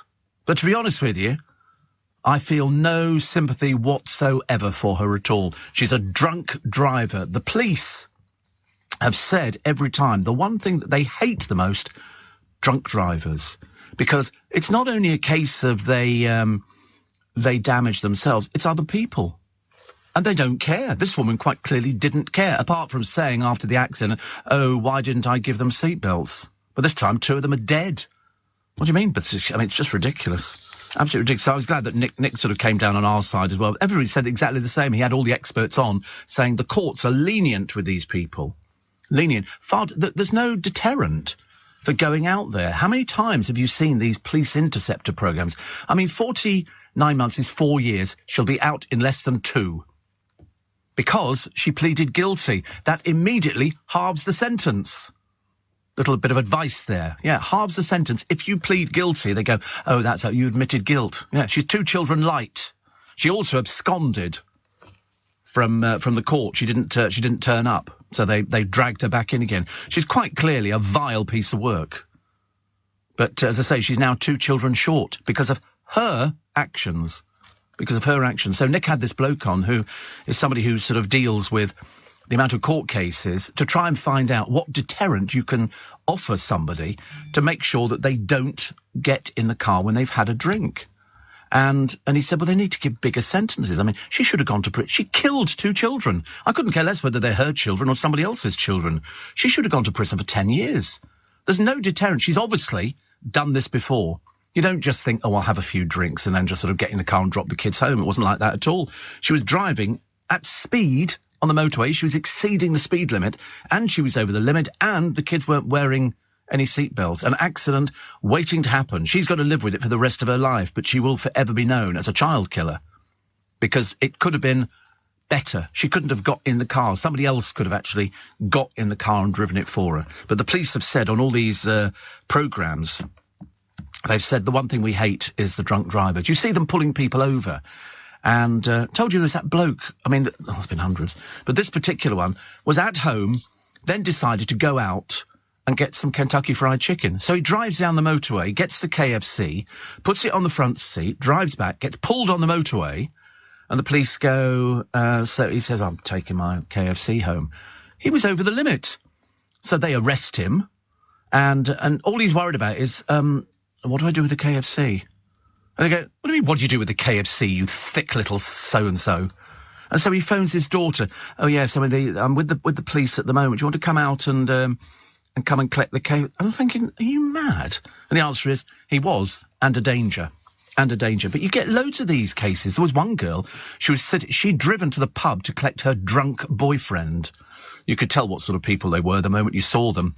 Anyway, the police then turn up. She's sitting there, engine running, which means she's in control of the car, which means that they can arrest you and breathalyse her. She lets fly at them, the like of which you've never seen before. She was like a banshee. She's screaming obscenities at them. They drag her out the car and handcuff her, and she's screaming blue murder because she's drunk as a skunk. How she even got the car to the pub, I'll never know. Then the boyfriend tells her, he starts kicking off as well. And the police have to deal with this on a day-to-day basis because people are too stupid. Very, very stupid. It's worrying, isn't it? Very, very worrying. I like the idea that Kelly Brooks found Mr. Right. This is Mr. Parisi. Oh, I hope it's Mr. Right for her. We love Kelly. She works on the floor just a little bit along from me and then up. And she's there. And a father is stunned when he gets his wallet returned after 7 years and it's still got all the money in it. 134 quid, because to be honest with you, most people, if they found a wallet with money in it, they'd be keeping it. I mean, I don't want to cast aspersions on the great British public, but if somebody was sitting there, they actually tried it as an experiment on YouTube. Bloke in America, he's got his wallet, and they go past a homeless person, deliberately, it's all filmed, but hidden cameras, and they drop the wallet on the floor. They wanted to find out if somebody would be honest and hand the wallet back, and it had $1,000 in it. A few of them handed the money back in, and they got given the £1,000. And then there's another bloke, which was even I found things, yeah. I found a wallet once, had £20 in it, took it to the police station, because I'm an honest boy, and nobody claimed it, so I got given the money. 20 quid. I mean, in my day, 20 quid, blimey, could buy Berkshire for 20 quid. It was very cheap in those days. Yeah, £1 notes. And they do another one as well, where they go up to homeless people and they say, and they pretend to be homeless. They go, could you give me a dime so I can get something to eat and things like that. And 9 out of 10 times, the homeless person who's sitting on the streets begging gives them a dime. And then the person who's filming them goes, you've done a really good act, thank you. And he gives them $20. It's the most heartbreaking thing you ever see. These people have been, and the other one, my favourite, kids. Little kids being filmed, a dilemma. Here's the ice cream van. Here's a homeless person. Here's $1. What do you do with the $1? Do you go up and give it to the ice cream man and walk away with your ice cream, or do you give it to the homeless man? And they've got these 3 little kids, and one of them, and he can't be any more than 3 or 4, he's got the $1 bill, and he sees the homeless man sitting there, and no hesitation, he goes over to him and he gives him the $1, and the homeless man goes, thank you, and then he goes running back to his daddy, and it's fantastic. And then there's a little girl, And she's got the dollar, and she looks at the homeless man, and she all with hidden cameras, and then she looks at the ice cream van. I thought, oh, don't let the side down. Please don't let the side down. And so she goes to the ice cream van, and she gives him the dollar, and she gets the ice cream, and she turns around, and she goes to the homeless man, and she gives him the ice cream. Breaks your heart. Seriously, I was in tears all the way through it. In fact, if the producer had walked up, you'd have thought that I'd sort of, lost everything in the entire universe. But it was just heartbreaking. It was just really lovely. And my other favourites are when they bring back American servicemen early. And they did this one at a big Raiders game. Thousands and thousands of people, and they bring the family out, and they don't know that their dad is going to be on the pitch, but he's got a helmet on, so they don't know it's their dad. And the boys, I think they've got 5 children, and he's been away for 10 months in Afghanistan. And the commentator's going, listen, you've been here, we know that you're not complete as a family, blah, blah, blah, and they sort of kick this ball or something, whatever it is.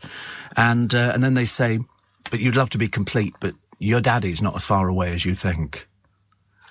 And he turns round, takes the helmet off. Well, I mean, I'd gone completely by that time.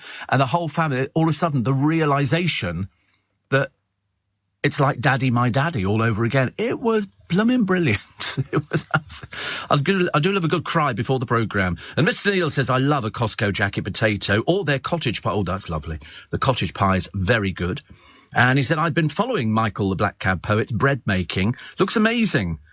Mr. Neil is off clay pigeon shooting today. Paul! You ever done clay pigeon shooting? They're not pigeons at all, they're just round discs. I tried it, Chris and Sharon's wedding, and they decided to do clay pigeon shooting. I was fine for the first one. After that, don't have to do your shoulder in, Neil.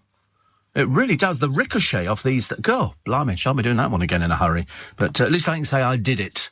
I was there. It was fantastic. 4:30 the time. Let's get the latest LBC News headlines with Helen Hoddinott. With UK Export Finance, I'm fulfilling more export orders from around the world with working capital support. Export insurance means I'll get paid when exporting to challenging markets. At UK Export Finance, we believe no viable UK export should fail for lack of finance or insurance. Between 2022 and 2023, we provided £6.5 billion of government-backed trade finance to support UK exports. Learn how we could help you win export contracts, fulfil orders, and get paid. Search UK Export Finance today. Steve Allen on LBC. Text 84850. Morning, everybody. Nice to have you company. You must check all those videos out on YouTube. Quite lovely. Steve, my hairdresser, says Chris in Oban, is also a dog groomer. It's the only hairdressers where the other customers try to lick your face. Oh, I don't know. Not been round London, have you, recently? And Steve, says Pam in Glasgow, can I thank you so much for the idea to buy my dad That's Entertainment for his birthday? He said it was the best present he got. It was his 82nd birthday. This is the box set. I think it's about 3 DVDs of all the clips of those Hollywood movies. Everything from black and white to colour, the Ziegfeld Follies, but introduced by people like Bing Crosby, Frank Sinatra, Ann Miller, Ginger Rogers, Fred Astaire. I mean, everybody. They've been filmed on the lots, and then they take you and show you this was the pool that Esther Williams swam in, and this is where they did all these things. And it's the best thing. If you've got an elderly person in your family and they might be, getting the onset of dementia or something like that, this will restore everything. It's a brilliant box set, and it'll be all the films they go, oh, I remember that. Music does it as well. But That's Entertainment. Get it. It's only cheap. It's only cheap. It's not very expensive at all. Steve, says Lee, just left at Lauder driving to Rickmansworth to pick up the old Doris and bring her up the road for an holiday. Wish me luck with the driving, of course. Here we go. Lauder. It's on the Scottish borders. It's very historic, actually, isn't it? I think it's in, where's it in? Berwickshire. It's on the southern upland way. It's 20 miles southeast of Edinburgh on the western edge of the Lammermuir Hills. It's beautiful. It really is very pretty. Very, very pretty. And Lauder, there was a picture of the Lauder family. I don't think they were anything to do with it, but I quite like the idea. Very pretty, isn't it? See, I could live in a place like that, but I should imagine it's full of gossip. That would be the little tavern. Did you see that? I can't believe it. I'd be an outsider immediately, especially without the Scottish accent. They'd be going, did you see what he said the other day on the... Can't believe it. Can't believe he said that. It's twice he's used that word bloody. First of all, it was with his finger, and then it was the weather. I do love it. I do love it. Well, you have a nice drive, actually. Hope the weather's good for you. Hope the weather's good. I told you I got these new plants delivered the other day. Can't wait to put those in today. But I'm seeing my boss. We haven't seen each other. I mean, he might have changed. I haven't seen him for months. Literally months. It's been ages and ages. Normally we have a catch-up every so often, but I haven't seen him for a long, long time, so that'll be nice. And also Charlie Girling, our wonderful showbiz editor, and I'm looking forward to seeing her again. I've not seen her for ages. She's probably grown a beard, I should imagine, by now. You know what they're like. Kim says, nippy up here this morning, Steve, back on with the thermal kecks and the fleece jacket. I've run out of milk for my tea, so I'm on the hot Ribena and lemon. Nice change, but I do miss the caffeine. Always, always, always, Kim, get some long life milk in. And then if the worst comes to the worst, you've got long life milk because it lasts for a long time. Or fade in that powdered milk so that you don't have to go without your cup of tea. I mean, although, to be honest with you, hot Ribena and lemon sounds quite nice. I'm not knocking that one at all. I mean, what you need is a bit of Michael Dennis's sourdough bread, by the look of it. Hot Ribena is lovely. We used to get that in the Arctic Circle. We went to the Arctic Circle to go and see Father Christmas because it's so blooming freezing. I mean, literally, it is so cold. We got minus 30 on one day. You can only imagine how it was. So, yes, really freezing. In fact, you can barely, but you can't make snowballs out of all the snow because the temperature is so low. It's powder. It's just rubbish. But it was freezing cold. But everywhere we went, when we went onto a lake which was frozen, and we did sledge rides and we did reindeer rides and we did everything else, and we were playing on it, and the ice must have been about a good 10 inches thick because they built a fire on it. They built a fire on like the frost fairs we used to get in London. And everywhere we went, hot Ribena. Well, it was just hot blackcurrant. But it was very nice. And we sat on big ice blocks, which they'd carved out of the lake and put down, and they put skins over the top. So a reindeer skin. I had to try and what am I talking about? Pretend to the children that it wasn't Rudolph. That was the only thing. But you could sit on that, and it was quite nice, actually. It was very, very warm and cosy. And we met all the people there. And it was just the most magical place you've ever seen in your entire life. It's a bit like the Austrian Tyrol. Go out in winter to the Austrian Tyrol, and it's like God has dusted everything with icing sugar. It's beautiful. And by the time you get a hot sausage between your cheeks, I tell you, you'll be a very happy person. Very happy. Wish me a happy birthday, Steve. Says Jane. I'm in bed eating Portuguese custard tarts to celebrate. And you wonder why you're the size. Come on. I mean, Portuguese custard tarts. Have you seen the calorie count in those? My goodness me, woman. Are you mad? Even I wouldn't eat them. I'd have the custard, though. Just go for the custard. There was one of the... Yeah, out of a tin. I wouldn't even bother putting it in a bowl. I'd just take it straight out of the tin. I like stuff like that. That Devon custard. They used to that advert, didn't they? Devon knows how they make it so tasty. The tins don't have ring pulls. No, I know. I don't know why. But also you can buy little pots of Devon custard. They come in a pack of about 6 from Iceland. Very cheap. And that's quite nice. If you do that with a bit of tinned fruit, bit of a winning combination there. The Steve Allen helpful hints for cooking. I'm so pleased, actually. Everything's going really well. We've got record numbers of downloads, which we're very pleased about. And more of you are sort of logging on and downloading all the programmes. So we're really, really happy. As I say, 21.5 million, and I'll get the update later on today, which is very nice. So thank you for that. And as I say, we've only got 2 podcasts. Some of the programmes have got loads of podcasts, and they seem to be increasing on a daily basis, but they don't get our numbers. Don't make a big deal about it, okay? So I need to make up just a few million more. If you could see your way clear to telling your friends, just go to lbc.co.uk and download the Global Player app, and then you can download everything.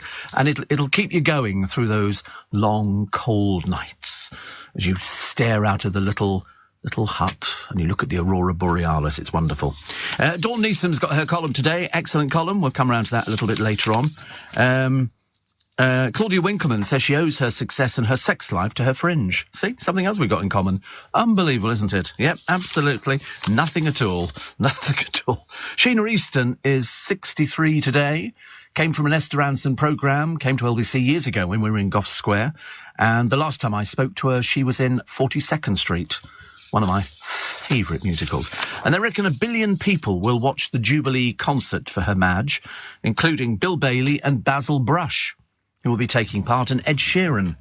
as well. I mean, the boy who will rock for the Royals. A more unlikely person you'd be hard-pushed to find. Mind you, about as unlikely as the Mail on Sunday's editor turning up. I can tell you as well, other celebrities to be taking part. Jeremy Irons, Jane Torville and Christopher Dean. Gary Lineker, what's he going to be doing? Holding up a packet of crisps or something. Heston Blumenthal, James Martin, Bill Bailey, Gok Wan, Kadina Cox, Rosie Jones. I don't know who they are. Who are they? No idea. And there's going to be a military parade, 1,750 people, 200 horses. And it's lovely. There is a show director who wouldn't give further details, saying they want to hold back some surprises for the day. Well, there you go. And it looks quite nice. During an homage to the 1953 coronation, a huge wire-framed bust of the monarch will appear. Will appear from where? Well, somebody's pocket or something. Oh, look, here it is. Look at that. Ooh. A life-size bust. Very nice. Other highlights include an aerial artist suspended under a vast helium balloon, known as a heliosphere, bearing an image of the Queen. There'll be a huge moving wedding cake sounding out Bollywood hits, a towering dragon, and 3-story high beasts, plus a giant oak tree flanked with maypole. Not bloody maypole dancers, please. Anything but maypole dancers. There used to be this woman. She used to turn up at a lot of the shows around our area, and she did maypole dancing with her little sort of troupe. It was ghastly. She used to turn up at the London Parade as well.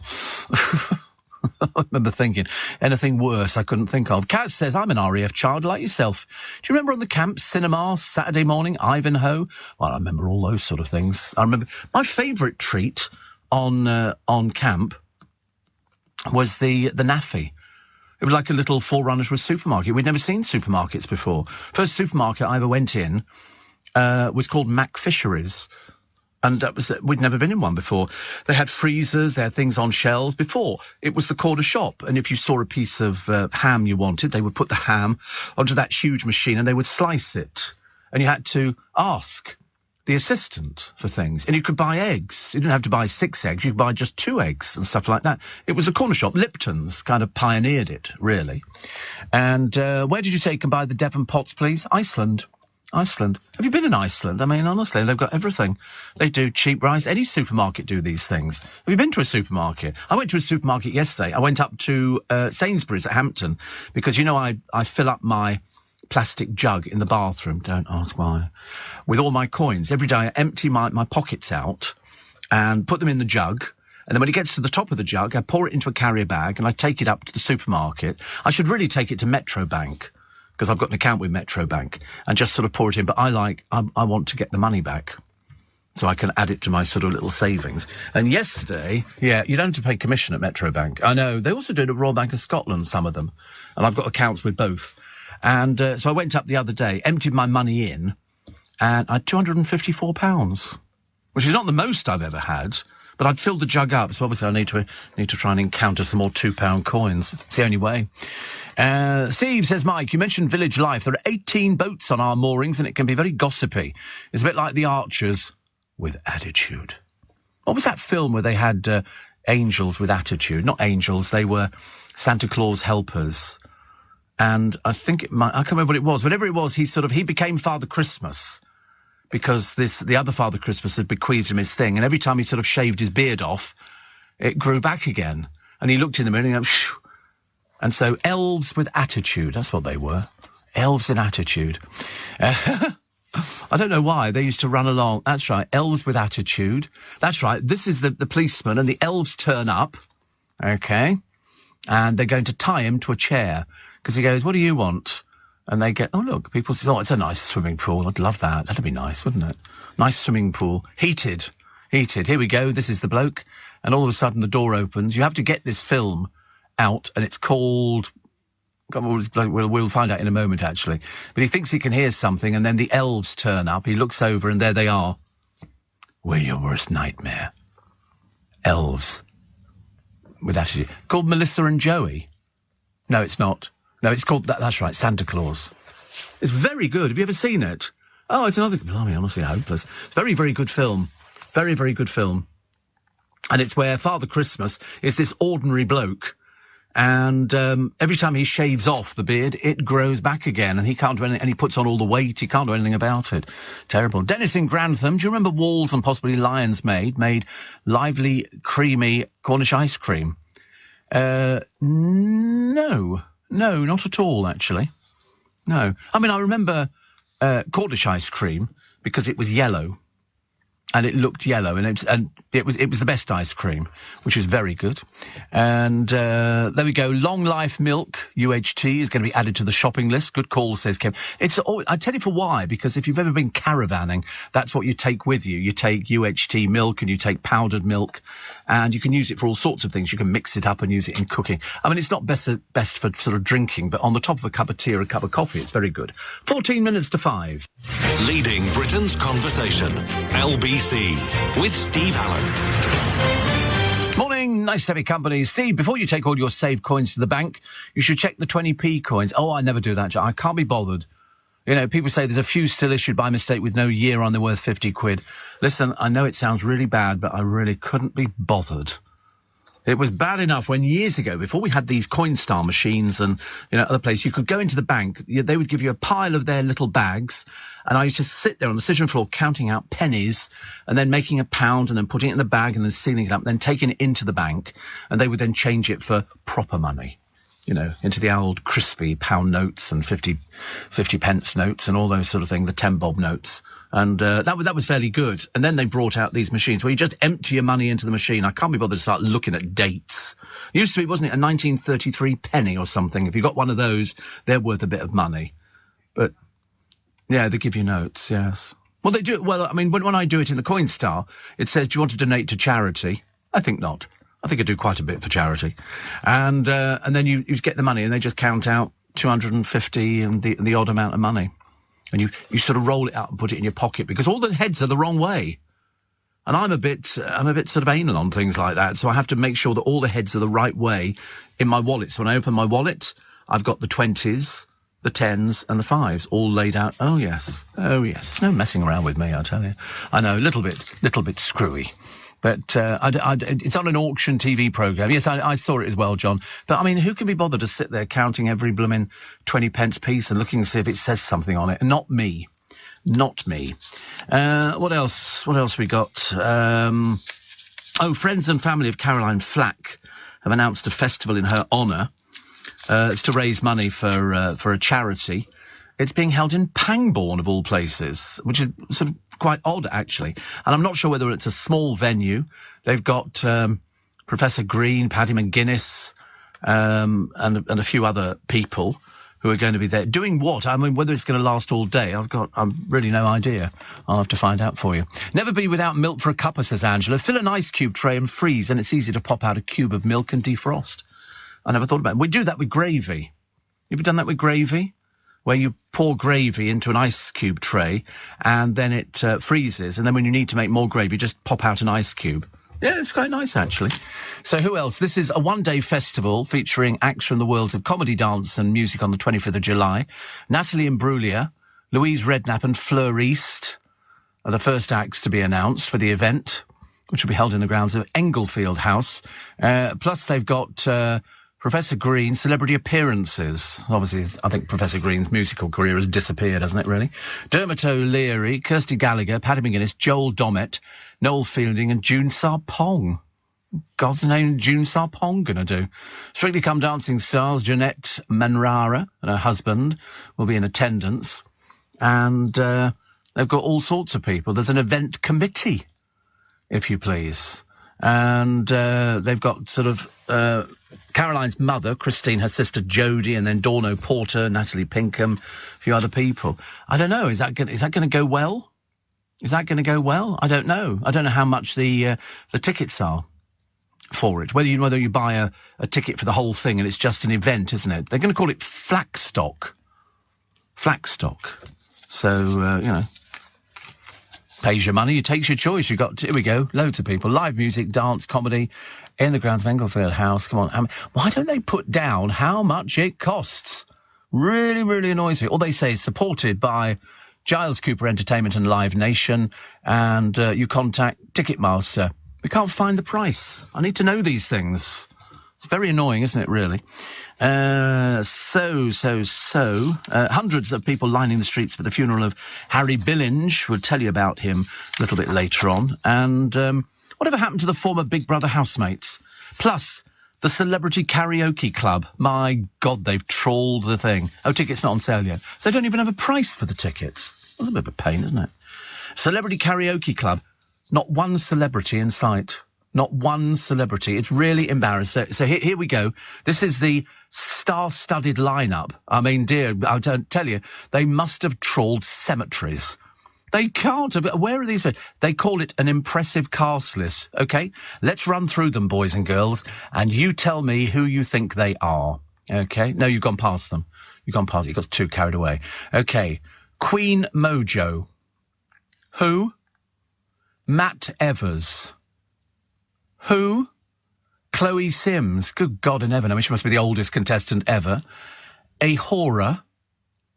I believe could be drag. Kaz Kamwi. Anybody on that one?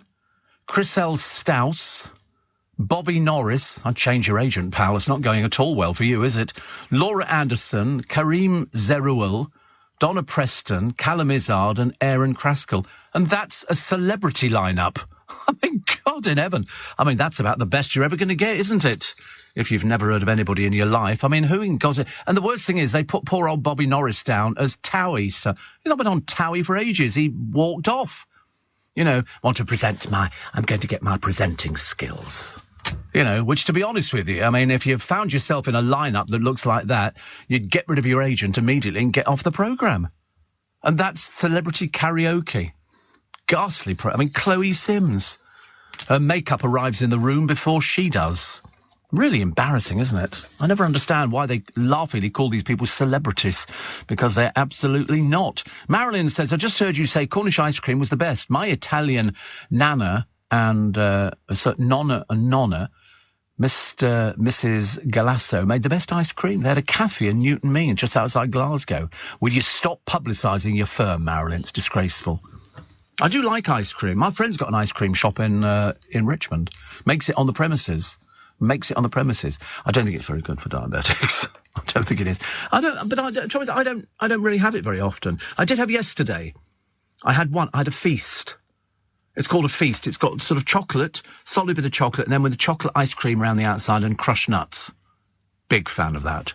Big fan of that one there. And I had that. And that I thought was very... It's sort of like an ice lolly, but with ice cream and other... It's quite nice, actually. There it is. It's a feast. It's quite delicious. Because I like chocolate ice cream, and they don't really do that many chocolate ice creams. So it's one of the very few. It's lovely, isn't it? The UK's favourite ice lolly has been revealed. Oh, wait a minute. Oh, God, it's only a blooming Magnum, isn't it? I'm a bit bored with it. They always fall off the stick for me. Always. Yeah, you've got to eat them quicker or so. But it's basically a choc ice on a stick. That's all it is. But the one which is second is Fab. In my day, we used to call it Fab 208. A Solero, again, another one that falls off the stick. Then Twister, if you can get a really hard one, that's very good. That's quite nice. And then Feast at 6%. So I'm obviously with the in crowd. Don't want to be out of line, do I, really? Steve, I'm only 23 and I absolutely love listening to you on the radio. That'll be just as well because I'm on the radio. How fantastic is that? I think that's absolutely cool. Please say the Maddie suspect hadn't provided an alibi. Yeah, here we go again. We're going to come up with something. He said he's got 4 alibis, and then other people say he hasn't got any alibis. At the end of the day, you think they could move a little bit quicker than they are moving at the moment. Because, we've known about this now for 2 weeks and still nothing at all. The German police are possibly the most uselessly incompetent in the entire universe. I mean, he's in prison. Surely they can find out where he was on the night that she died. If he wasn't in prison and he didn't have any alibis, well then, sort of start instigating proceedings against him. But I don't think they will. I just don't think they've got a leg to stand on. But it's a case of, let's have another go at trying to find it. And then we got the other day, do you remember that blooming loony psychic who's found dead bodies before and claims he knows exactly where she's buried? Yes, over and above dogs who are trained to look out for cadavers, and they've been into all the sewage pipes, they've been in everything, and all the high-tech equipment. They found nothing, because there is nothing to find. It's as simple as that. But then you get these psychics. Every time something happens, they go, oh, I know exactly where they are. And you think, why are you just making it worse for the family? It's, really not good enough. Will Smith has flown to India for spiritual purposes. Drugs. I suspect that's what the answer is for everything nowadays, because he'll go over there, he'll sit there, and he'll meet, people who can take him out of this place where he is, and hopefully get his career back on spec. But I have a horrible feeling it ain't going to happen.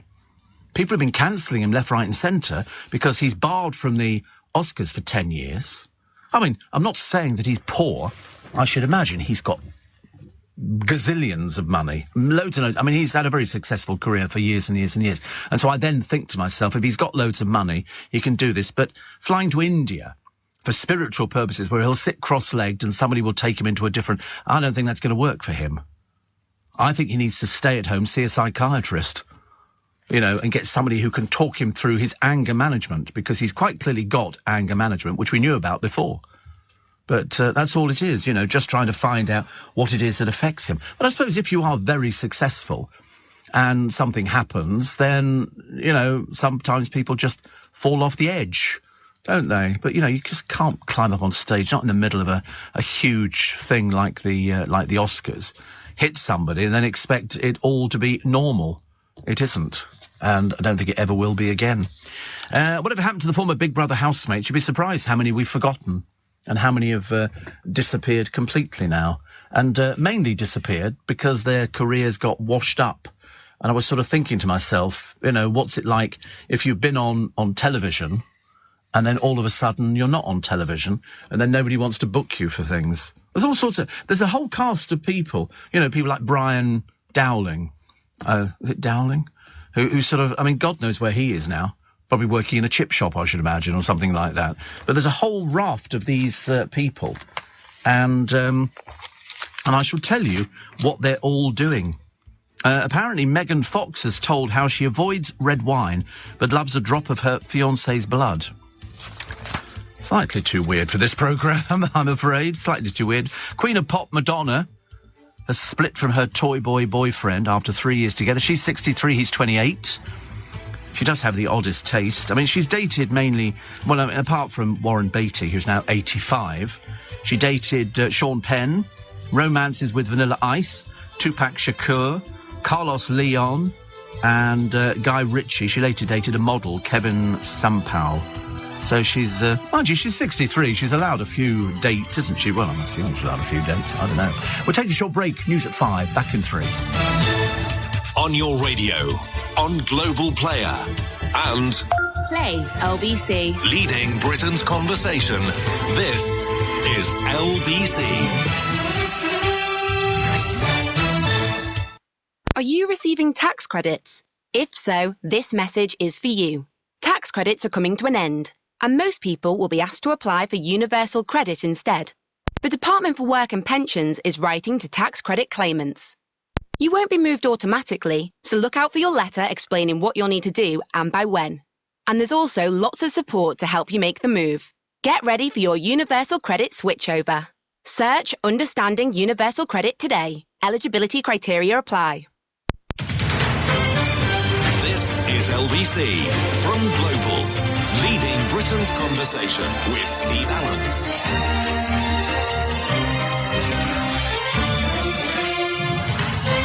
Morning, everybody. Wednesday, April the 27th. It's Steve Allen's Early Breakfast with you Monday through Friday between 4 and 7, and you can podcast, and we have a little bit extra podcast as well, just to add to the interest. I was listening to LBC yesterday, and it was people talking about passports and how long it was taking to get passports. Boris has now waded in and said he's thinking of privatising the passport office and the DVLA because of their incompetence to provide it. I mean, they've got people off sick and everything, but it is depressingly predictable.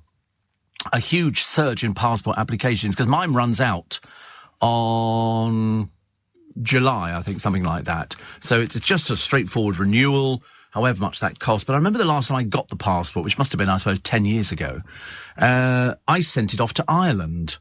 And Ireland were working faster than anybody else. There was somebody yesterday who said they had to drive to Bristol to go and get it. I've got no intention of driving anywhere.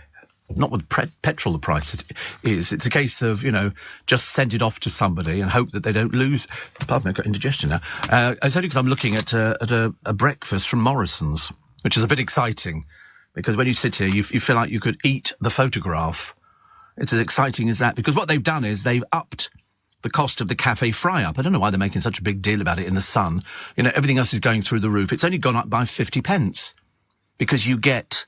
It looks like 2 hash browns, 1 egg, 1 tomato, 2 bacon, mushrooms, 2 sausages, beans. And that's £7.49. So I think that sounds quite reasonable. If you would have that same thing just over here at the hotel outside our front door, that would cost you the best part of £26. £26. Because they do a buffet breakfast, which actually last time I went there was cold. But because grocery prices have sort of crept up, then... there are 406 cafes, and people like going to Morrison's, or they go to Wetherspoons, or they go to places like that, somewhere cheap and cheerful. You basically want a transport cafe, and because what's missing from this plate here? Chips. I want chips. So you can dip them in the egg, or you can dip them in the beans, or stuff like that. But of course, we can't get hold of this oil at the moment for frying everything in. It's going to make it more and more difficult. Shock revelations from an explosive new book about the royals. Fame-mad Meghan saw Harry as the solution. Well, of course he is. He's been led with a ring through his nose, hasn't he? I thought that's how everybody was saying it nowadays. Tina Brown has spoken to 120 sources, and Meghan had scarcely met Oprah Winfrey, never met the Clooneys before giving them prime seats at the wedding. She's trying to elevate herself. That's why she thinks she's a duchess. No. Absolutely not. Apparently, Prince Charles will never have his mother's full approval, Brown says, because he's too needy, too vulnerable, too emotional, too complicated, too self-centred. The sort of person she can't bear. No. What a load of old cobblers. Coming from... Who is this woman here? Tina Brown, the well-connected former editor of Vanity Fair.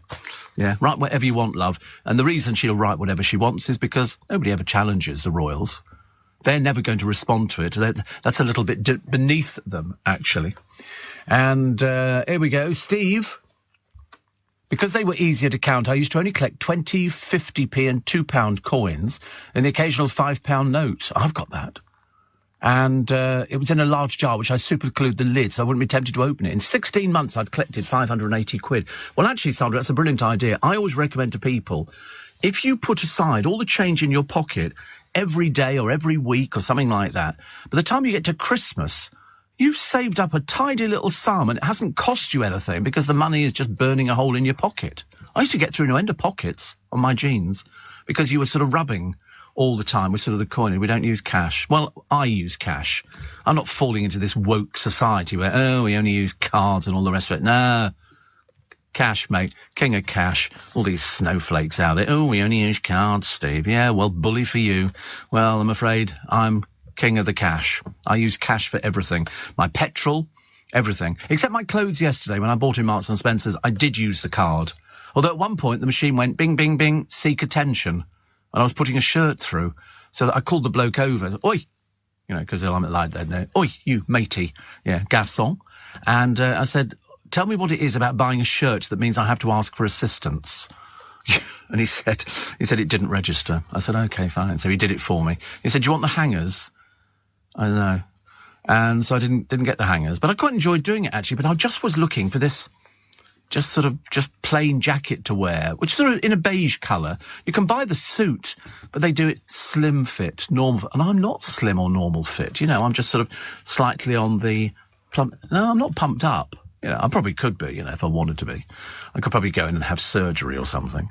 But to be honest with you, I don't want to frighten people. There's no point in me going, hey, have you seen it? Because everybody who gets ripped has to show you their body.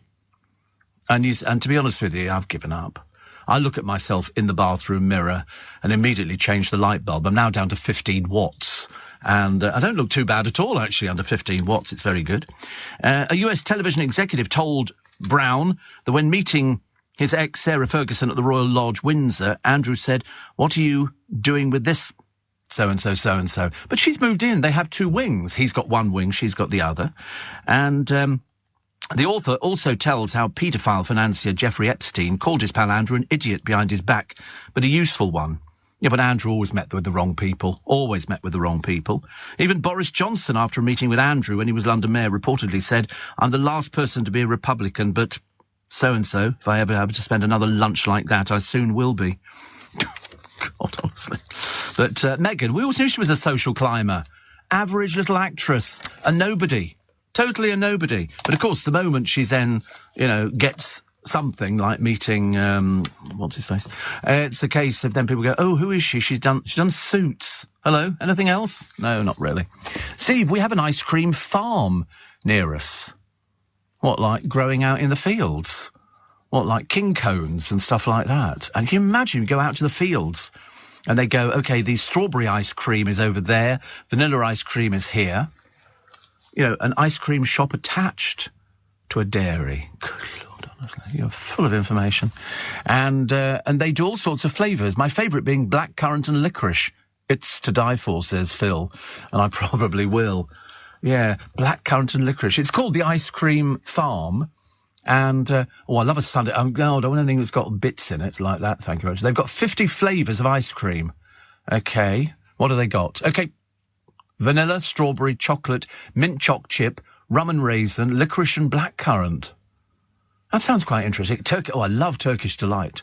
Bubble gum, raspberry ripple, honeycomb, rainbow, white choc chunk, toffee fudge, rocky road, chocolate ripple cookie dough, malt teas, marshmallow, salted caramel, unicorn. Unicorn? How the hell do you get a unicorn into an ice cream machine? Well, that's a bit ridiculous. Bakewell tart, banoffee, cherry crumble sounds quite nice, doesn't it? Sticky toffee pudding, jammy dodger, brownie, mango, popping candy, biscoffee, that's those biscuits with coffee, Nutella, pineapple sorbet, bueno, clotted cream, millionaire shortbread, blueberry muffin, lemon sherbet, donut, my God, they've got loads, vegan chocolate, vegan strawberry, vegan coconut, vegan honeycomb, vegan raspberry ripple, vegan vanilla, vegan bubblegum, Ferrero, green apple sorbet, blackcurrant sorbet, and cherry cola. Cherry cola? That sounds quite nice, doesn't it? Well, there's quite a few on there I'd go for. Quite a few. Let's go now. Let's leave the programme. It's like, let's put on a show here at the farm, at the ice cream farm. Why not? It's in. It's a bit of a trek for me for Cheshire, but you can count on us for a quick play and a scoop of your favourite Cheshire Farm ice cream. How lovely! How lovely! I'd like to. Yes, I mean I don't see any problem with that at all. Actually, Phil, that sounds like my sort of idea of a fun day out. But the trouble is, I know damn well I'd go home absolutely bloated with ice cream. Because it is possible. You can buy these gelato machines. My friend's got one in Richmond. Steve says, Richard, don't whatever you do become a member of the beige brigade as you get older. Let's see what various shades of beige you've got in your wardrobe, Steve. I don't have much beige, actually, but I just wanted like a jacket, a casual linen jacket, and they unfortunately come in beige. And it's not something that I'm particularly proud of, because I do have sort of coloured items in my wardrobe. In fact, the shirt today is very soft and lovely. And it's a new one, yeah, new one. I've got some other ones, but they're a little bit thin. You can see my body through them. And not wild about that idea, you know. I want people staring at me. I wear blue a lot, do I? Oh. Yeah, whatever. Nice to know you're paying attention. I wear blue. They always say if you open your wardrobe, which colour springs out at you? And in my one, you think it's blue, do you? Is that funny? I didn't think blue would be my sort of thing. I've got all sorts of different colours. I wanted to be like Piers Morgan. Bitter, twisted, you know. And I thought, because he always wears a white shirt and a dark jacket, because it's kind of like, you don't need to worry about what am I going to wear today. It's always going to be a white shirt and it's always going to be a dark jacket, which seems to work very well. But I'm on the radio, so I don't really need to worry about too much what I'm wearing, unless somebody says, oh, you know, can we take a picture of you or something like that, and you think, oh God, I wish I wore a different shirt, because they always come out different. What have we got? A motorist who filmed himself driving at 257 miles an hour on a public road will not be prosecuted after police said it was not dangerous. This is on a German autobahn, a tycoon, Radim Passer, put his foot down in the £3 million Bugatti Chiron. There's no speed limit on the roads, but motorists can be nicked for reckless driving. Good God, at 257 miles an hour. It's not, I mean, luckily not here. But absolutely amazing. And here we go. Oh, I knew we'd find another one. A sloshed hen night reveller caught riding an e-scooter has been banned from driving. Thicko Page Burnley, I mean, how stupid do you have to be, was stopped whilst weaving around on the two-wheeler at 10:40 p.m. A cop breathalyzed slurring, red-eyed Burnley, who gave a reading of 75 micrograms, more than twice the legal limit. And this is one of the 30 towns, Cheltenham in Gloucestershire, one of 30 towns on a government pilot to see if they're a safe format. No, they're not. No, they're absolutely not. She hired the scooter after a taxi booked for the hens didn't arrive. She admitted driving a motorised vehicle whilst over the limit. And the judge said an e-scooter is a motorised vehicle. It was a dangerous activity, so she was banned from driving for 18 months and fined £500, £85 costs and a £50 surcharge. You stupid person. Talk about I mean, she'd fallen off in the middle of a road because she was sloshed. Twice the legal limit to be on the road on a motorised vehicle, and she'd fallen under somebody's car. She'd be dead. It's as simple as that, because she was another idiot who thought she knew what she was doing. They don't. Harry Styles, I'll come around to in a moment, he wants to know why he should label his sexuality. You know, why should people want to pigeonhole him and say, is he gay, is he bisexual, is he them, this, that, who knows? He doesn't think he should have to explain anything to people. And I agree with him. What's it got to do with anybody? 5:15, let's get the latest LBC travel this morning with Joanne Webb. This is LBC with Steve Allen. Morning, nice to have your company. It's Steve Allen's Early Breakfast on LBC. 18 minutes past 5, don't get too excited. You will catch the bus. Harry Styles believes it's outdated that people should have to define their sexuality amid speculation about his own. I absolutely agree with him. Why are people speculating? You know, he's got gay friends, he's got straight friends, he's got friends of all persuasion. And he said it really doesn't matter. You don't have to label everything. You know, you don't have to be put into a pigeonhole.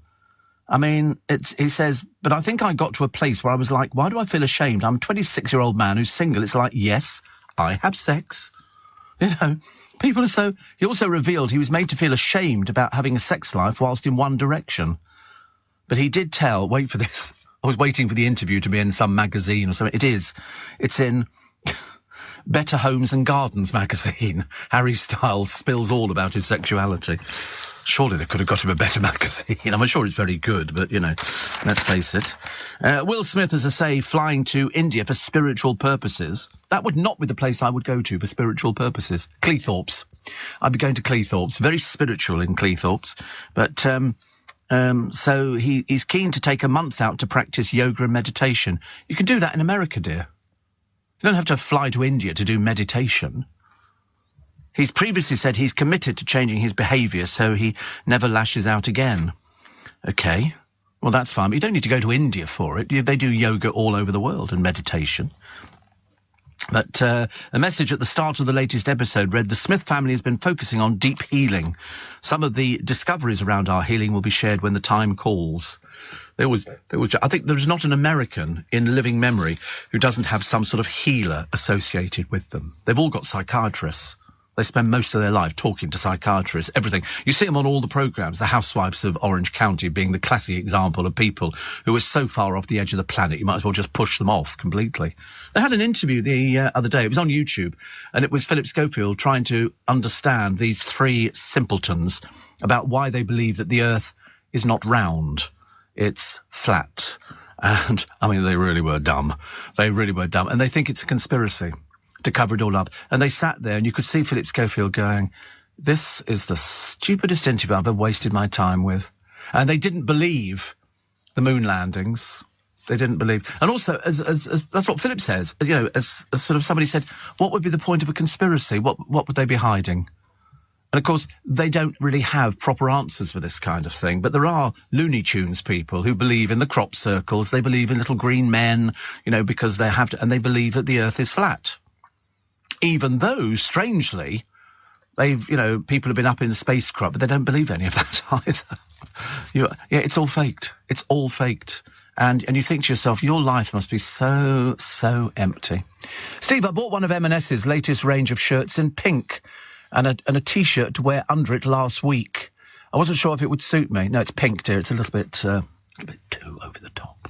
I'm sure that there are some butch men, John, who could probably, wear pink and get away with it. I'd be one of them. I wear pink. Not very often, but I do have a Comme des Garçons shirt, which doesn't fit me anymore. But because I paid 200 quid for it, I'm determined not to get rid of it. So I wished I could say it shrunk in the wash. I think I should have put myself in the washing machine at the same time. I still love the idea that Matt Goss has a show at the Palladium and the best celebrity you can get is Gemma Collins. I mean, God in heaven. Sorry, and who are the celebrities out front? Gemma Collins. Oh, God, really? That's about as good as it gets, I'm afraid. Laugh a minute, lapdog Sergei Lavrov says Russia is at war with NATO and there's a real risk of it all going nuclear. Well, that'll be the end of everything then, won't it? Because you're obviously not that bright. And Katie Price fans. Katie Price. We haven't mentioned Katie Price, mainly because she hasn't done anything interesting in about 500 years. But this time she's getting a bit desperate. She's on the OnlyFans site. OnlyFoals. So yes, it's the farming version of the thing. So she took to Instagram to beg her fans. She's got no money. She's a bankrupt. To pay for sexy clips of herself. And somebody said, why should we bother, love? It's all free on the internet anyway. And somebody says, just Google your name, you get everything for free. So Katie has slashed the monthly subs from £11.78 to £5.89 to attract more punters. I think you're past it, love. Way past it. People don't need to pay any money at all. Any nude pictures of Katie Price, including that infamous film, you can find on the internet. You don't need to pay her anything. Louis Theroux said his wife Nancy has told him she'd be okay with him having an affair. Oh, my goodness. On this podcast, the documentary maker revealed, she said, if you're ever thinking of having a relationship outside the marriage or straying, I can't remember how she phrased it, she said, I'd be okay with that. And I was like, oh, well, that's cool. But he said he could never cheat because he's a stranger to himself and I don't know about what I'm feeling half the time. Well, we know what you were feeling, dear. You made a gay porno film. We know exactly what was going on because Louis Theroux, he did a documentary on making porno films in America. And at one point, he took all his clothes off for this company to see if he matched up. And he didn't. He featured in a porno. He's playing a Mountie in it. He doesn't indulge in anything, but he's in the porno film because he's interviewing one of the stars of it. And he knocks on the door and they film him opening the door and all the rest of it. Oh, God. Louis Theroux, Mr. Tiddly Widdly, as we prefer to call him, because he's standing there and they sort of glossed over it a little bit. They sort of, when they do a hazing over a picture so you don't have to say, I spot them a mile off these people. When they do them on the Police Interceptor programmes, yeah, I can spot frosted glass. I know what's going on in the world. Honestly. Oh, the famed Greggs sausage roll is being used as a yardstick in a new nationwide cost of living index. They're still waiting. Very slow round here for opening Greggs. One on the Strand, big one, and one at the back of Leicester Square. Still not open. How long does it take?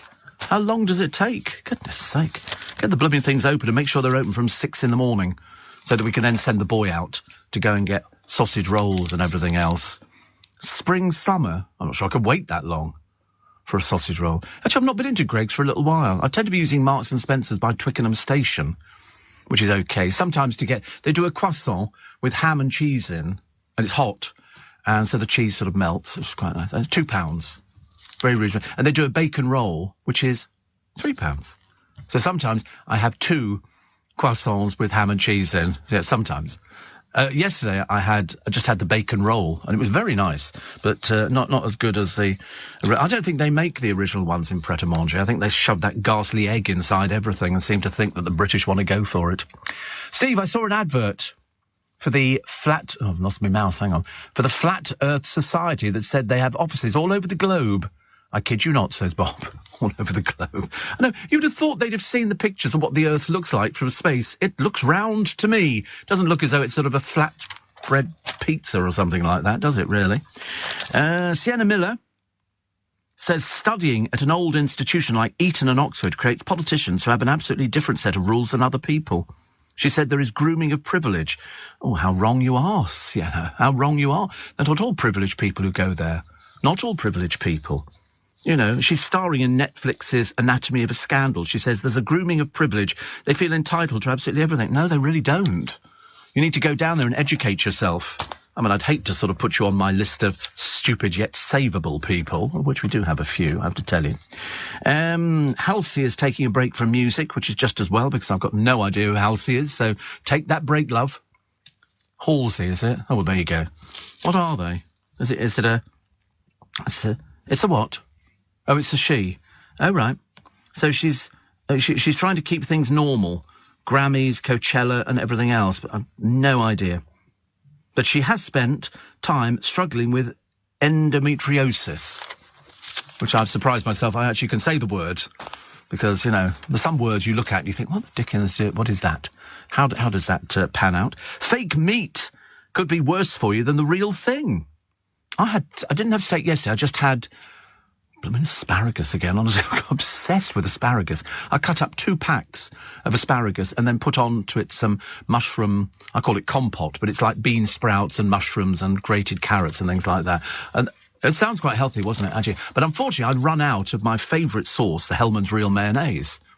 So I've got to go out and buy another tube of that today, because I love that. I've got not Salad Queen. I haven't even seen it on sale yet. Is it on? Have you seen it on sale? Oh, wow, how cool. Honestly, it's very exciting. Father-to-be, James Haskell. James who, they say in the business. He's the one who's married to Chloe Madeley. He says today's kids are wrapped in cotton wool. What planet are you on, sweet cheeks? What planet are you on? They're not wrapped in cotton wool. He's said to have his first child, reckons youngsters must toughen up. He said they've never been more coddled. Have you read a paper recently? More coddled? Dear Lord above, honestly, you're making yourself sound very outdated. He said he caught his wife writing to the parents explaining what their kids wouldn't be eating. In his new book, Ruck Me James, he and his pal declared the child would eat whatever they were given. So, very exciting. But you're way out of touch. That's why nobody's heard of you. Apart from me mentioning you, which is probably the highlight of your career, I should imagine. Oh, sorry, not a career. Dawn Neeson says, does anything actually still work in this country? She said thousands of bank branches have shut, free hole-in-the-wall machines are disappearing by the minute, politics is a cesspit of point scoring rather than doing, and we're all so busy screaming abuse at folk who happen to have a different opinion, we're in permanent danger of heart attack. Though probably best not have one of those, because the chance of seeing your GP are potentially about to get even worse. I haven't seen mine, she says, for 2 years. The surgery is still locked up tighter than Fort Knox. Phone appointments are available. By the time you get one, you've either got better or died. Which, I mean, my one, you get a long message. You know, don't come to the surgery if you've got COVID symptoms. I mean, the standard stuff, but they haven't changed it for ages. You know, and if you come to the surgery, you can you'll have an appointment at home, or they can do Zoom, or they can do anything else, but wear a mask and stuff. You think, God, honestly. You're right, actually, let's not bother. I mean, I've got loads of appointments coming up. I've got another one at the hospital coming up. I've been dedicated to go to a team who deal with diabetes. Very exciting, very exciting. I've even got an appointment for it. And the fact that anybody is even remotely surprised, writes Dawn Neeson, that the House of Commons is sexist towards women is more shocking than what the anonymous Tory MP said about Angela Rayner. Pretty much every industry still has elements of misogyny. Angela and I have about as much in common politically as Bozo and the Truth, but I admire every working-class woman who overcomes enormous odds to get to the top in a male-dominated world. She's feisty, holds her own, and unlike her boss, has a personality. Does she use her looks? Yes. But there isn't a man or woman alive who doesn't do that.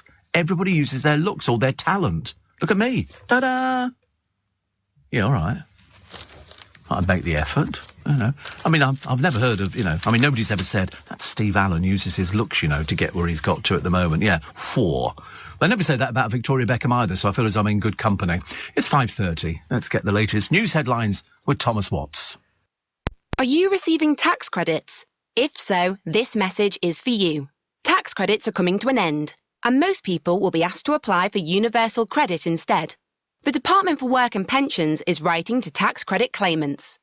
You won't be moved automatically, so look out for your letter explaining what you'll need to do and by when. And there's also lots of support to help you make the move. Get ready for your universal credit switchover. Search Understanding Universal Credit today. Eligibility criteria apply. Steve Allen on LBC. Text 84850. Morning. Strange enough, a single mother called Catherine Bottrill has been left terrified to live in her own home after it was overrun with rats. I mean, there's got to be something the matter. She says the pests have caused thousands of pounds worth of damage to her property in County Durham. She says they've destroyed everything. The kids don't want to be there. They're petrified. And Durham County Council confirmed it would work on the matter until resolved. I mean, there must be absolutely filthy, the place. If she's got rats everywhere, there must be, I'd quite like to see the inside of her house. It doesn't sound like it's going to be the cleanest place. Which makes it sound like the rats are coming in and sort of basically attacking her, which is a bit odd. The lottery winner who's given away half of her fortune, well, it's her and her husband's, says, I'm addicted to it. This is Frances Connolly. She reckons that since 2019 she's donated 60 million to family, friends and charities, but doesn't keep a tally. Asked why she's done it, the former teacher says, who needs that money? Why would you? I've done all that all my life. It gives you a buzz to give away money. So she gives away money to people. Sometimes people she knows, sometimes people she doesn't know. And she's given money to all sorts of different people. The family said, but they're not greedy. They will get money in the will. Asparagus is an excellent source of vitamin K. Vitamin K, an essential nutrient involved in blood clotting and bone health. I'm on a blood thinner. I've been on a blood thinner for years now, but I'd forgotten about it. In fact, just half a cup of cooked asparagus. Half a cup. Who has half a cup? Calories, 20. Protein, 2.2 grams. Fat, 0.2 grams. Fibre, 1.8. Vitamin C, 12% of the RDI. Vitamin A, 18% of the RDI. Vitamin K, 57% of the RDI. And folate, 34%. Potassium, 6%. Phosphorus, lovely, 5%. And vitamin E. In other words, it's good for you. And that's just half a cup. You can imagine what I'm like when I do 2 big bunches of it. I am super healthy. I am Superman. Actually, I had a dream about that some time ago. I dreamt that, when you dream that you can fly, I dreamt I could fly. And I was demonstrating to people at work. They weren't interested, of course. And I was demonstrating that I could sort of flap my arms and sort of rise off the ground. And they were all going, some trick, isn't it? I go, no, seriously, I can fly. I can't. Just in case, yeah. I didn't actually fly anywhere, but I've always quite fancied the idea of flying. Do you not think that would be a gift you'd like to have, to fly? Imagine how much quicker you'd take to get home. It'd be so much easier. You wouldn't have to go on the bus. Yeah, you wouldn't have to. You'd miss the traffic. People would say, what is it? Is it a plane? Is it? No, it looks like an elephant with wings. It's Steve Allen. He's flying home for the day. I wish they'd hurry up and sort these things out. Steve, just like you, says Dale, I love asparagus. I shallow fry them. Oh, no. Don't shallow fry. Dry fry. With butter to a point where they're not quite burnt. No, I wouldn't dream of it. In fact, very rarely do I fry anything now. I try not to fry anything because I just think it's really unhealthy. Although occasionally I've had a weak moment and I'll have something like triple cooked chips. And that's about it. But I mean, I feel guilty eating them. So I tend not to. I'm going more onto the vegetable side of it. I've got smoked salmon at home at the moment and I've got 2. They didn't have any fillet steak. I had to buy sirloin. Honestly, talk about slumming it. Ghastly. But I'll probably end up having that with asparagus again. Better get it while it's there, because it's only a short season. But I like that idea. I would be like that. If I won a lot of money, I'd be like that woman there, giving away money to people. Not you, but just giving away money to certain... The moment you mention money, little eyes light up next door. You have to deal with this. Oh, Steve, can I have some money? Of course, never be enough, would it? Never be enough. You go, listen, I'll give you a tenner, all right? And they go, is that all? You go, yeah, you're so ungrateful. I can imagine that scenario. I really can. So safer to not tell them that you've won anything, which I haven't, but it doesn't matter. But asparagus, definitely not shallow frying with butter. I just put them dry into the frying pan, heat the frying pan up hot and keep turning them. But I cut them up into bite-sized pieces with my kitchen scissors. And so I don't use a knife for anything. I'm terrified of knives. I'm totally convinced I'm going to drop the thing that's going to go through my foot. Seriously, I'm accident prone in the kitchen. I wouldn't feel it, no, because of my lack of feeling. But I'm accident prone. I break things left, right and centre. I always think I mustn't do that. Turning round is my worst problem. I get all dizzy and lose sense of balance. I've been known to fall on everything. all sorts of bits and pieces, including those cookers, which, yeah, the stove. Somebody says, fantastically good show, and what can I say? Just send money, and which is very good. Steve, somebody else who's had a look at the Flat Earth Society's website. You can't believe it, can you? I mean, seriously, you can't believe it. But you can't believe this. It was a dad who was in a taxi, left a wallet full of cash there, and it was returned 7 years later. It was a billfold, and he had in it his driving licence because some people have still got these old driving licences. Well, I've had plastic one for ages and ages with your photo on it. £134 cash as he headed home from a gig. He was left gobsmacked when a package containing his wallet arrived in the post. It contained old-style 20, 10 and £5 notes and old pound coins. The finder, Manchester taxi driver, explained the wallet was found in an old taxi and looked untouched. I hope all the belongings are there. Get yourself to a bank and get the money updated and enjoy. Andy had flagged down the black cab after watching a group at Heaton Park in Manchester. He said, it's just crazy. I couldn't believe it. 7 years. No one I've told can believe it either. And he's emailed the Good Samaritan to offer to buy him some diesel as a thank you. Only 134 quid, mate. You're not going to go very far on that on diesel, are you? But it's so funny to see all his different charge cards. Oh, wait a minute. He has got his driving licence. It's a photo card as well. But it's the old £20 notes and the old tenors, you know, where they used to, and the fiver, where the colour used to rub off these things. So now they're all plasticky, which is much better. So what did they do next in the house? The Big Brother winners. Did they go on to fame and fortune? The majority of them, no, they didn't. They had their little bit of fame. For example, Craig Phillips was the show's first winner. And the reason he won? He donated the winnings. He gave away all the winnings to pay for his pal and Down syndrome sufferer, Joanne Harris's heart and lung transplant. He's one of the best-known DIY and home improvement experts. He became a first-time dad at 47. So Craig Phillips, you will remember. He's from 2000.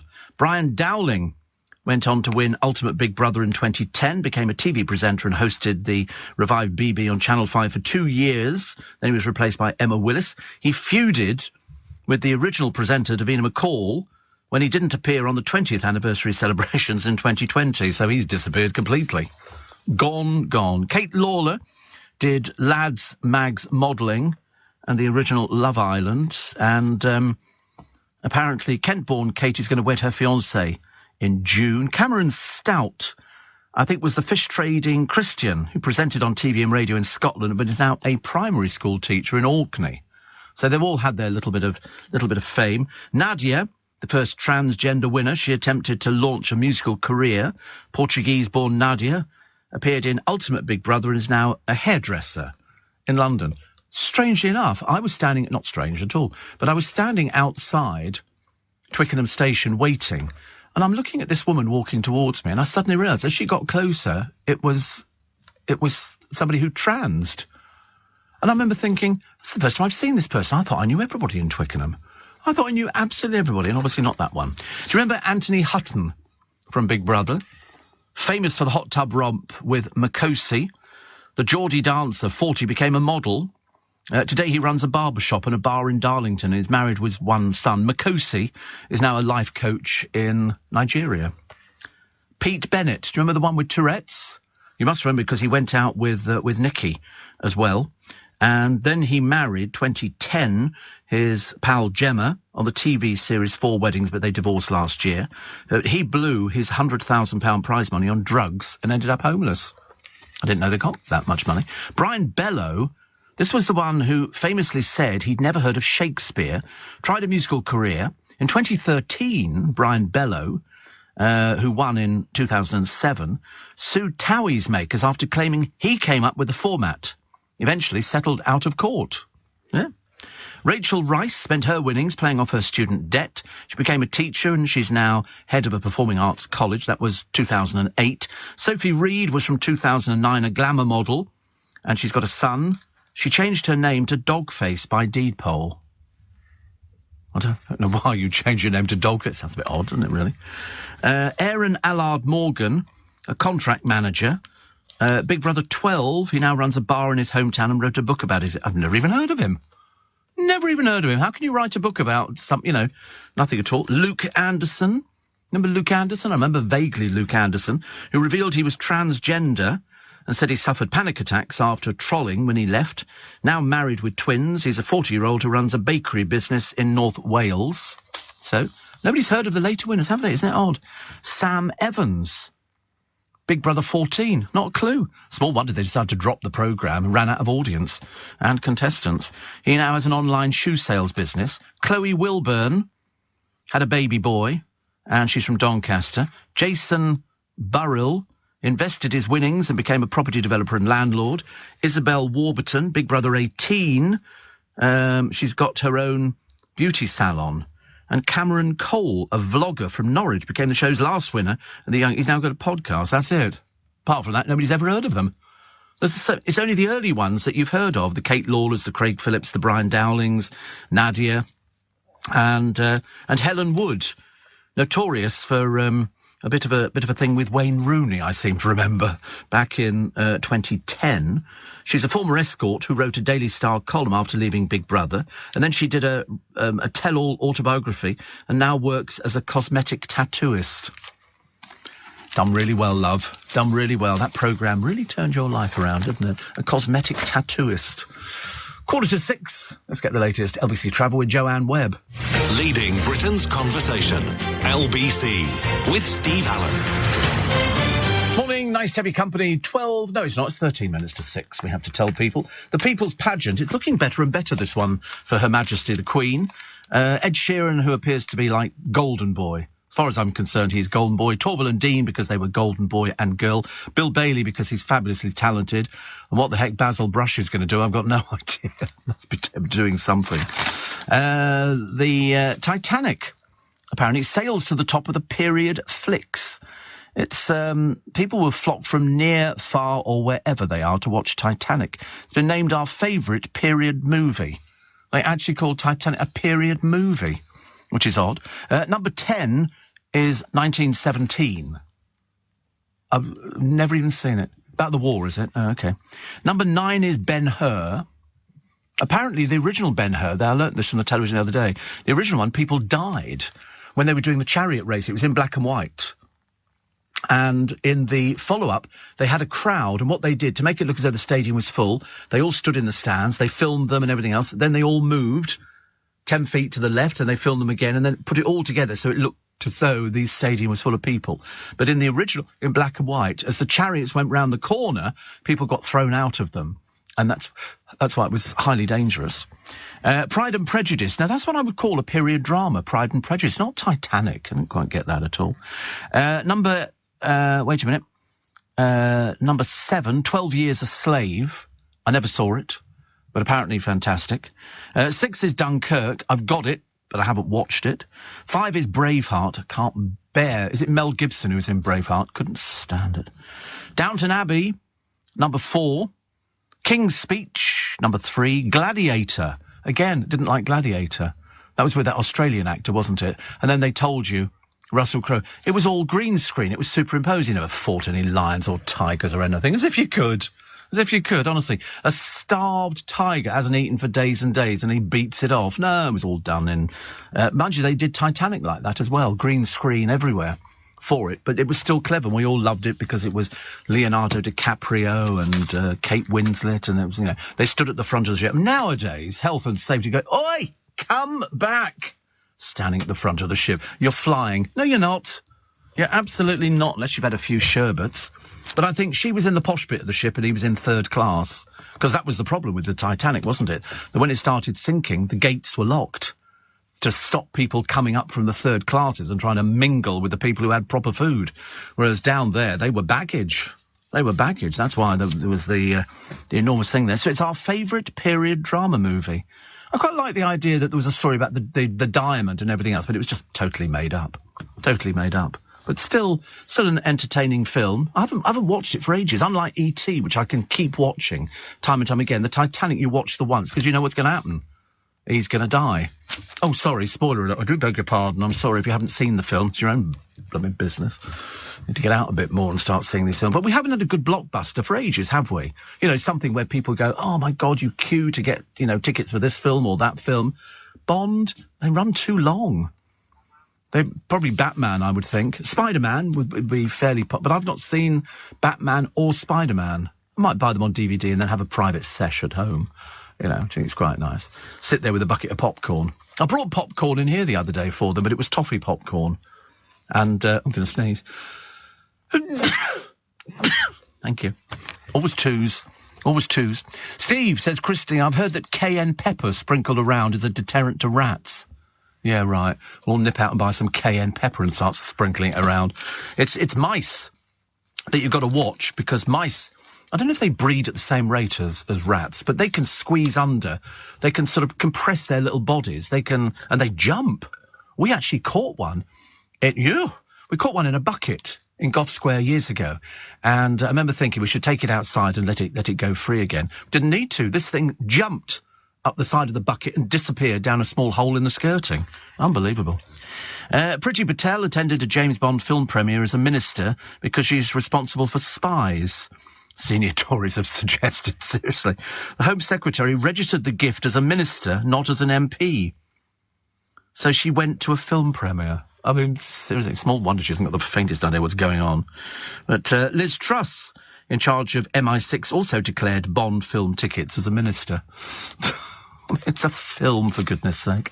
I don't know. An Oasis guitarist, Paul Bonehead Arthurs, has announced he's got cancer. He's got this, it's tonsil cancer, which I'd never heard of before.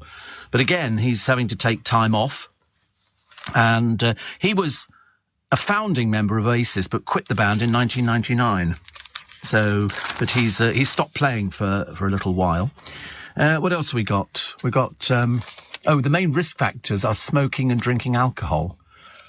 See, smoking. Smoking comes back to everything, doesn't it? And yet when you think about it, years and years ago, people were smoking. They didn't think about it. You could sit in restaurants and smoke. You could go into cinemas. If you sat on the right-hand side in a cinema, you could smoke. Left-hand side, you didn't. It was really bizarre how they worked these things out. I can remember going to restaurants, being allowed to smoke. You could smoke, planes. You could sit and light up. In fact, when Dale and I flew off to Gran Canaria, we went to Iberia, and as the cabin door swung open, where the pilot sits at the front of the plane, they all had cigarettes going. The stewardess has got a fag in her mouth while she's sort of folding up towels. So we thought that was quite funny. And yet you could smoke in the LBC studios. When we were in Gough Square, all the studios had ashtrays in, and you could smoke, because journalists smoked. So all the workbench areas all had ashtrays on there, and bottles of beer. There was a great culture of drinking and smoking. It was Fleet Street. What more can I tell you? It was amazing, absolutely amazing. Actress Vicky McClure has described the trappings of fame as bull something. The Line of Duty star made the remark while talking about her involvement with her Our Dementia Choir charity. She set up the choir as part of a BBC documentary in 2019 to see how music can help people who have dementia. So they've done very well. She said, in our industry, we all get caught up with all the bull stuff and things we think matter, but they don't really. Yeah, people do worry about stuff, don't they? And also, the new 10cc Greatest Hits album includes a never-before-released song for a 1970s Revlon advert. Graham Gouldman said it was an amazing that the archivist found the track used for Natural Wonder makeup, because Graham is actually going to be appearing in Twickenham very shortly. He's being interviewed. I think it might be by Gary Crowley, I can't remember, at the place where I did Ian Dale. So that's quite interesting, isn't it? Obviously not. Should have not mentioned it. I thought I was being helpful. Thought I was being very, very useful. And Kelly Brook, she's had 4 fiancés so far. First of all, it was Jason Statham, Billy Zane, Tom Evans, then David McIntosh, and then Danny Cipriani. They've all got one thing in common, all these blokes. They've all got one thing. All good looking. Generally speaking, you know, sometimes there'll be the rogue one, but now she's with long-term partner Jeremy Parisi, and she says he ticks all the boxes and not too many red flags. I know red flags, she says. I used to chase them. Bless her heart, bless her heart. But you can nominate somebody. This interview is based on the fact you can nominate somebody for the National Lottery Awards. You can, make sure that people get things. But let's hope she gets married this time round. She said, we're open to it one day if all the stars align. I think at the moment she's enjoying her radio career, which is great. Steve, wasn't it the film Gladiator, Oliver Reed's last film? He died on set. He did, yes. He did. Did you know you can't buy slug pellets anymore? Says Britt. Really? I'm devastated. How am I going to kill those little plant-munching demons? I've got slug pellets at home. Little tiny... They're banned, are they? Really? Country living slug pellets now officially banned in the UK. Good Lord above. So what do we do to get rid of slugs? I suppose you have to go out there. So these pellets have long been used as a bait to control slugs, snails and other garden pests. Other garden pests? Oh, they pose an unacceptable risk to birds, dogs and mammals. That was the odd thing when Darren was talking about dogs and stuff like that. If you are out driving in your car and you run over a dog, you have to, by law, report it to the police. If you run over a cat, you don't have to say anything at all. I mean, I've not seen that many cats run over. I saw a deer on the motorway once. The other week when I was driving down, I drove back. I didn't know it was by the side of the road and it had obviously expired.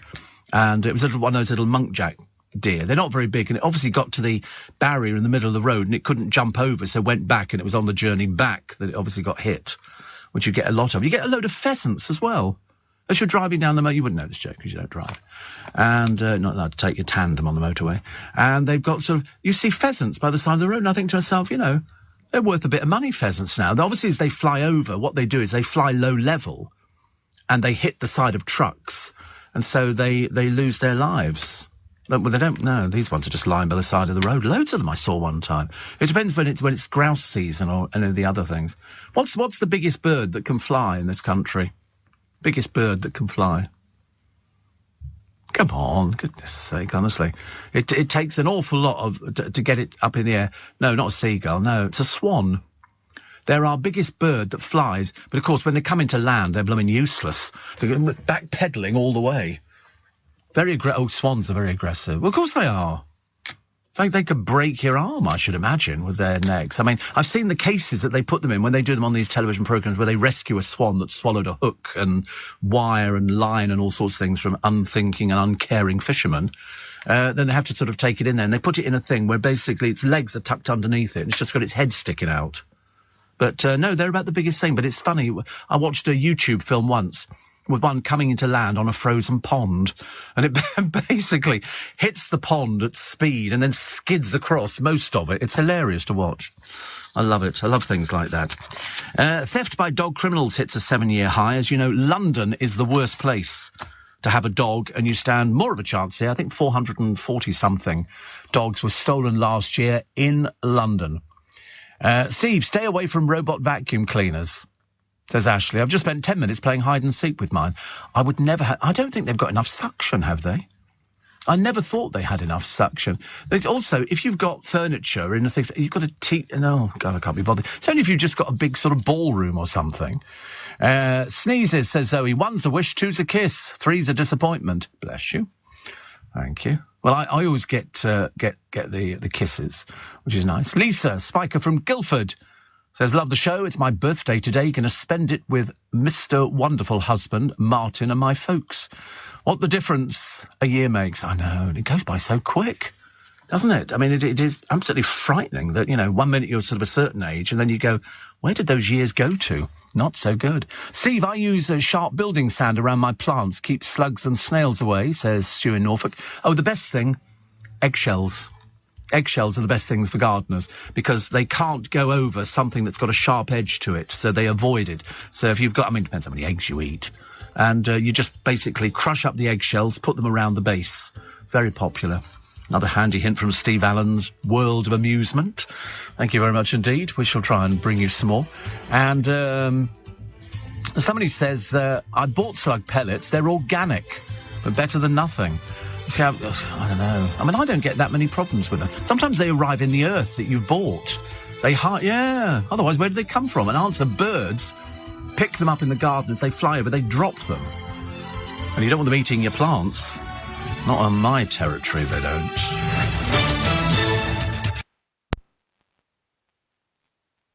Make this this Christmas one to remember with the Royal Mint. Our specially selected Christmas product range features unique gifts that your loved ones can cherish for a lifetime. From collectible coins and heartfelt stocking fillers to bullion bars and exquisite jewelry and tree decorations, our range of premium Christmas gifts is sure to make your loved ones feel precious this festive season. Search the Royal Mint and visit royalmint.com. The Royal Mint, the original maker.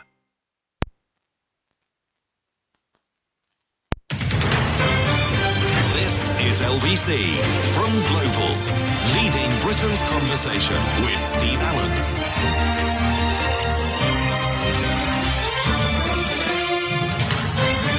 Morning, nice to be company. 4 minutes past 6. It's LBC, it's Steve Allen's Early Breakfast. With you till 7 when Nick Ferrari will be here. I bet you anything, he'll be talking about Nikki Clark, whose hairdressing salon has just closed, well, with immediate effect, in Mayfair. And I seem to remember Nick got his hair done by Nikki Clark some years ago. And he was on the programme quite a few times. But after 30 years, they can't make the business work. He said with the rents and the fact that people, after lockdown, a lot of hairdressers went under because they just couldn't survive. And then the restrictions placed on them were just ridiculous. They had to have screens down the side, they had to wear the face masks, and it just got ridiculous. And so people started cutting their own hair.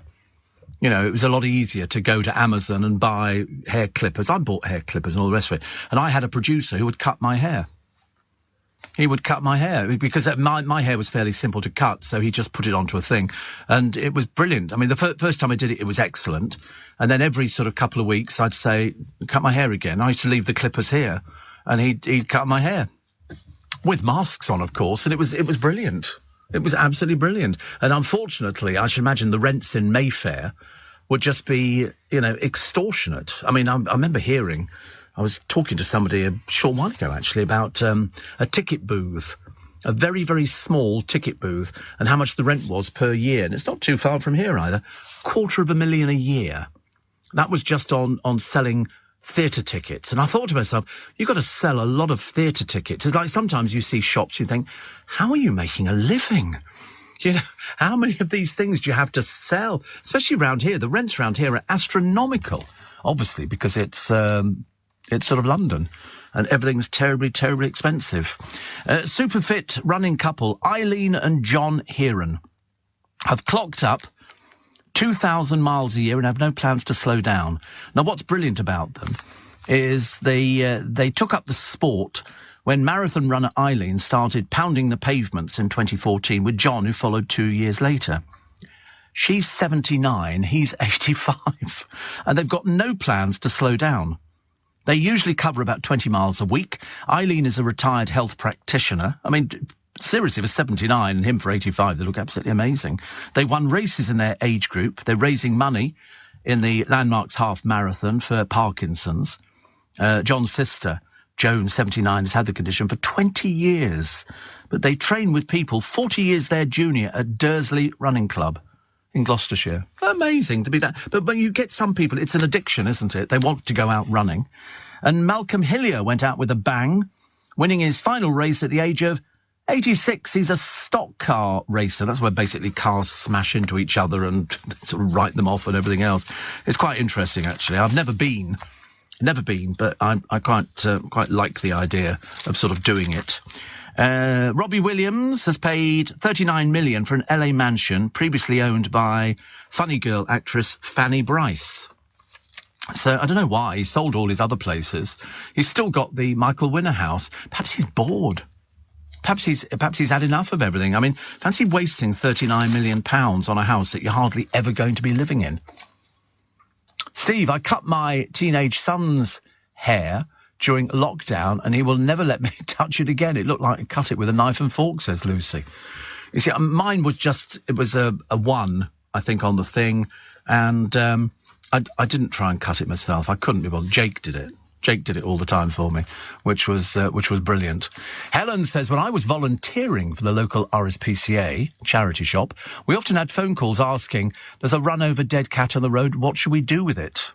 Well, it could be taken to a vet who can try and identify it if, says Helen, it's got microchips. But so many people don't bother And it can be done so simply. God, it can save all sorts of problems if you microchip your pet. Dogs have to have them, don't they? Yeah. Mind you, I remember at one time, dogs used to have a licence. You had a dog licence to own a dog. If only nowadays, if only. Global warming is causing great tits to hatch. I wanted to bring you that story earlier. But much earlier, 4 weeks earlier than they did 75 years ago. I've often said that about great tits. I've often said that, you know, I think they're emerging a little bit earlier. I used to like, when we were younger, when we lived in Yorkshire, we used to find birds' nests all the time. All the time you would find a bird's nest. It'd be in a bush or a hedge or something like that. You don't see it so much in London. And it was just wonderful seeing it, because sometimes you peer in and you could see little eggs and blue eggs. I told you we had a robin that nested in our car, and it came with us. It came with us on our journeys. It was the most bizarre thing ever. But luckily we have photographic evidence just in case any disbelievers. And in our car, it was in the glove compartment, because it was an open glove compartment without a door on the front of it. And it flew in through the window, nested. It sounds bizarre. It would, whenever we went off, it would be with us.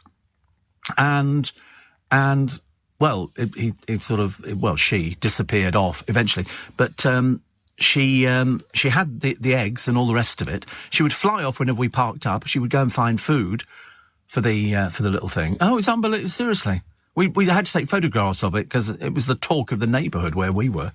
You've got a robin that nests in the car. Yep, absolutely. Didn't think. Yeah, there's probably one in the boot of the car. It's just I haven't found it yet. But, yeah, very unusual. But I've still kept all the photographs of this thing sitting on its nest in our car. It was a little Morris Minor my mother had. Caroline and Gordon in Newdigate said used coffee grounds are great for keeping slugs away. Regularly put them around the base of the plants. Waitrose sometimes have them from their cafe in a container to help yourself. Really? Well, there you go. That's the place to go to. So eggshells from me, and from Caroline and Gordon, it's coffee grounds. And you just put them round and that will keep them away. Probably the smell, I should imagine. It must be quite strong. TV presenter Helen Skelton has said she and her husband Richie are no longer a couple and he's left the family home. She'd only just given birth to their third child in December. She said, very sad to say we're no longer a couple. He's left the family home. We're doing our best to co-parent our small children. Oh, that'll be nice of you. That'll be good. They have 3 children, Ernie 6, Louis 5, and baby daughter Elsie Kate. They married in 2013, and so he's a Leeds Rhino star on England International, referring to the rugby pitch. Apparently, I thought they went to France. She said, I didn't speak the language. Merci. Didn't speak the language. And she said, I used to go to the local tourist office to talk to somebody who could speak English. Bit odd, isn't it, really? Well, why didn't you learn to do the land? They were in Perpignan in France, and she said it was a tough learning curve living in a different country. Obviously didn't make any effort then, did you, dear? At all. She said the loneliness was crushing, even though the French wives and girlfriends would invite me on their nights out, which was kind. I tried to keep up by laughing and nodding, and then somebody would ask if I understood, and I'd say no. Well, how about making the effort to learn, dear? How about making the effort to learn? So after that, they had an 8-year marriage, and she went, sod it. Just leave. So they're going to do their best. Do their best. What else have we got here in the paper today? Oh, it's the Crawleys hitting the Côte d'Azur in the Roaring Twenties. This is, I do like Downton. There's something about it. And there are more secrets aired in the soapy subplots, romance, downstairs goings on. I tell you what looks really dated now when you see it on the television. Upstairs, downstairs. It really does look as though they filmed it sort of, on a very cheap set. There's no sort of flashy pictures everywhere. Mrs. Bridges downstairs, she can barely string 2 words together, poor soul. And, she kept forgetting her lines and things like that. Ruby and all this kind of stuff. But we like Mr. Hudson. And we like Rose, because she wrote it. The old TV dramas do look a bit cheap, actually. Although I tell you what I was watching the other day, which I thought stood up quite well. The Saint with Roger Moore.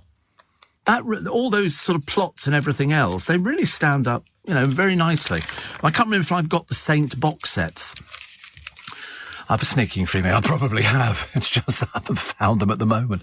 They will be around somewhere. What else we got? A lot of people talking about why your haircut is so dodgy. You'll spend $34.5 billion to stop people sharing it on Twitter.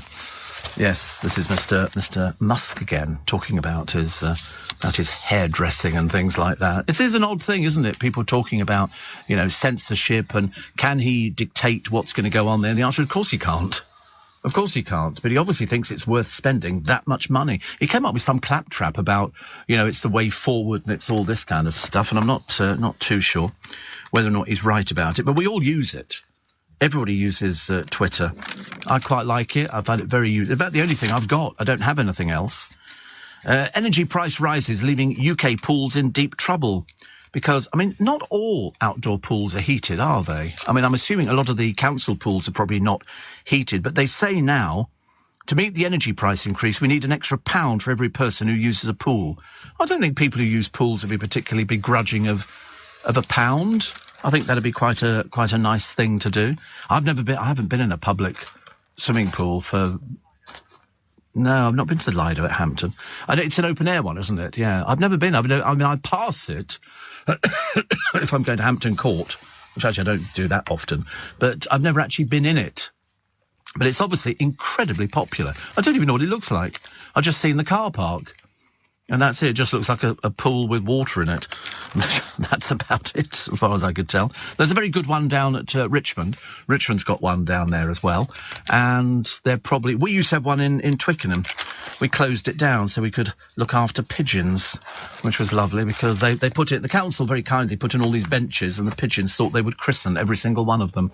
So now you can't sit on the benches because of these blooming pigeons. I wish they'd put out things that stop pigeons having babies. Make it a lot easier.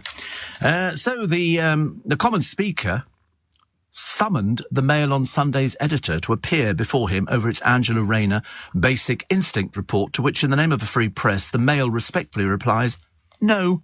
It's not going to be happening. 6:15. Leading Britain's conversation. LBC with Steve Allen.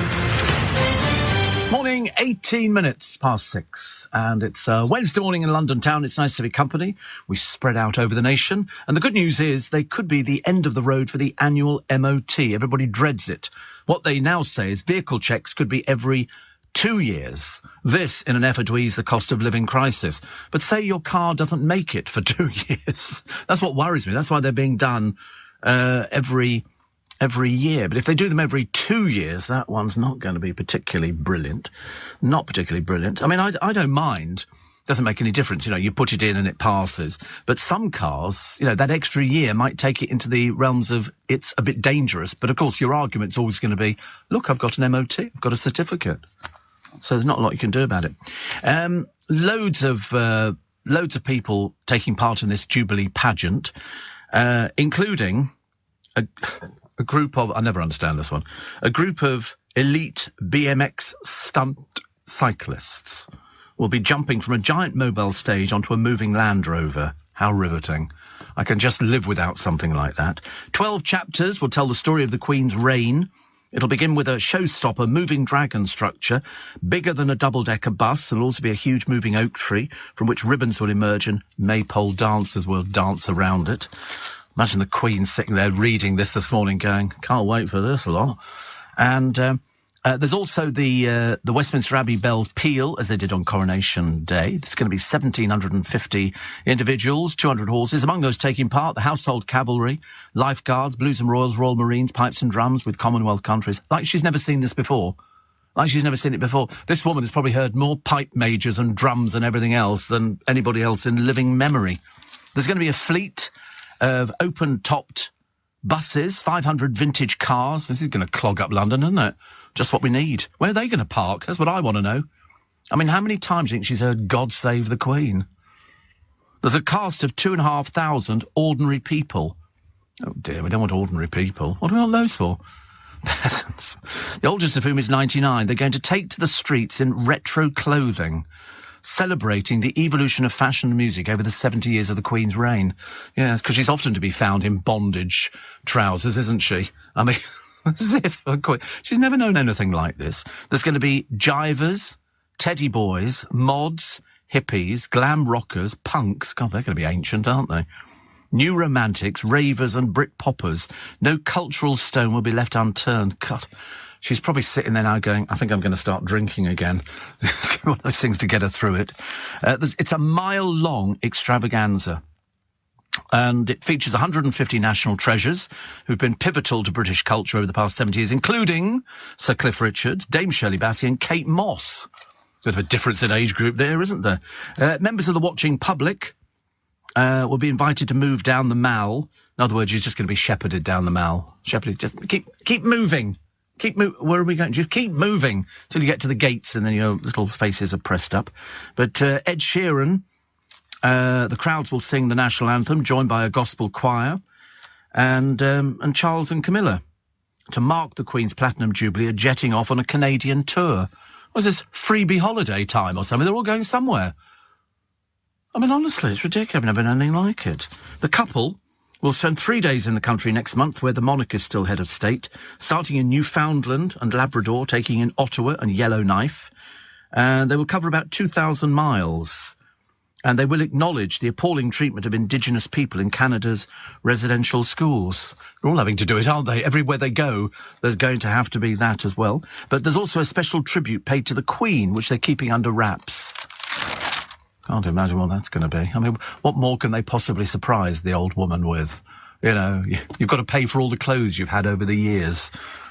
Yeah, she can get a Steve Allen tea tray and a tea towel. That'd be quite a nice idea. Steve, I heard a recent poll, says Dennis in Grantham, that 1 in 6 people in the UK hadn't seen a cow. I'm guessing that must apply to people in the big cities. Absolutely not. We have farms in inner city. We have farms. I don't think we don't have farms here. But 1 in 8 young people say they've never seen a cow. Well, why would they? If you live in a tower block... You know, the research was carried out by the Prince's Countryside Fund. 40% of 18 to 24-year-olds don't know when common fruit and veg are in season. Of course they don't. Why would they? It comes in all the time now because it comes in on air-conditioned ships and boats and planes and trucks and all the rest of it. So years ago, you could only get the fruit and veg when it was in season. Now... you get everything out of season. No such thing as being in season. But 12% of young people had seen a cow on television but never met one in person. You don't really want to meet them. They're quite dangerous. They've been known to kill people. Yeah, nice to meet you. Hello, I'm a cow. Yeah. Moo, moo. You know, as if that's going to go down very well. Can't believe it. It's funny, isn't it, really, when you think about it, that people have not seen lots of things, you know, in your life, and you just take it for granted. But if you live... You know, if you live in the countryside, there's a very good chance as you're driving around, you will see cows and sheep and pigs and lambs and stuff like that. But of course, if you live in a city, you're not going to be seeing this. There are inner city farms. Mudchute Farm's very famous. That's one. And there's all sorts of places where they do have animals. I'm not sure whether they've got cows, but they've certainly got more than the horses, the stables near Hyde Park, because people used to go riding on Rotten Row. So it's Rotten Row. It's where all the hookers used to go years ago. They'd ride in Hyde Park, and that's where you went to meet a lady of the night. And apparently, no, I think it was absolutely rife. That's why it was called Rotten Row. I mean, it was a dangerous place to go to at the best of times. What else have we got? Passport. This passport farce is ridiculous. I don't know what I'm going to do with my passport. Apparently, the Passport Office offers a fast-track service that offers a 1-week turnaround at £142. So, in other words, if I send them £142, they can turn it round in a week. But if I'm just doing normally, I could wait. You have to go there. Oh, no chance of that. Even on the £142 one. You have to go there. I've got no intention of doing that. That's ridiculous. This is ridiculous. The web page on gov.uk added, sorry, we're experiencing high demand, please try again later. Some people said they'd listened to the messages, they'd hung on the phone for ages and ages, and oh, you went to Victoria. Oh, that's in Petit France, isn't it? You went there. How long did you queue for Petit France? Half an hour. Wow, that was very good. So you can... No, I don't think we should be telling people this. I might want to go there myself after I finish work. Go down there. So what do you need to take when you're going to renew your passport? Do you just need to take the old passport? You need to take anything else? Oh, of course there would be. There's a form to fill in. Yeah. And what? Photos as well. Lord, I'm saying, can't they just lift the photo from my last passport? Countersigned as well. Oh, all this is beginning to sound as though it's a wee bit expensive. Not sure about that. Heathrow boss John Holland Kay says it's really disappointing to hear about delays. Well, I was listening to people yesterday talking on LBC saying that they'd waited, they'd listened, and then all of a sudden they got cut off. So you've got to dial up again and wait. I mean, it really is incompetence of the greatest order. I've got no idea why they really can't sort of manage it. I mean, we've never had this sort of problem before. But apparently under post-Brexit travel rules, UK travellers must have at least 3 months validity on documents, which threatens to put more strain on the system. So if you want a passport urgently, here we go, 1 week fast-track service, 142 for an adult passenger, or 152 for a 50-page frequent traveller passport. I don't know that one. I'm definitely not that one. So what you need to do, you get a paper application from a post office. You cannot apply online. Book an appointment online and pay the fee. Fill your application form and gather your documents before your appointment. Book an appointment to pay by card. So then you can, what to bring, you've got to go to your appointment. Do they tell you where to go to then? So it could be anywhere. Could be absolutely anywhere. Oh, you choose. Oh, right. So you've got to take 2 identical printed passport photos. That's the problem, because they reject left, right and centre. Your completed paper application form, your supporting documents. What would that be? Supporting documents. Oh, right. Address and stuff like that. Oh, God. So if you can't go to your appointment, you can change the appointment or send somebody in your place. Oh, that's all right. Okay, that's okay. But, yeah, the producer would go for me. There you go, just take this thing there. Have to slip him 50 quid or something. He'd do it for 50 quid. But if you're paying £152, it's a lot of money for something that should be fairly straightforward to do. You would have thought so, wouldn't you? Funny thing is, Boris said he might privatise passport. And DVLA, I've never had any problem with DVLA at all. I thought they've been exemplary. Marvellous. And Tony says, I've got a farm full of cows at the working farm next to the Polish War Memorial at Ruislip. Keep going. Great show, he says. So you've got a farm. Oh, how cute. How cute. I'm very, very much in favour of things like that. We used to have them abroad. They're very messy. They're very messy cows. They're not the cleanest things. And also, don't go anywhere near them if they've had little baby cows, because they get very protective. People have been known to be crushed by cows. They weigh a ton. An absolute ton. A man arrested on suspicion of the murder of 4 members of a family was named last night. This is after Dollet Hill, her husband, daughter and granddaughter were all stabbed to death at her home in south-east London. I mean, seriously, absolutely dreadful. Absolutely dreadful. All these things happening now, people who've got these illnesses, which means that they just don't know what's going on at all. Highclere Castle, Châtelain, Lady Carnarvon, rattles the chandeliers in fury at Amazon deliveries going astray because drivers can't find the address. Yes. She says, filling in the complaint form, the first question of which, are there any distinguishing features about your address?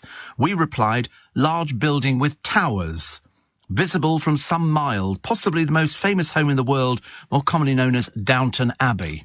You can imagine. She just ordered something, and I thought she was lovely. Lady Carnarvon is just fantastic. She brought me in the book and some souvenirs from Downton and everything else. And do I have any trouble with... No. I did once, and they said, oh, we couldn't gain access to your property, which is basically telling lies. You know, it was a CD. They could have pushed it through the letterbox. It's not difficult, but obviously lazy drivers go, oh, we couldn't deliver it, because they want to get home early and have their KFC, I suppose. But, one of those things, isn't it? 6:30. Let's get the news headlines with Thomas Watts. Are you receiving tax credits? If so, this message is for you. Tax credits are coming to an end, and most people will be asked to apply for universal credit instead. The Department for Work and Pensions is writing to tax credit claimants. You won't be moved automatically, so look out for your letter explaining what you'll need to do and by when. And there's also lots of support to help you make the move. Get ready for your universal credit switchover. Search Understanding Universal Credit today. Eligibility criteria apply. This is LBC with Steve Allen. Morning. 26 minutes to 7. Cancelled. Biff, Chip and Kipper. I didn't even know what it was. But it's a book from a children's series called Biff, Chip and Kipper. Has now been axed after complaints of racism over its depiction of Muslims. Oxford University Press issued a formal apology and said it had taken the book out of circulation, destroying all its remaining stock. So in other words, I'm assuming there must be copies out there somewhere because people must have bought it already. Some of the text has been branded racist because it describes a town as scary and the locals unfriendly. That's apparently now racist nowadays, if you describe a town as scary and locals unfriendly. Apparently this book title is aimed at 6 and 7-year-olds, discontinued last month, 21 years after it was created. The tale begins with Wilf and Biff being transported to a land which appears to be the Middle East. On arrival, Wilf says, "I don't like this place, it's scary," in a marketplace. Biff says the people don't seem very friendly. The children help Princess Aisha to escape and fly back to her homeland with the blue eye, a precious stone. After the pages went viral, critics piled in to brand it racist and offensive to Muslims. One said it would mean children would learn how to be Islamophobic. Another said so inappropriate. People have been brainwashed to stay away from Muslims and labelled them as scary people. Oxford University Press responded by saying, "We sincerely apologise for the offence caused. Please be reassured this book is no longer available to buy." But they must have sold copies already. So in other words, this book will then become a rarity, and this book becomes worth an awful lot of money in years to come. So somebody else said, these are little kids making an observation about their strange surroundings and just being careful. This is actually crazy. Why are they apologising? You can end up seeing racism, stereotypes and Islamophobic aspects when you look deep into anything. Because they are little, they're not little tiny children, they're little children. The Biff, Chip and Kipper collection of 800 titles has been used in primary schools for more than 30 years and has been made into a show on CBeebies. What, nobody spotted this? Interesting, isn't it? So it's been taken out of print, copies destroyed, but there will still be copies, which are available. Birthdays today, Anouk Aimée, the BAFTA award-winning French actress who starred in La Dolce Vita, 8½, and A Man and a Woman. She was spotted walking down the street by a director. She finished her schooling in Sussex, where she learnt to play hockey and ride horses. Her 4 husbands included the British actor Albert Finney. She's 90 today, so many happy returns. Sheena Easton, the singer-songwriter, an actress from North Lanarkshire, who performed the theme for Your Eyes Only. Remember that one? Went to number 1 in America. She also went to... Sorry, that did really well, but she went to number 1 in America with 9 to 5, which had to be renamed Morning Train 9 to 5 to avoid confusion with the Dolly Parton song. It gets a bit confusing, doesn't it, really? And it was on this day in 1999, April the 27th, Jill Dando, the golden girl of British television, may have been murdered by a hitman in revenge for her work on Crime Watch. The style of yesterday's murder fits the methods of a possible contract killer, possibly hired by one of the many criminals Jill helped bring to justice. I remember it was down in Chiswick. Born on this day in 1822, Ulysses S. Grant, the 18th US president, had led the Union Army to victory over the Confederate forces in the American Civil War. The Republican Party's elephant mascot was the first popularized in a political cartoon. Judy Kahn was born. She was the laughing girl. She was the laughing girl. Briefly married to Burt Reynolds. She served 2 months in jail after being caught at Heathrow Airport in 1986 in possession of heroin. She died in 2015. And on April the 27th, 1967, Sandy Shaw notched up her 3rd UK number 1 with Puppet on a String, which also won the Eurovision Song Contest. 81, Ringo Starr, the Beatle, married former Bond girl Barbara Bach in London. Both still going strong. Thank you very much indeed. But Sandy Shaw, I loved meeting Sandy Shaw. I love it. I thought she was great. Monsieur Dupont. She had a song called Monsieur Dupont. Yeah, that was lovely. It was great. And what else do we have, actually? From the Daily Mail in 1960, April the 27th, Britain must get into the space race at once or face decline to a status of a 4th-rate power, says a group of leading scientists and industrialists. The group's view is that by 1970, warfare will take on a 3-dimensional shape with space as the key to both defence and attack. So we didn't bother. It was a lot easier. Apparently, Passport Office now in Eccleston Square says Karen. Oh, dear. And Hassan wants to know the update on the Freedom Pass. We're still waiting. I've got to go into the local council offices. It'll make it a bit easier. The DVLA, Steve, are a shambles. On hold for 30 minutes, then you get fobbed off by a recorded message, then you get cut off. Oh, that's the most frustrating thing. That is the most frustrating, when you're holding on and holding on a bit, and you say to yourself, don't you, go, I'll tell you what, I'll just give it another minute. And then you get there, you think, I don't want to push it, because just as I'm going to push the off button on the telephone, the red one, a voice is going to go, huh? And you're going to go, no, please don't do that. And Bev says, I've been listening to a smoke alarm beeping for 3 hours now. Why do they always beep at night? Don't start that one. You know why they beep. We had to tell somebody had to tell Will Young. He had no idea. Mr. Doolally. He said it keeps beeping. I don't know why. And they go, needs a new battery, love. That's why. I mean, what more can you say? I noticed no Easter eggs with free mugs this year, says Davey. Yeah, normally you used to get an Easter egg which used to fit in the top of a mug and it was covered in plastic. I haven't seen any of those either. Steve, says Ellie. Birthdays today. Bob Ward, age 27, up on the early shift. So this is the first time he's tuned in for around a year. We love you. Says Ellie. Yeah, people always say that. I love you, Steve. We love you. We'd walk a million miles for one of your smiles. My Stevie. You know, that's how it works, isn't it, really? But I'm glad I've learnt about Biff, Chip and Kipper, because I'd know 800 titles. Who'd have known it? Who would have known it? It's just unreal, isn't it? Lots of people. One of our original spikers, Julie, posted this photo, Steve, of all the packaging for a single packet of lettuce seeds. Thank you, tanker driver. No, seriously, it wasn't. Was it really? One packet of seeds, so you get all that packing on it. Oh, dear. That's a bit sad and tragic. Well, sometimes perhaps they just don't know. Perhaps they get carried away. Prince Harry claimed that he's ensuring his grandmother is protected, Mr. Doolally. But the Queen has shown she's perfectly capable of looking after herself. And she's seeking a security chief. It's £50,000 a year. You'll be based at Buckingham Palace, but you'll review security across all royal residences. In other words, when you work for the royal family, you don't get much money, but they really work you until you're into the ground. They're not known as the best payers at all. But in fact, very interesting that Harry claimed he's ensuring his grandmother's protected. Believe you me, Sweet Pea, you live in America. She lives here. You can't do anything. Absolutely nothing at all, I'm afraid. Cara Delevingne is not the first top model in her family, and today she's mourning her colourful grandmother, Jane Stevens, who has died at the age of 85, known as Janie Sheffield. She was the muse of the royal dressmaker Sir Norman Hartnell and a lady-in-waiting to Princess Margaret. Blimey. Because once somebody dies, the ladies-in-waiting, they get shoved out, actually, which is not so good. And if you're thinking of what do they do? Well, they're confidants. They're there to look after them. The one that the Queen's got looks after her dresses and everything. It's like a very close PA.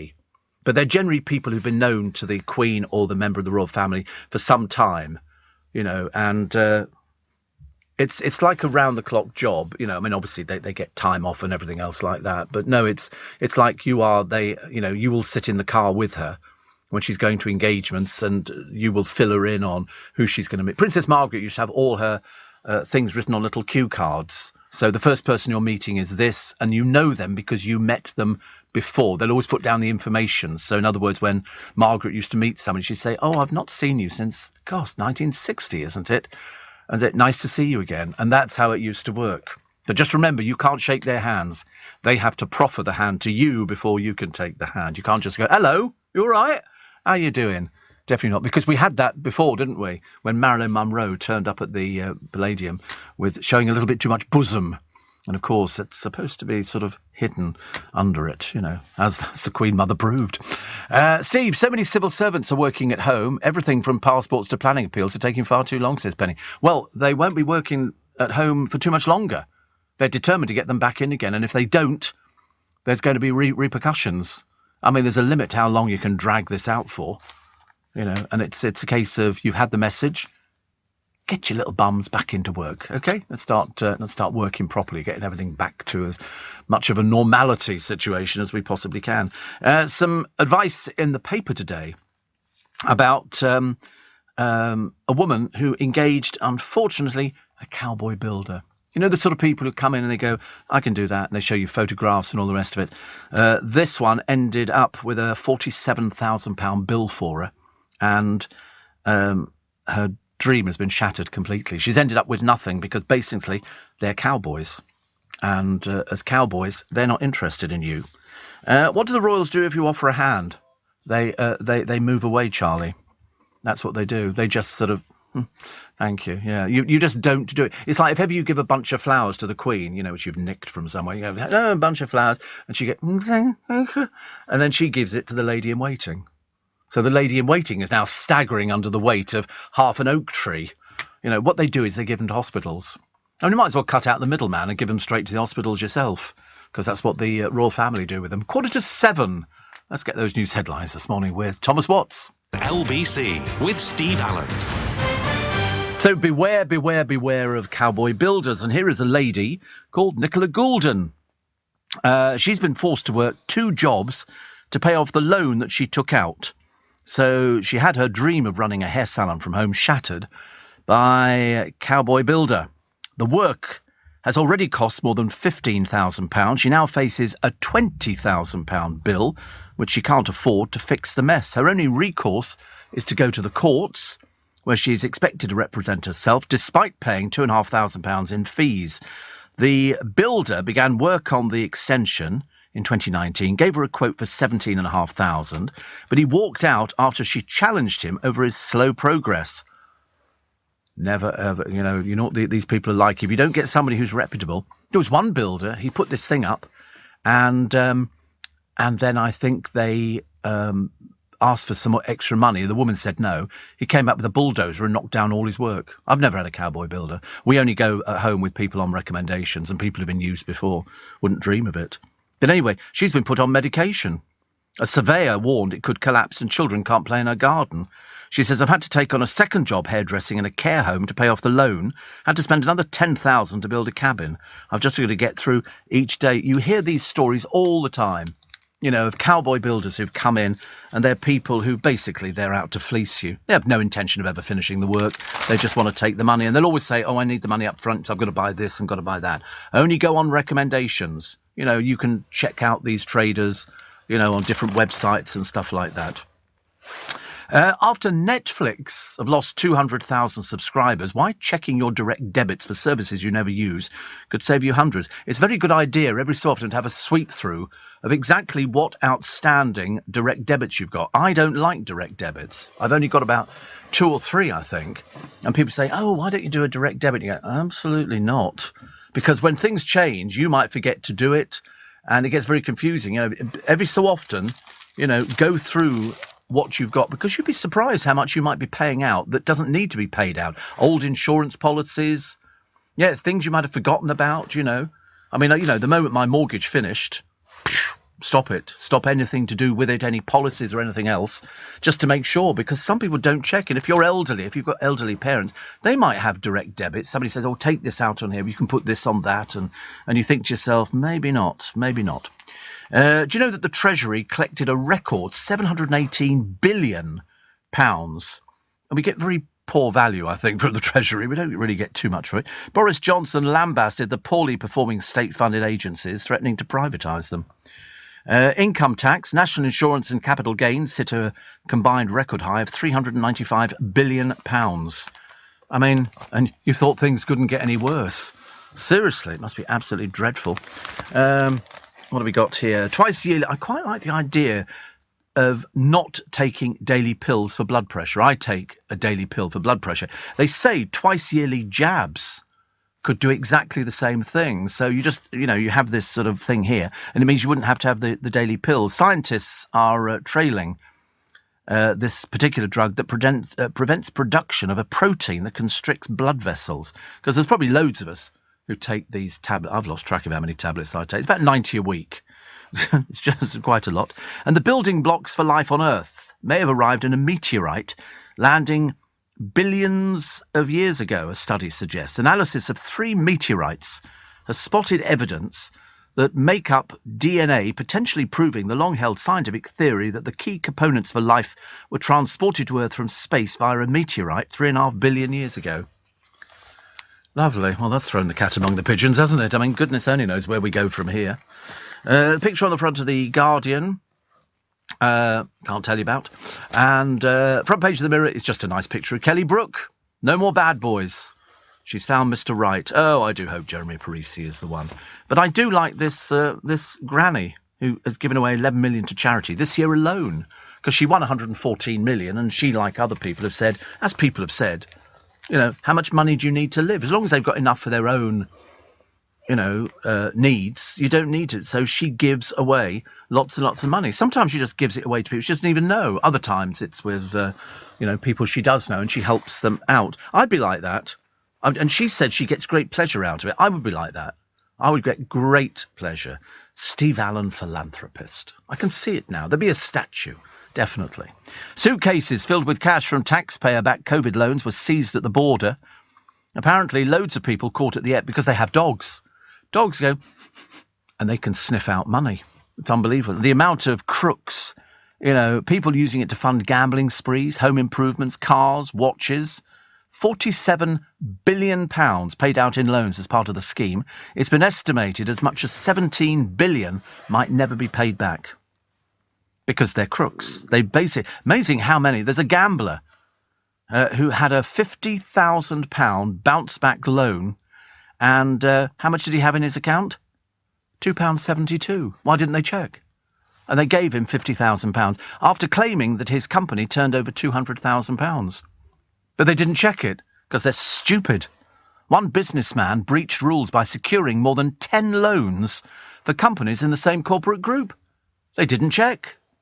And a sandwich shop owner got given £35,000 before using it to fund the refurbishment of his garden, gambling losses, and a new business that went bust within 6 months. I mean, are they so incompetent when they were handing out this money? The answer is, yep. Absolutely they were. A pub landlord paid himself £30,000. Who's in charge? God knows. In fact, God might be your best answer, I think, on this one. So all of these people, and nobody checked. Nobody checked. They just, give it to them, and they obviously, you know, they earn it. I mean, fancy being able to lie and say, I've got a business that turns over £200,000, give me £50,000, and yet he only had £2.72 in the world. You know, you would have thought, actually, that maybe somebody might have twigged to it and gone, let's have another check of this, shall we? Just in case. But they didn't. They were handing the money out. I like the story of, it's Darcy Bussell's birthday today, I forgot to mention. 53. And Misha Paris as well. So many happy returns. 2 engagement rings given to actors to 5 times wed Dame Joan Collins more than 60 years ago are set to fetch more than £15,000 at auction today.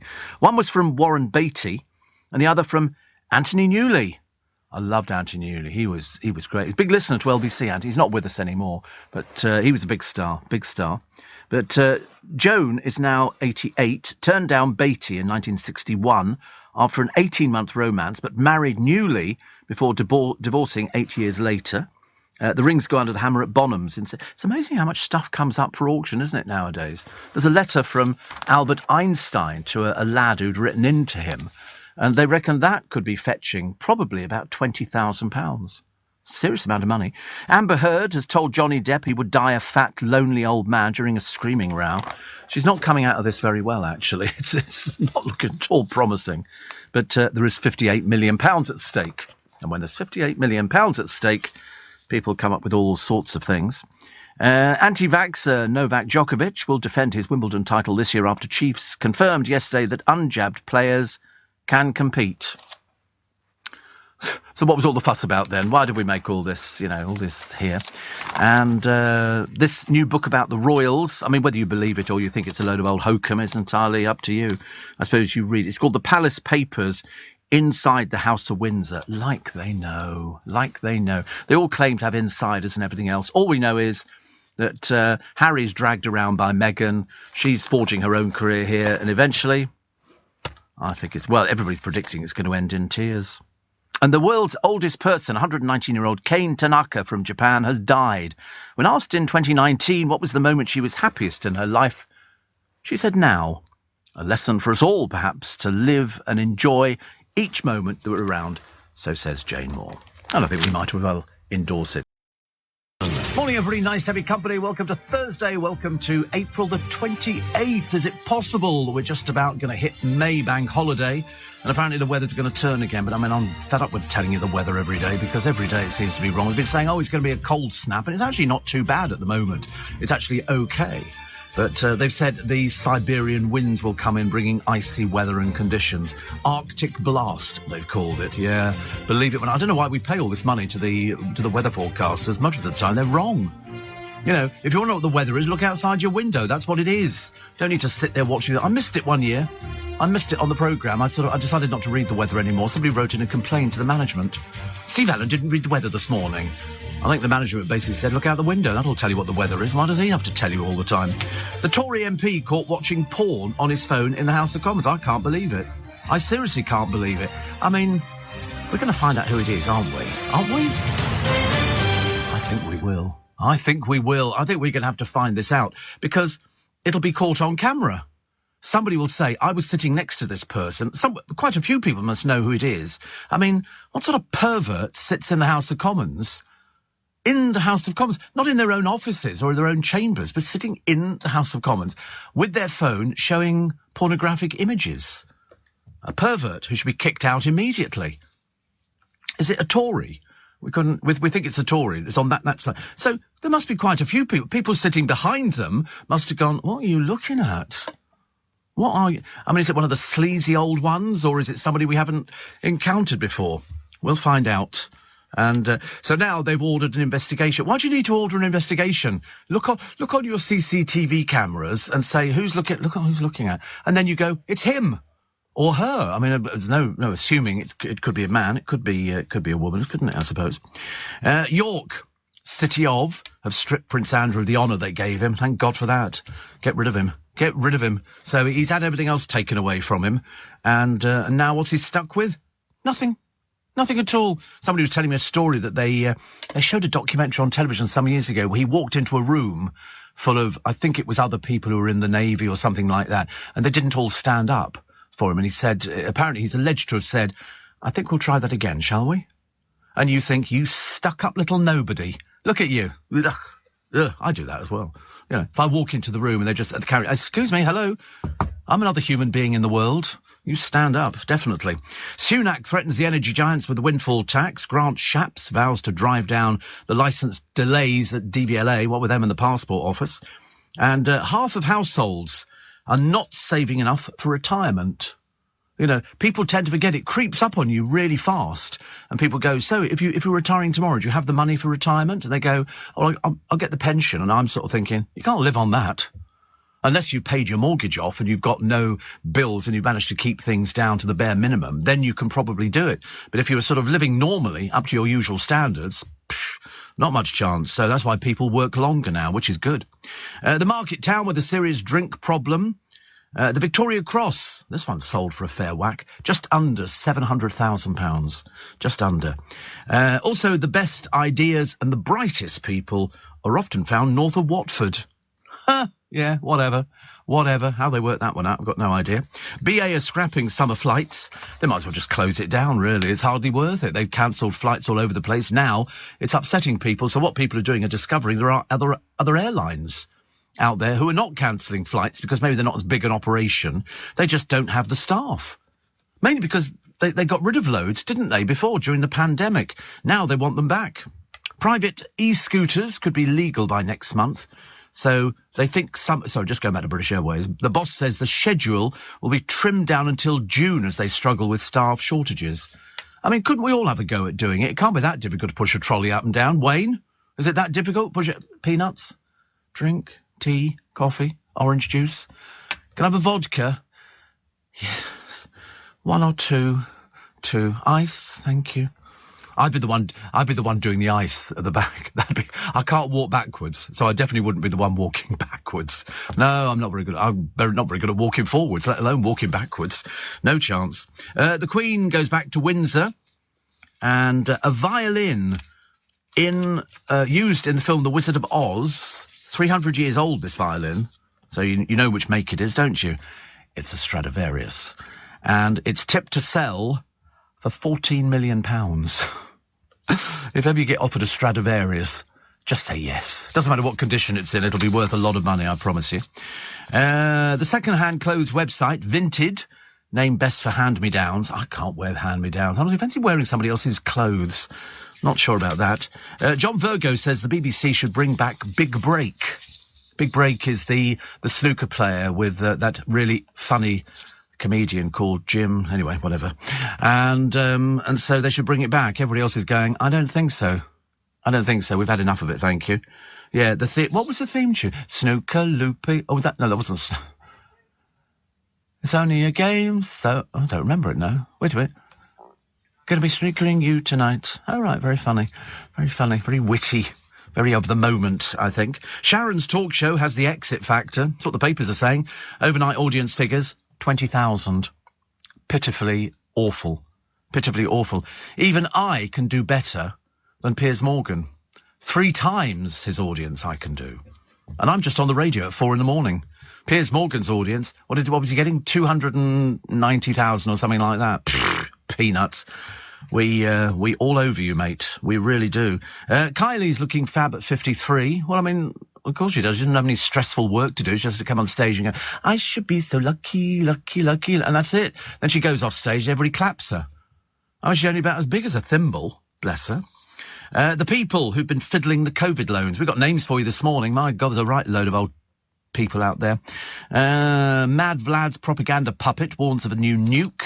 Honestly, I mean, he'd have to be so stupid and dumb, but there again, we've discovered he is a bit stupid and dumb. Philip Schofield has deleted his Twitter account because he's sick of trolls. He's got about 14 million, I think, and he gets trolled by people. And I've said before, listen, you get sick people. They can't help it. That's their mental makeup. You don't like you. And that kind of, I mean, it just, you see stories in the papers almost on a daily basis now. And so he gets abuse and vile things that people say. Of course, because they're perverts. He's got 4.4 million followers. And he said, majority of them, absolutely fine. He said, but it's the pervs. And they are out there. Absolutely. See, I don't get anything like that. I mean, I must be really lucky because I'm universally adored. And it's, it is, when they sing in that carol, oh, come, let us adore him. They wrote that for me. Oh, come, let us adore him. Me. Talk about me. Because years ago, we discovered the little button that you push and they go into a sin bin, which is called the deleted files, and they don't exist ever again. And, I mean, people used to... No, you never got anybody writing abusive. You could always tell if they were going to be abusive. They were written in coloured ink. Basically, the people who write to you can't spell because they're a bit simple. And so years ago, if ever you got a letter, it'd be written in green ink, something like that, and you go, Looney Tunes, Looney Tunes. And you just put it down to the fact that they've had to buy a stamp. Now they have to pay to send a text or something like that. So they pay for it, but they don't know that. It's best not to tell them. Best not to tell them. But as I've said before, and Philip Schofield says exactly the same, and every other person who's ever been trolled, they say the people who hate you listen to you all the time and watch you all the time, because they don't have anybody else in their life. They've got nothing else. They probably think that Pip's their friend or something, and they can write to him going, oh, I think you're really crap on the programme, and that kind of stuff, and they think he'll laugh it off. He does. And if it gets too bad, you go to the police. Then we get them in court, and then they go to prison, and then we destroy their lives. It's fantastic. I tell you, it's a brilliant system. Brilliant. There's a Japanese man in the papers today. You'll feel sorry for him. He married a hologram. Anyway, they've had a bit of a bust-up. They're no longer talking. He has now deleted her from the computer. It's all over. It's all finished. But he was quite... that stupid woman who turned up on this morning? She married a ghost or something. Do you remember her? Here she is. This is it. He's struggling to connect with her. His name is Akihiko Kondo, married to Hatsune Miku, who is a computer-synthesized pop singer who's toured with Lady Gaga and starred in video games. And he actually got married to her. I mean, it is slightly doolally time. It really is. And he now struggles to connect with her. These people should be locked up, I mean, I don't even think we should feel sorry for him. But there was a woman on this morning, some time ago. She married... it's called fictosexual, is it? Oh, it's sexual? How can it be sexual? Oh, that's what we couldn't remember. You'll know what it is. The film which is about a guy who creates this woman on his computer as a hologram, and she goes on to be a successful movie star and everything else, but it's all created in a big warehouse. And he I can't remember who was in it. It's not called Ameline, is it? Ameline. Does that ring a bell? Amelie? Or something like that? I don't know. All of a sudden it just popped into my mind. It'll pop out again in a minute, I should imagine. And he creates this fictional character who people believe is real. So when they go to a hotel, obviously they don't, it's just him and the laptop, and he writes on the mirror, love, whatever her name is. And there you go, Amelie. Amelie. Despite being caught in her imaginative world, Amelie, a young waitress, decides to help people find happiness. Her quest to spread joy leads her on a journey where she finds true love. Oh, is that it? Or is it not it? I don't know. A French language? No, it can't be that one, is it? I didn't think it was French. No, 848, you need to tell us. I mean, I've heard of that film, but I don't think that's our film. Our film is this man who creates this sort of hologram of this beautiful woman, and all the press are going, he's killed her. And, of course, she never existed in the first place, but they found a trunk with chains on it dumped in the ocean, and they assumed that was her, and he'd been seen out there and things like that. But he managed to... She performed in stadiums, and it was just a hologram that was projected onto the stage, and people went mad for her, but she didn't exist, only in his imagination and computer. But what was the film called? Come on, do tell us. 84850 steve@lbc.co.uk, because that's what we couldn't remember. So this woman over here, the Looney Tunes one, who married a ghost, and was sitting there, and I think, you need to get medical help, love. You're not normal. Even if you were, the stupidest person in the world, even you can't believe, as mad as the people going, the earth is flat. As mad as those people. You can't even give them credibility. They're too stupid for words. It's a little bit of an embarrassment. Do you remember all the trouble that Rooney had? He built his £20 million mansion, trying to keep him away from those older women. And anyway, they had a problem next door. Some travellers moved onto his site, so they managed to get rid of them. They got a court order. Now what's happened is the field next to him, next to the house, the bloke's a sheep farmer. What's he building? A huge barn. Apparently he can build he's got planning permission for a huge barn, and he's going to house all the sheep in it, which is completely going to destroy the Rooney's mansion. I mean, as it is, the kitchen never gets used because she can't cook for Toffee. He can't cook. I mean, all their stuff comes in Tupperware boxes. They've got no idea. Listen, if it doesn't come in a polystyrene box with a fork and a knife attached to it, he wouldn't eat it. They've never made pizza. I mean, her kitchen must be the cleanest ever. Never made... I haven't made pizza, no. It's called Simone. Simone. I'm pretty certain it is. There you go. No, Simone. I don't know what you've put in there. Simone, there it is, the top one. No, down. It's a writer, professor... No, it's not. It can't be. Wait a minute, here it is, Simone, Rotten Tomatoes. Al Pacino creates the first totally believable... It's a disillusioned producer called Victor Taransky. And a bit on the right. When a famous actor decides to quit a producer's film, he gets tensed. When he's unable to find a replacement, he digitally creates an actress in order to substitute the star. Only had a budget of £10 million, but it looked bigger than that. It was very good. And she was created, and she spoke to him as well. He gave her a voice and everything. So he would speak into the microphone, and when it came out of her mouth, it sounded like a woman. And he would go, "You're looking very good today." And so she could conduct interviews with television people and things like that, even though she was just on his computer. Simone. Yeah, that could be a hologram of Steve Allen. You imagine you get a hologram of me. What fun that could be. Steve, talk to me. Talk to me. I had a cup of tea yesterday with Charlie Girling, and she said when she was pregnant with the last child, I mean, seriously, it's like a baby breeding factory that she's got going on. And she said I would wake up in the early hours because of feeding and stuff like that. And she said your voice was very comforting and soothing. Never been called comforting and soothing before. Comfort and joy, yes, but never comforting and soothing, which goes back to "Oh, Come Let Us Adore Him," which I think I might have as my theme tune. 17 minutes past 4. Steve Allen on LBC. Text 84850. Morning, nice to have your company. Private e-scooters legal by next month. What a big mistake that'll be. Wait for the death rate to climb. Seriously, there was a woman arrested the other day. She was drunk. She'd been out on a hen night or something, couldn't get a taxi home, so she got an e-scooter, and she's been arrested because she was weaving in and out of traffic. I mean, an idiot of the first order. We had two in Twickenham this morning. They're not legal yet, on the pavements, whizzing along, and you just hope they're going to crash into something. You know, it's too dangerous. I don't know why they've decided to say, yes, that's okay. Stupidest thing they've ever done. But there again, the government are known for doing stupid things, aren't they? Britons are killing the planet. We're using too much toilet paper. I remember when there was a ration on years and years ago, and my mum said, fold it over. Yeah, it was, yeah, we had, I don't know why we had a toilet roll shortage. We had all sorts of things. Petrol shortage, nothing new, and all sorts of things. It was during the war. Forget protein shakes. You know, a lot of people like protein shakes. They go, oh, it makes me feel really good, and I have this and that. Apparently, no, a cup of tea is the best health drink. That's the thing that sort of spurs you. And I have to be honest, it works a treat for me. Because people say, I mean, during World War II, British soldiers were given a ration of 3 sheets of toilet paper a day, while the American soldiers got 22. I mean, just have to ration how many times you want to go to the loo. I mean, it's a bit ridiculous, isn't it? I mean, for women, it must be a blooming nightmare. For blokes, I suppose you could sort of hang on and sort of stockpile. 2 days you got 6 sheets, whereas the Americans would have 44 sheets. I mean, you're nearly looking at a roll of toilet paper. We used to have that horrible stuff at school, Izal, and it was like greaseproof paper.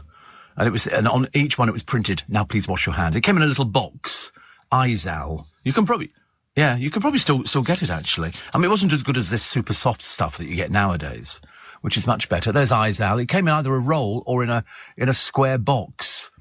And it was very popular, but it used to say, now please wash your hands. Because it's amazing how many people don't bother. And that's the quickest way to spread germs, because, you know, you've used a bit of toilet paper, and then you hold the door handle. So I've seen people trying to open doors with their elbows. You know, it's not or you pull your sleeve down and sort of do that. Best place you find. Of course, it doesn't make a difference because you've already pushed the button on the toilet. Steve, Simone, says Kathy, with Al Pacino. Is the film called Simone, says Rachel, in a timid little voice. It is. Phil in Wiltshire. Is it Blade Runner? No. And Shirley says it's Simone, as in Sim 1. Sim 1. It's a good, if you've never seen it, get it. It's a good film. It can't be that expensive, can it, really? The DIY fan who found money in the kitchen cabinets he bought off eBay. It was in Germany, and he bought it off a couple's estate, and nobody thought to look in there. There were 2 tins containing £126,000. He handed it in to the police. Fool. But at least he was honest. And he stands to get a finder's fee, which is worth about £4,000. So for his honesty, he gets about £4,000, which is not bad. I found a lovely luxury flat overlooking the River Thames, right by Tower Bridge. And it's only $12 million for a flat. But it is lovely. It's got a 10-seat cinema in it. It's got everything. I mean, it's obviously a combination of a few flats put together. But your view is Tower Bridge. So that's lovely, isn't it? So when you see the protesters climbing up on top of it, you get a bird's eye view of everything, which is very nice. It's on the ground floor. So there it is. And I forget how many... thank you. Sorry. There you go. You walk in over your own bridge, which looks a bit nice, doesn't it, really? It's very posh. Lovely staircase. And then you look at that. Bloody hell, that's good, isn't it? Look at that. You've got your own bar. Your own bar. And you can afford wooden floors, beautiful. The furniture, beautiful. Look at your view. The balcony, it has to be said, is a bit tiddly. You know, it's not like a big balcony, but it doesn't matter. You're right on the river, and you're looking at Tower Bridge. One of the best views, they say. I think 12 million is very reasonable when you consider some of the other rubbish that's out. Look at that kitchen. Could live in that. That's beautiful, isn't it? That really. Oh, look, a wine store. That won't be full for long, will it? It is very nice. I bet that's and there's your cinema. What a lovely fact. What do the bedrooms look like? Look at the bathroom. His and hers sinks. Imagine 2 sinks. 2 sinks. Very nice. I love the shower. Look at the shower. God, even you could get in that one, Joe. You could look at the size of it. It's huge. And that's the dressing room's quite nice. I like the idea of a dressing room. And, but you know what it needs? At least 2 or 3 parking spaces. You can't cope in London without a parking space. I don't care what anybody says. 12 million. I saw it earlier on. I thought, if I win the lottery tomorrow, I'm going to buy it.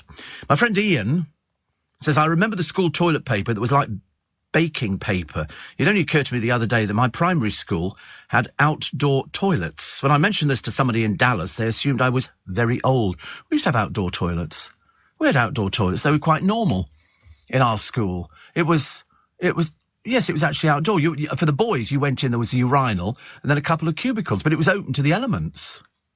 Yeah, I mean, Oh, I thought it was quite normal. I mean, when you used to go to the toilet in the park, not actually in the park, and I'd be a bit silly, but in the toilets there, they were mainly open to the elements as well. The earlier ones, it was only later that they then sort of put roofs on and everything else. But no, in the early days, it was like going into... We've got an original pissoir in Twickenham, in the park next to the council offices. It's from France, and it's metal, and you go in there and it's open to the elements, but it's an original French pissoir, which they had all over the city. You know, like the things that we have down here. You know, for sort of I think the pissoir is better, but it's beautiful. It's an antique piece of furniture and still functioning. It's still a proper toilet, because you don't get many toilets nowadays. They don't seem to have those sort of things, do they? Katie Price, she's elected to go for trial by jury, which you can do if you go to magistrates' court and you think you've got a good case. Then you put it out to the public and you go, we want to go for trial by jury, and so. This is on, although she's been warned by the judge that if it turns out that it's proven that she broke a restraining order that she had, she could face 5 years in prison.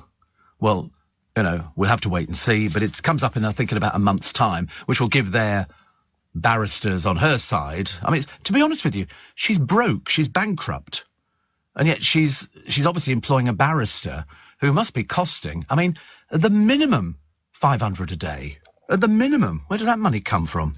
Ridiculous. Happy birthday to Sir Bradley Wiggins. And what was the other one that I had? Oh, apparently sanctions on Russia have caused a condom manufacturer to flop, which is not so good. I know, we had to use the joke. We really couldn't. And a rare Sex Pistols poster from years ago, about the 1960s, has just sold at auction. £28,000. Because it's rare, yeah. Yeah. Honestly, every time I sort of see poor old Johnny Rotten, little John Lydon, I always think to myself, God, you're an old fake, aren't you, really? You were never tough or butch or anything else. There's a Nazi saluting football fan facing a full ban. What is the matter with these people? Seriously. I still can't get my head around the MP in the House of Commons watching pornography. It doesn't even... I can't even work out. They were discussing it on the Daily Politic the other day. And because I've started being quite interested in these programmes just to watch what a lying bunch of so-and-sos they all are. They all tell lies. And they had one woman there saying, asked by the presenter, should this person, when they find them, be fired? And she went, absolutely. Absolutely. I mean, there's not even a shadow of a doubt. You don't even bring it into question. And yet there was another bloke there and he was going, well, we need to look at all these... I thought, what? What are you on about, you stupid little man? Somebody is watching pornography and you're going, I think we should have a bit of an inquiry and find out exactly what also the bits and pieces mean. No, they were watching pornography. You kick them out, they're perverts. It's as simple as that. I don't mind somebody watching pornography at home. You do what you like. But you don't sit in the House of Commons. No, or any workplace. I know, it doesn't make any sense, does it? What else have we got? Nearly 2 million people are skipping meals after the jump in food prices.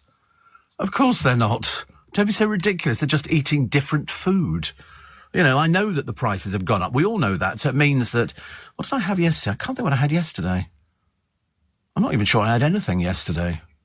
I obviously skipped a meal. Because sometimes I can do that. I can skip a meal. I don't have any problem. Oh, no, I tell you what, I didn't. I just remembered I had the sirloin steak. But I didn't have it with any vegetables because I couldn't really be bothered. I had to go out and get some things. I had to take the car out, go and buy some things, came back. And then I thought, oh, it's getting on a bit now. That Prosecco bottle will be banging on the fridge door. And so then I sort of had a glass of Prosecco and I thought, I'll just have the steak by itself with the peppercorn sauce. It was delicious. It really was quite lovely. But I did miss my vegetables. I'm eating more and more vegetables, which is fantastic. Very good. The brain implant they're talking about in the papers today, which can help reverse Parkinson's. They say it's still in trial period at the moment. Tyson Fury says, gospel truth, I'm done. Oh, thank God for that. Thank God for that, honestly. The man with no sense of fashion whatsoever. And the Randy Peacock, who enjoys a how's your feather? Because peacocks love looking at reflections of themselves because they don't know it's them. They think it's somebody else. They think it's somebody to attack. And so I told you, when we lived in Yorkshire, our car had hubcaps on, but they were metal ones. So if you wanted to get to the tyre, you had to pull them off. You had an instrument in the boot. And it was like a reflective mirror. You see them on some of the old Morris Minors and things like that. And the peacocks would come and look at themselves in the mirror and peck it. So our poor hubcaps had dents all over them because they're quite powerful. They're not the brightest birds. Steve, I remember back at school, the toilet paper we used was like tracing paper, and it hurt. Yes, well, it was like tracing paper. And Hugh says at school we used that loo paper, called it John Wayne, because it was rough and tough. Only the best is good enough, the creamiest milk, the whitest bar, the goodness that's in Milky Bar. Re-lose, Steve, we had outside toilets and used newspaper that was tucked behind the downpipe. Yes, a lot of people used newspapers. It was cheap. Unfortunately, of course, the print in those days used to come off on your bum. So if anybody wanted to read page 3 of the Telegraph, you had to bend over, pull your pants down and show them your bottom, because that was the only place you could find it. 4:30, let's get those headlines with Simon English. What do you get when you mix wine, a dating app, and scented candles?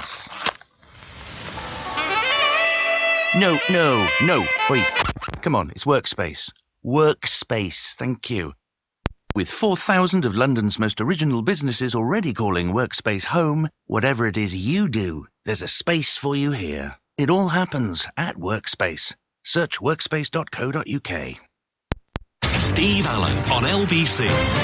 Morning. Nice to have your company. Welcome to Thursday, April the 28th. It's Steve Allen's Early Breakfast. You are most welcome. So the pressure is on for them to find out who this MP is sitting in the House of Commons watching porn. Because I'm telling you now, once their name is in the public domain, they're going to be slaughtered. God help them if they're married. God help them if they've got children. It's just their life is about to finish. Because this is something, the paper's going to leap on this. This isn't like somebody who subscribed to an online chat room or something like this. This was somebody openly seen sitting with other people looking at porn. Now, of course, depends what your definition of porn is. Now, I don't know whether this was an active website or if it was just pictures of people in scantily clad underwear, or it could have been blokes. I've got no idea. But believe you me, the papers will grasp it with both arms, and I bet you anything, by this weekend, by this Sunday, they'll have a name, if not sooner. If not sooner. They're not going to let this one go at all. The Queen's back at Windsor after her birthday break. She went by helicopter. She's very brave. Very brave. Perhaps you could have got Andrew to fly her. Let's face it. I've never actually been on a helicopter flight. I've got a picture of me when we had Battle of Britain Day at one of the Air Force bases that we were on, and I sat in a helicopter with the crash helmet. I look ridiculous. Seriously, little cherubic face and this blooming crash helmet on my head, and I was allowed to sit in the pilot's seat. I wouldn't want to fly on one, no, they frighten me. The whole thing's being held up by this whirling blade above you. No, thank you. No, thank you. I mean, I at least like to stand a bit of a chance of survival. And if this thing comes down, if something happens, we've seen them when they dropped out of the sky. So I wouldn't want that. I've seen people going up in gyrocopters. And that is, even there, you're basically sitting in a tin tray with this blade whirling above you, and you're exposed to the elements. I wouldn't do that at all. They had the bloke who designed one for one of the James Bond films. I think he'd been flying gyrocopters for ages. And that was good. Steve, do we need a Commons inquiry into why we need to have so many Commons inquiries, says Mike? There you go. That's got that out of the way, hasn't it? No, I don't. I think we have too many inquiries. Also, the cost of it. And somebody's got to take minutes. So much easier to record it. And I was watching this documentary last night, only because it concerned my area, Brentford and Sion House. And Sion House was where they took Lady Jane Grey to tell her. She thought she was just going for a meeting with the Duke of Northumberland. And they went there. She used to sign herself Jane the Queen. They've still got documentation from her. Because originally she didn't want the job. She didn't want to be Queen. She said, no, I'm not entitled to it. It should have been Mary Queen of Scots. Well, as it turned out, Mary Queen of Scots was blooming livid. So she started forming armies and getting armies together. Meanwhile, Lady Jane Grey had turned up at Sion House and was basically told, this is what you're going to do. You're going to be queen and you're going to be doing all these other things. She was going, I don't want it. I mean, she was only 16. Anyway, then they summoned her to the Tower of London, for which she was never to return. She went to the Tower of London, and she wrote this long thing. They've still got all of these things. They've still got the document she wrote, and the interview is very good. She said to the lady showing us this stuff, she said, "How do we know this is definitely her?" She said, "We know this is her writing. This was definitely her writing. It's been, authenticated on so many different occasions. People who do handwriting analysis. So we know that this was Lady Jane Grey."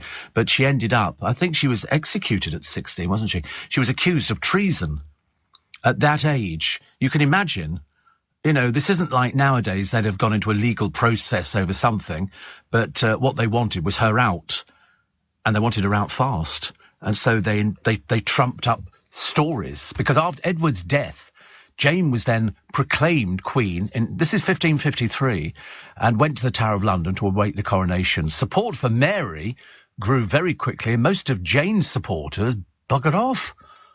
The Privy Council suddenly changed sides and proclaimed Mary as Queen, deposing Jane. Her primary supporter, the father-in-law, who was the Duke of Northumberland, was accused of treason and executed less than a month later. Jane was held prisoner in the Tower and was convicted of high treason in 53. It all happened between July and November, and it carried the sentence of death. Now, Mary, who by this time was acting as Queen, initially spared her life.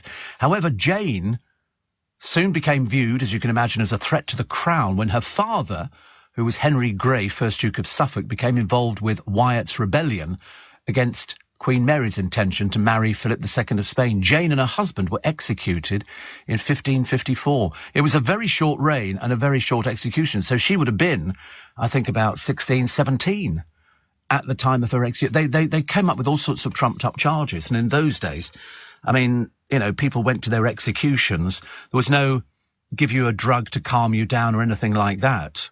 And I'm not sure if it was Lady Jane Grey who couldn't find the block. And they for some reason, they blindfolded you. Like that's going to make a lot of difference. Like that's going to make a lot of you wouldn't. Well, the idea is that they used to hide the axes under the straw on the scaffold. They built a scaffold and they hid the axe. And so when she knelt down and they fastened the bandage around her face, then he took the thing out, and then it was a case of, she would say, or whoever was going to be executed would say, when I push my arms out thus, that's when you may strike. And they paid the money. They paid the person being executed paid the money. And so, consequently, the executioner has to ask for forgiveness. He has to say, and she then goes, that's okay, but I pray that you dispatch me quickly, because there were an awful lot of problems when the executioners were drunk and they didn't do a proper job of it. So, referring to the head, she said, "Will you take it off before I lay me down?" And he then said, "No, madam." She then blindfolded herself, and then she couldn't find the block. I was right. And she said, what can I do? Where is it?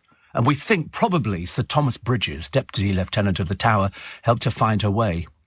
With her head on the block, she spoke the last words of Jesus as recounted by Luke, "Lord, into thy hands I command my spirit." The axe then fell, one clean stroke took her head off. And that was it.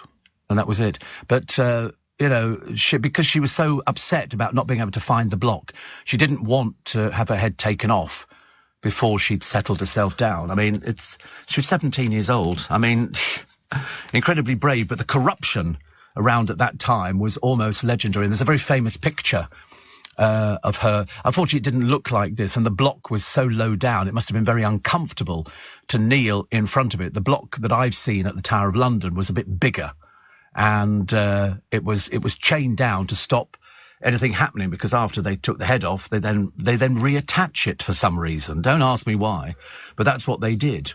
Except in the case of Charles I, which is when they found his coffin down at Windsor Castle in St George's Chapel, it had the royal cipher on it, but it wasn't until they opened it, because they like doing things like that now, they discovered that was the body of Charles I, because the head was separate to the body and he had a little goatee beard. So they knew that's who it was.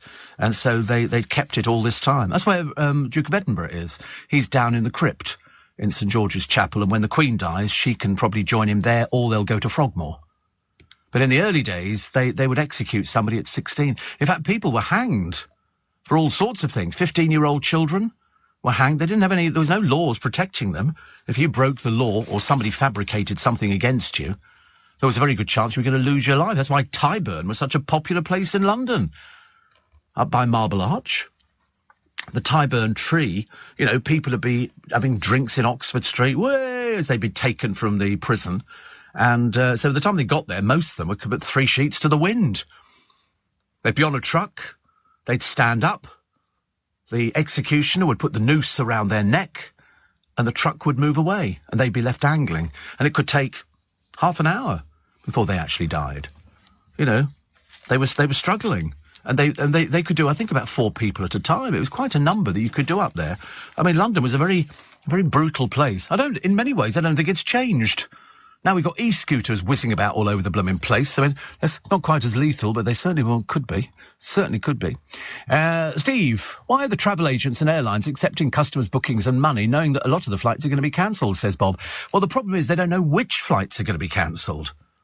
That's the problem. If they knew in advance, I mean, you don't think this is any fun for travel agents. Travel agents are going, we're not going to make any money on that flight. They've just cancelled that one. They're actually caught in the middle. So if they had a list in advance of which ones they were going to cancel, then it would be a lot simpler. But I mean, can you imagine? The worst thing is, and I've always said to people, if you booked a flight, you know, and you're going away over the bank holiday weekend or whatever, check before you leave home. Check before, because if you leave home and you're all sat at the airport and there's you and the wife and the kids and the grandmother and the auntie and the uncle, you know, and then you sort of stand there and they go, this flight's cancelled. You go, oh, for God's sake, what are we supposed to do now? I've never had a bad flying experience. Never. No. I mean, all the flights I've got at, well, mainly they're private planes, so I don't want to brag about it. But no, we don't have things like cancellations. No, never had delays. Never had delays. Mind you, I've never been, you know, on holiday at the times when 90% of the country goes on holiday, mainly because I'm not bothered about holidays. I must be the only person. People keep saying to me, shouldn't you be taking holiday? This is management. And I always thought, how caring. You know, they want to make sure I'm okay. And so I've just never been interested. I'm not, you know, I've seen everywhere I want to see. If I want to see anything else, I go to YouTube and type in a picture of, you know, Puerto Ventura, whatever it is. You know, I can see what it looks like. And I go, I feel like I've been there. Wherever, I don't know. I just don't need to go anywhere. I've lived in other countries. I've lain on beaches. I don't lay on beaches now. Don't want to look like something the tide's washed in. But it just doesn't interest me anymore. Everybody else loves their holidays. I've got friends of mine who just go crackers for holidays. You know, they could take 6 in a year and just become addicted to it. Me, you know, even if I won the lottery tomorrow, please God, I don't think it would make any difference to me. I might take a cruise and just be lazy. But as the producer will tell you, go away for a week, you come back, takes you 3 or 4 days to get back into the swing of it because you've been used to doing something else. And I've been doing it such a long time now. I mean, even if I was on a cruise, I'd still be waking up at 11 o'clock at night. I'd be falling asleep into mid-dinner at about sort of 6 o'clock in the evening. I'd have to go early bookings. I couldn't do it anymore. Steve, I've just watched a trailer for Simone. It looks like a great movie, says Eileen in Scarborough. It is good. You'll really like it. I thought it was really good, actually. Really good. Steve, you mentioned the Milky Bar Kid. Aussie Milky Bar Kid was in my class in the early 70s, says Shane. He was blonde, and we used to sing the Milky Bar jingle when he walked into class. He hated it. Because what they used to do is they had a look.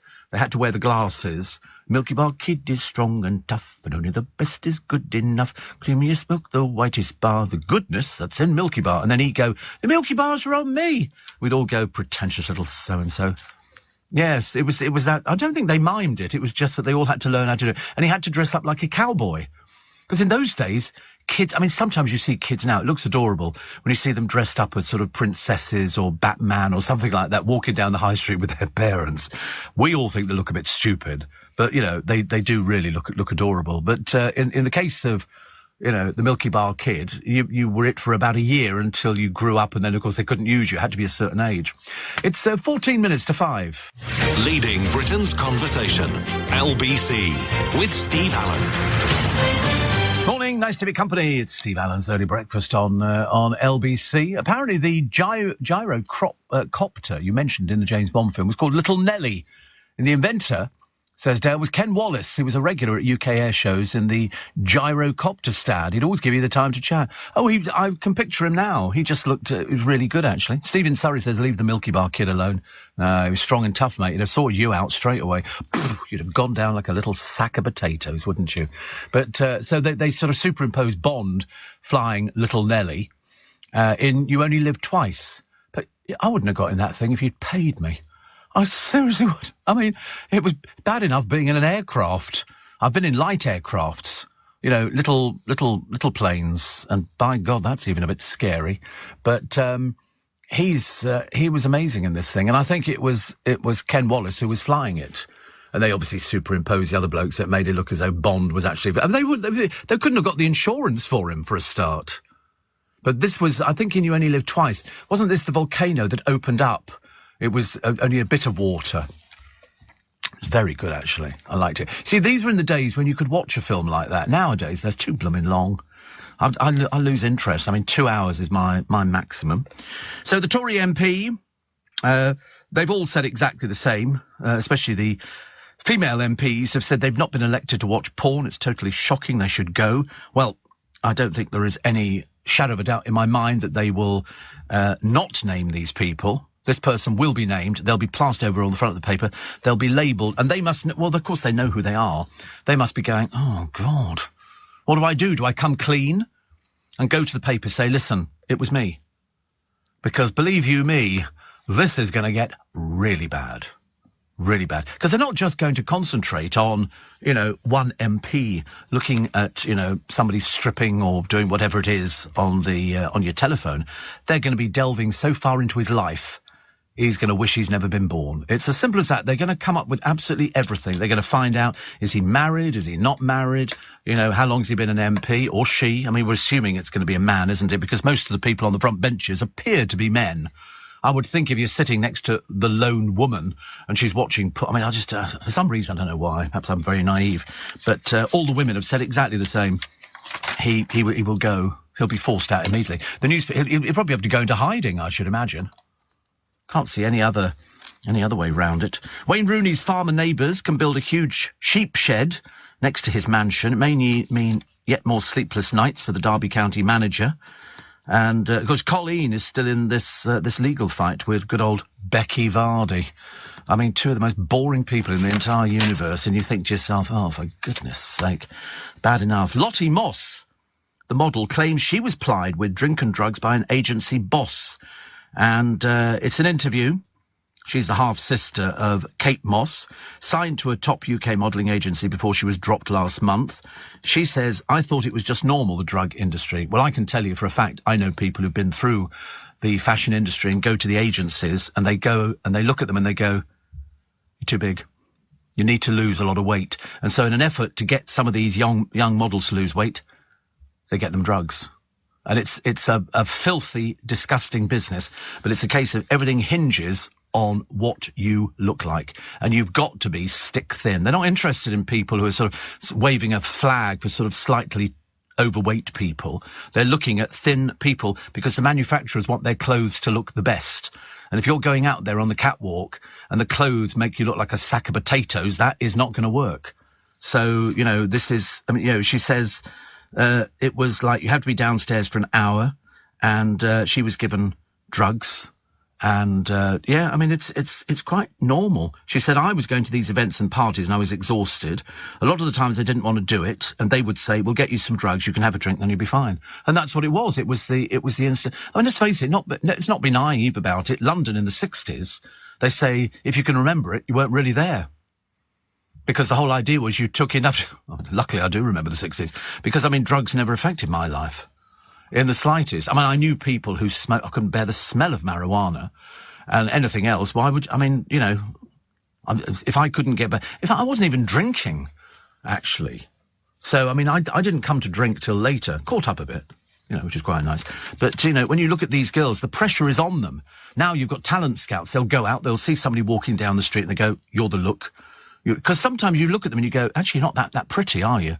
But they've got that androgynous look that they can turn into something. And then, you know, some of them go on and pretend they're actresses and singers and all sorts of things. But no, the drug, I mean, it's just rife. It really is. The pressure. I should imagine, well, most of the groups through the 60s must have been doing drugs because they'd be going from one gig to another gig to another gig, then a television show, then another gig, then another gig. And I should imagine, I mean, the Beatles wrote some of their best music on drugs. By the time they met the Maharishi, they were off their trolleys. They spent all their time going through their flower power era and sitting there in their caftans and everything else. They were stoned out of their mind. Everybody did it. You know, I mean, that's why I don't think any of them drove. They had to be driven everywhere because they just couldn't have made it. I mean, they went to Buckingham Palace to get their MVEs. This was I think this was about 65, I think, in October. And Lennon says, we were giggling like crazy because we just smoked a joint in the loos of Buckingham Palace. This was quite normal. I know we all go, well, that's just ridiculous. But you listen to some of their music. By the time they got round to Sgt. Pepper, woo, off with the Pixies. Off with the Pixies. Magical Mystery Tour. Of course it was. In Your Mind. But they wrote some of their best music. So whether or not you can criticise them for that, I don't know. I mean, to be honest with you, I think Paul McCartney was a big advocate of smoking marijuana. I mean, now he's got to that age and you kind of put it all behind you and go, well, that's what it was at the time. You know, we needed the energy, we needed the inspiration, and people could stay up for hours. Me, as I say, I'm asleep by 7 o'clock. No point in telling me, you know, one of the guys is leaving actually in our newsroom and he's having a drink stew. Well, I mean, I think it starts after I've been in bed for about 2 hours. There's no chance, which is a great shame. 5 to 5. I only tell you that we don't really worry too much about time checks on this programme because time is immaterial, totally immaterial.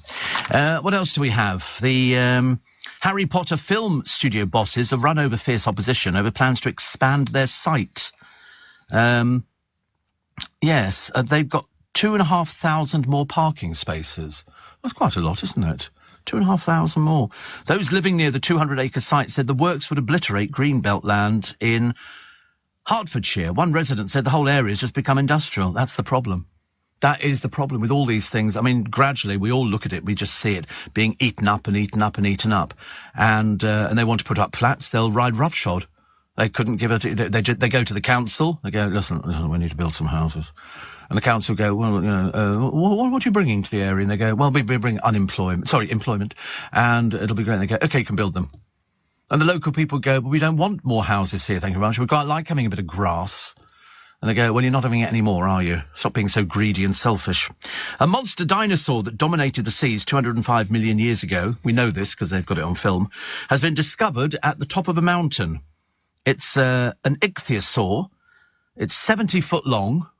These things weren't small. They were like elephants. It had 30 razor-sharp teeth which could have sliced a great white shark in half. Its fossilised remains were found in rocks in the Swiss Alps. Experts believe its body was preserved at the bottom of an ancient ocean before ice and snow melted it to push fossils 9,000 feet up in the newly formed Alps. Wow. It would have used its huge teeth to catch fish, squid, and even big alligators or crocodile. It may even eaten smaller ichthyosaurus. Wow. Bit frightening, isn't it, really? You know, unfortunately, hunting large prey is very difficult and exhausting, which probably led to their downfall. But when you look at the size, there's 30 centimetres. I don't know what 30 centimetres looks like. I know. What's it? Oh, it's millimetres, is it? Oh, right. But how big is that in inches? I only do feet in inches. I can't do anything else. How old? Inch and a half. Oh, right. So fairly dangerous. Did you know the expression, says Andy in North Norfolk, do you love the way that people have to elevate themselves? You know, not just Norfolk, North Norfolk. The expression off his trolley came from that time. As the person was being taken from Newgate prison, some people generally would feel sorry for the prisoners, so they'd ply them with booze, which meant they'd be drunk by the time they got to Tyburn and sometimes be completely off his trolley. And that's what it is. That's what it came from. Because people did used to give them booze, didn't they? Because it kind of, I suppose, numbed the sensation. You could laugh at it. Ha, ha, ha, ha, ha. As the noose goes round your neck. And then they hanged you. And people would cheer. In fact, the more they struggled, the more people would cheer and clap and everything else. It was all very interesting. Very interesting. Would we have gone to these sort of places years ago? Of course you would have done, because that's what the entertainment was. There was no, you didn't go, I think we'll listen to the Archers before we go to the local hanging. You know, Tales of the Riverbank and the Flower Pot Men before we go and watch a public execution. I'd be there every day. I'd have reserved it. Excuse me, I've been here before. Okay, move. I mean, there was one bloke, I think they hanged him 3 times. outside Newgate Prison. Each time he escaped the noose. And in the end, they decided to release him. And then they changed their mind and hanged him. He was a well-known highwayman, but he was one of the very few who sort of escaped the hangman's noose, because they would build the scaffold. A lot of the execution, modern times, took place in the prison, so they weren't public executions. So Ruth Ellis wasn't a public execution. None of those things were. But in the early days, it was up on Tower Hill. Go to Tower Hill, you get the bus, and you get off, and there's a big square. Apart from executing inside the tower, which they did for a lot of people, outside there's a list of all the people who were executed, and it would be thousands and thousands of Londoners who'd skipped school for the day or something like that, going off to watch a public execution. I don't know why they thought that made a difference. Stormzy is calling on big guns for the launch of his first single in nearly 2 years. So here we go. He's approached Emilia Clarke, Lewis Hamilton, Louis Theroux and Jonathan Ross, as well as David Beckham. Oh, God, he'll turn up with the opening of a fridge. Can't be that difficult to get him, can it, really? And what was this? Oh, look, fish fingers. They're actually testing which ones are the best value for money. Everything from Bird's Eye, Omega, 3 fish fingers, Aldi, Lidl, Asda, Cod, by Sainsbury's, Tesco, Waitrose and Morrison's. Which ones score the best and which ones are the ones to avoid? I shall be telling you very shortly after the news at 5 o'clock this morning, this Thursday, April the 28th. It's Steve Allen's Early Breakfast. This is LBC. I'm back with you in 3.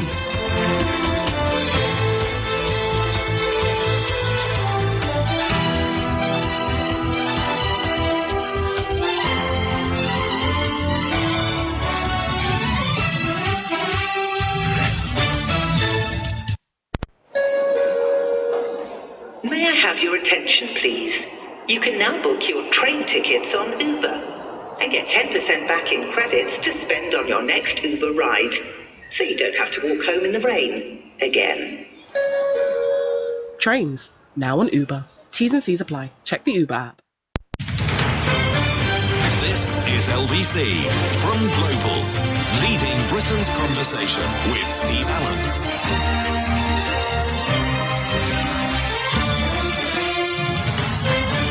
Morning, nice to have your company. Thursday, April the 28th, it's Steve Allen's Early Breakfast. On LBC, as we head towards, they say it's going to be bad weather for the weekend, the Arctic blast which is coming in. I don't want to be the prophet of doom and ruin your weekend. Let's try and pretend it's nice. I think the British are the only people who can go down in the middle of winter and sit there, parked in the car on a bus lane or something like that, staring out to sea, having your cheese and pickle sandwiches. We refuse to be put off by the weather. The weather doesn't affect us, does it? Somebody goes, oh, it's going to rain. You go, so? I've had a shower before, it's only water. It's not like, we used to say God's doing his washing. I think he's doing a lot of washing around my growing up period, definitely. So, food, fish fingers, because I could eat a whole box of fish fingers without any trouble at all. And my favourite are Young's chip shop batter fish fingers. And they are delicious. I mean, literally, what you do is you cook them. I mean, I sometimes oven fry, which was a lot easier, and then just literally batter. I love the batter. The fish shop batter, chip shop batter ones are really good. And you just eat them as if it's finger food. But they did a test. And so grocery bills, they say, predicted to soar by about 180 quid in a year, which, is not going to affect a lot of you listening, but there's going to be a lot of other people who are going to be affected by it. So they tested fish fingers. And what they did, they went for taste, appearance, value for money. So we kick off with Bird's Eye, who I suppose have pioneered the market because of their adverts. These are the omega-3 fish fingers, £2.20 for 10, which works out at 22 pence each. Taste, they got 4. Appearance, 6. Value for money, 4. And so they scored a 5. Aldi breaded cod fish fingers, they're £1.49 for 10, 15 pence each. They scored, after taste, appearance and value for money, they say appearance, 1. They weren't too keen on those ones. I don't know. They tasted quite fishy, but they tried them on a young chap, and they said you could see bits of bruised flesh in them, which immediately put people off. I don't want bruised, which means it's the cheaper end of the market. Which we don't want. They got a 5 as well. Lidl, Ocean Sea codfish fingers, they're 15 pence each. Taste, 4. Appearance, 1. Value for money, 8. They scored a 4. Asda cod fillet fish fingers, £1.80 for 10. And they weren't as cheap as Aldi or Lidl, nor were they as tasty as Sainsbury's, so they got a 3, I'm afraid, which was not very good. Morrison's haddock fingers. Now, haddock fingers, the tastiest fish. If you're going to have fish in a fish and chip shop, get haddock. Phil Vickery told us this ages ago. Haddock's really good, very nice, good value. These are £1.85 for 10. These are Morrison's, made with 64% haddock. Don't ask what the rest of it is. I don't know what the rest of it would be. But they didn't fall apart when you tried to cut them, as many of the others did. And the tester says I'd be more than happy to keep a box or two stashed in the freezer. Taste 9, because you can really taste haddock. Appearance 9. Value for money 7. Overall score for Morrison's haddock fingers 8. They work out at 18.5 pence each, which is good value. Waitrose's codfish fingers. £1.90 for 10, 19p each. Taste 7. Appearance 9. Value for money 4. Overall score 6. We've got 2 more to go. Just in case you were wondering how he's filling this programme out in the morning. You know, it's a little bit interesting. Tesco fish fingers, £1.20 for 10, which is cheap, works out at 12p each. Lovely flavour, no grey bits, because you don't want grey bits. Taste 8, appearance 8, value for money 10. And they got 9. They got a 9. And finally, cod fish fingers by Sainsbury's, courtesy of the sea. £2.25 for 12, which works out at 19p each. 64% fish. They contain more than bird's eye, and they were top pick overall. Crunchy on the outside, tasty flakes of fish on the inside. A bit more expensive, but they tasted great. Taste 10, appearance 10, value for money 9. Score for codfish fingers by Sainsbury's 10. So everybody rushed to Sainsbury's because the other, put it so, the ones you don't want are Asda cod fillet fish fingers. Because with a score of only 3, I don't think that's good enough to grace my table. And but I think codfish fingers by Sainsbury's 10. It's good. It's interesting they don't do Marks and Spencer's and they do fish fingers. Because I tried them, they were okay. They were okay, but I should be trying the Sainsbury's ones. Definitely much better. A converted gastropub, once owned by Jamie Oliver, is up for sale. Yeah, all right. Is owned. Wait a minute. Oh, it's the producer. Oh, that's lovely, isn't it? He sent me a picture. Oh, you found the £2, the Heinz Salad Queen. Do you think we should buy some for nostalgia reasons and sort of keep it as an investment? I'll get it put in my bank safe. I've got a bank safe. I can put it in there. Yeah, I have to. Got to keep the earrings somewhere. And where did you get that? Did you take that yesterday? Oh, how embarrassing. I was fancy going out there and people go, what's he doing? He's taking a picture of the Salad Queen. Try not to say it. Milk price rise may spell the end of the traditional pinter. Bottles delivered to homes cost about 84 pence for a single pint, with a rise of 22% in a year. I still think 84% for a single pint. You keep it in the fridge, you can't beat a bottle of milk. You really can't. I do like, occasionally, I do keep milk in the fridge, and occasionally I have a swig of it. I'm semi.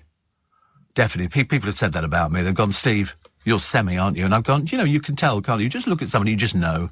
And I'll just have a couple of swigs of it. I don't want to drink too much milk, because I don't think it's good for me, but a couple of ice-cold swigs of milk, or failing that, a bowl of cereal is particularly nice. Some fruit and fibre, or some muesli. Muesli very nice, which is like eating coconut matting. Gary Lineker, honestly, he'll flog anything, won't he, really? And so here he is wearing shades to make him look like Tom Cruise. Unfortunately, he doesn't look like Tom Cruise. Tom Cruise was 23 when he made Top Gun, and I think when he played Maverick, whereas I think Gary Lineker is about in his 70s, isn't he now? 61, something like that.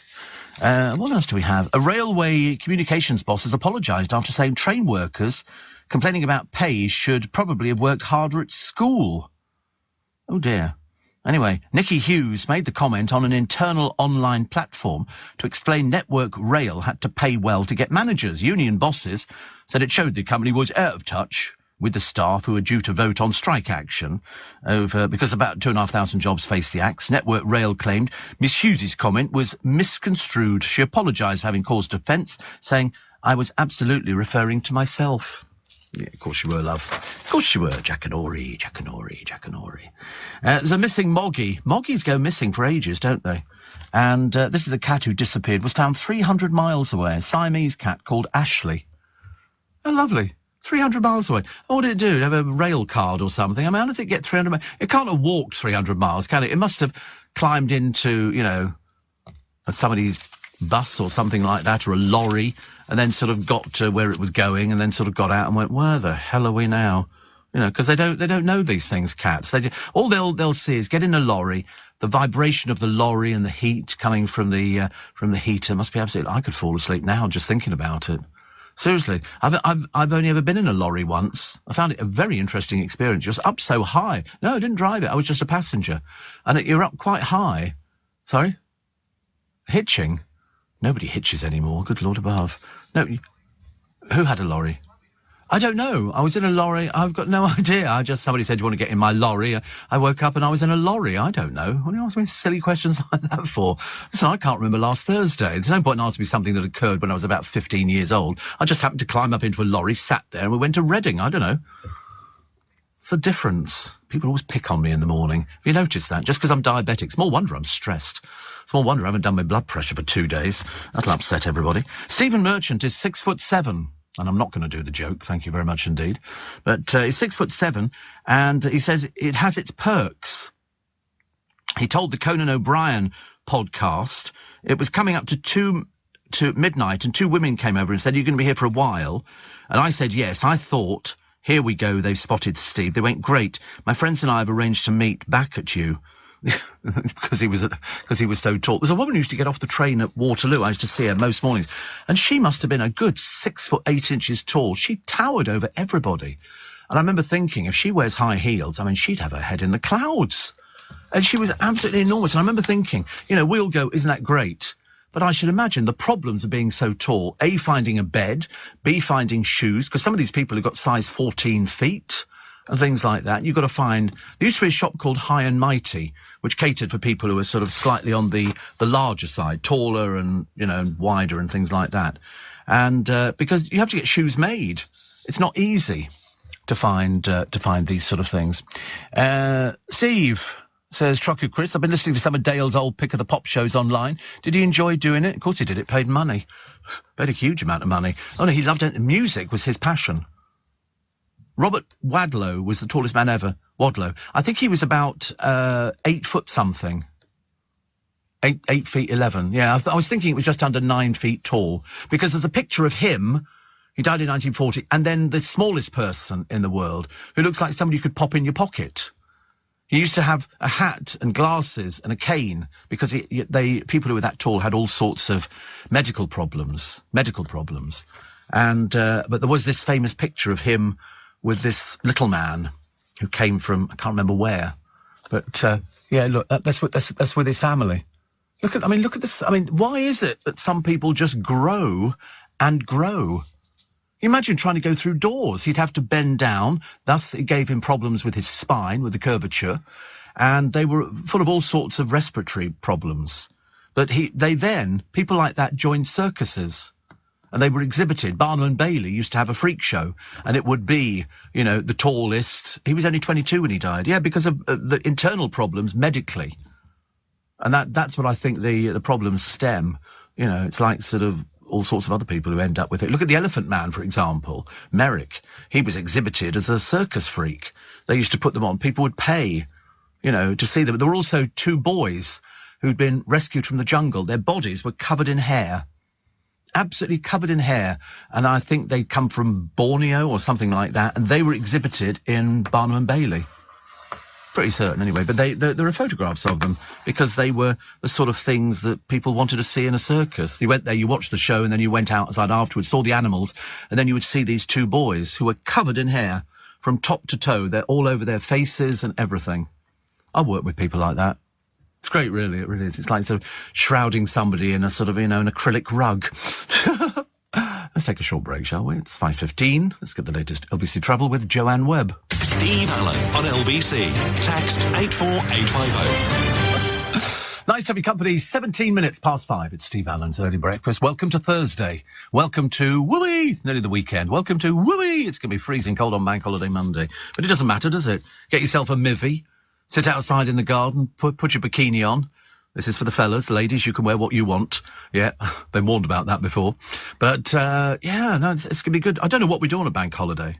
I can't remember what I did the last May bank holiday, but there again, I'm useless at remembering anything. Steve, dinosaurs were mostly herbivores.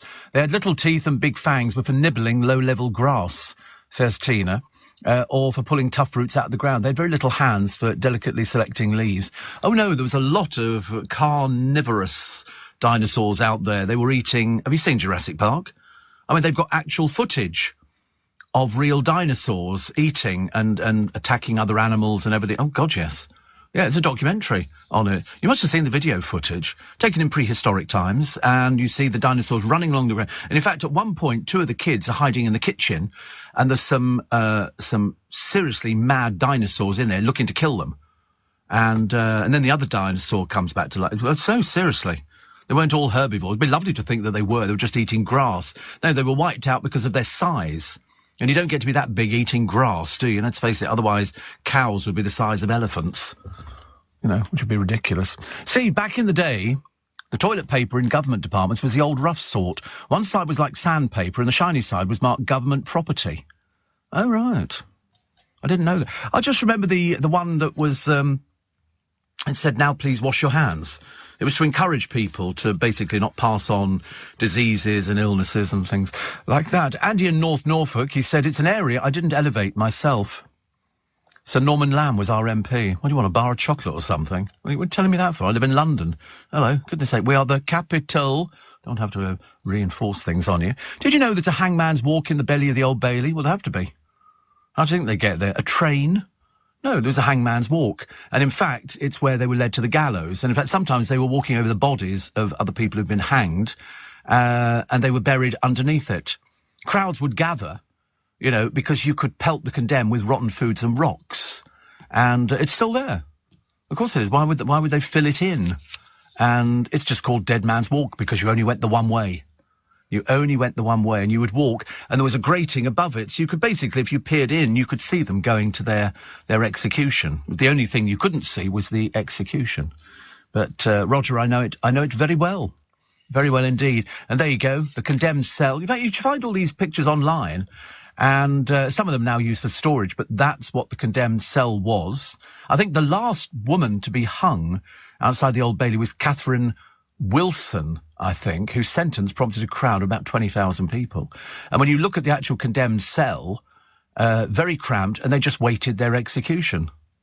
And in fact, if you watch Pierpoint, it was very good because they were in the cell, they would take them out for exercise in the yard, and while they were out there, they would get the noose ready and all the rest of it. And the night before, the hangman, if it was Pierpoint, would have looked through a small little spy hole in the door, weigh them up, because he had to make sure that the bag of sand that was hanging at the end of the rope was the same weight as the person about to be hanged, so that they were hanged, which had to break their third vertebrae, I think.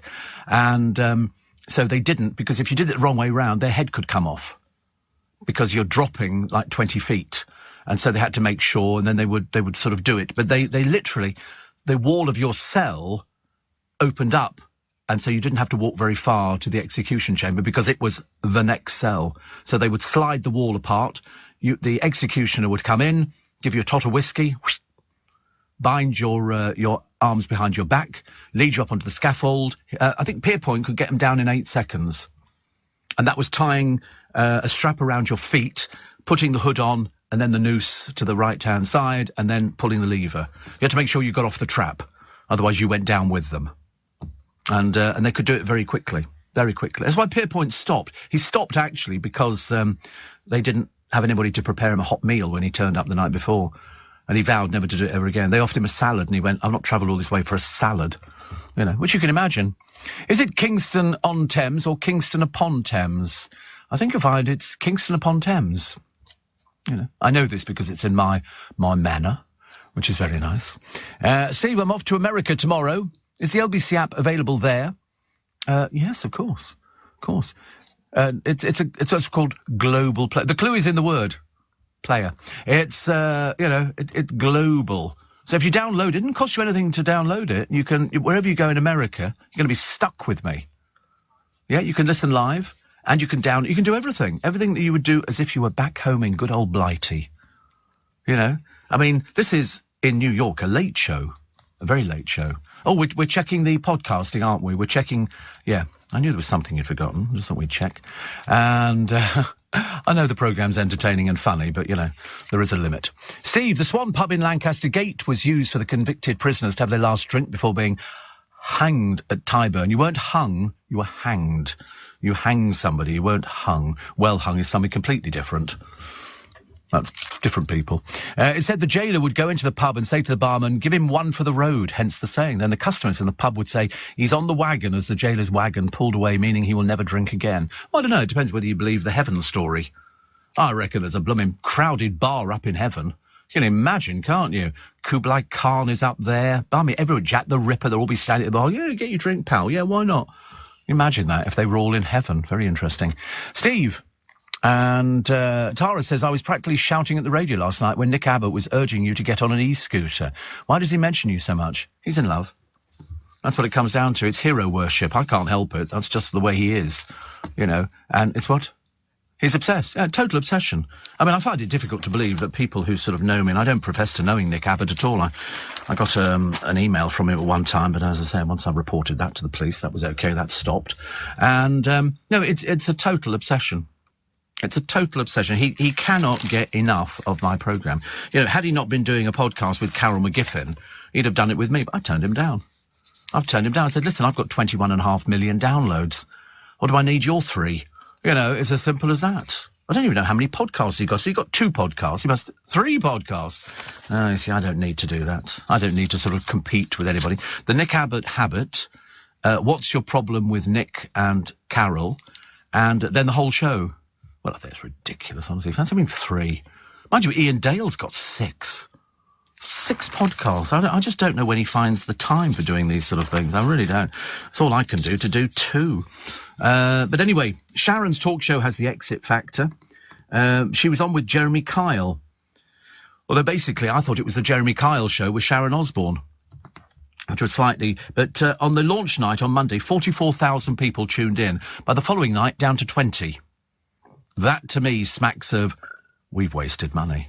And the truth is, she did have a chat show in this country. I can picture it in my mind, and I can't remember what it was called. But Sharon Osbourne had this chat show in this country, and it was just not very good. And that's why they only went with, I think, 1 series, if indeed they got as far as 1 series.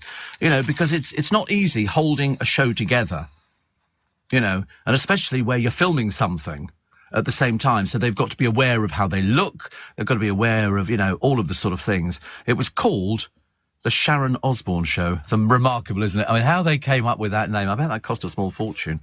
But it was interesting. I was listening to somebody the other day doing a radio programme, and they quite clearly weren't listening to the person they were talking to. They obviously had a list of questions. It was the most shoddy interview I've ever heard in my entire life, and they were just literally reading the questions off their piece of paper. Because if you listen to what the person was saying, the whole idea of doing a conversation is somebody says, oh, and so-and-so, and then I climbed the tree and fell out of it.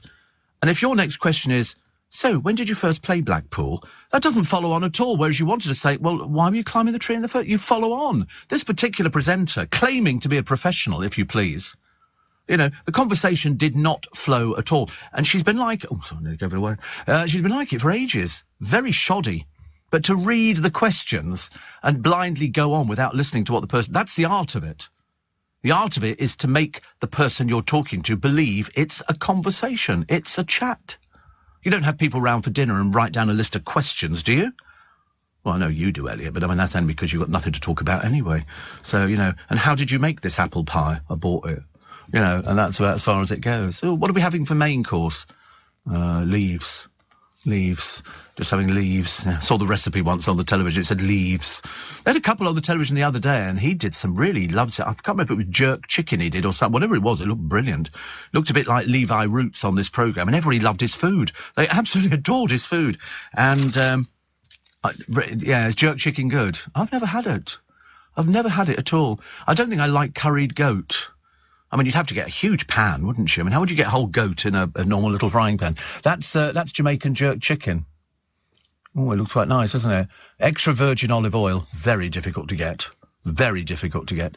And it's got pineapple salsa. Oh, that's nice. I don't think I can have pineapple. Pineapple salsa. I could drink a cocktail now.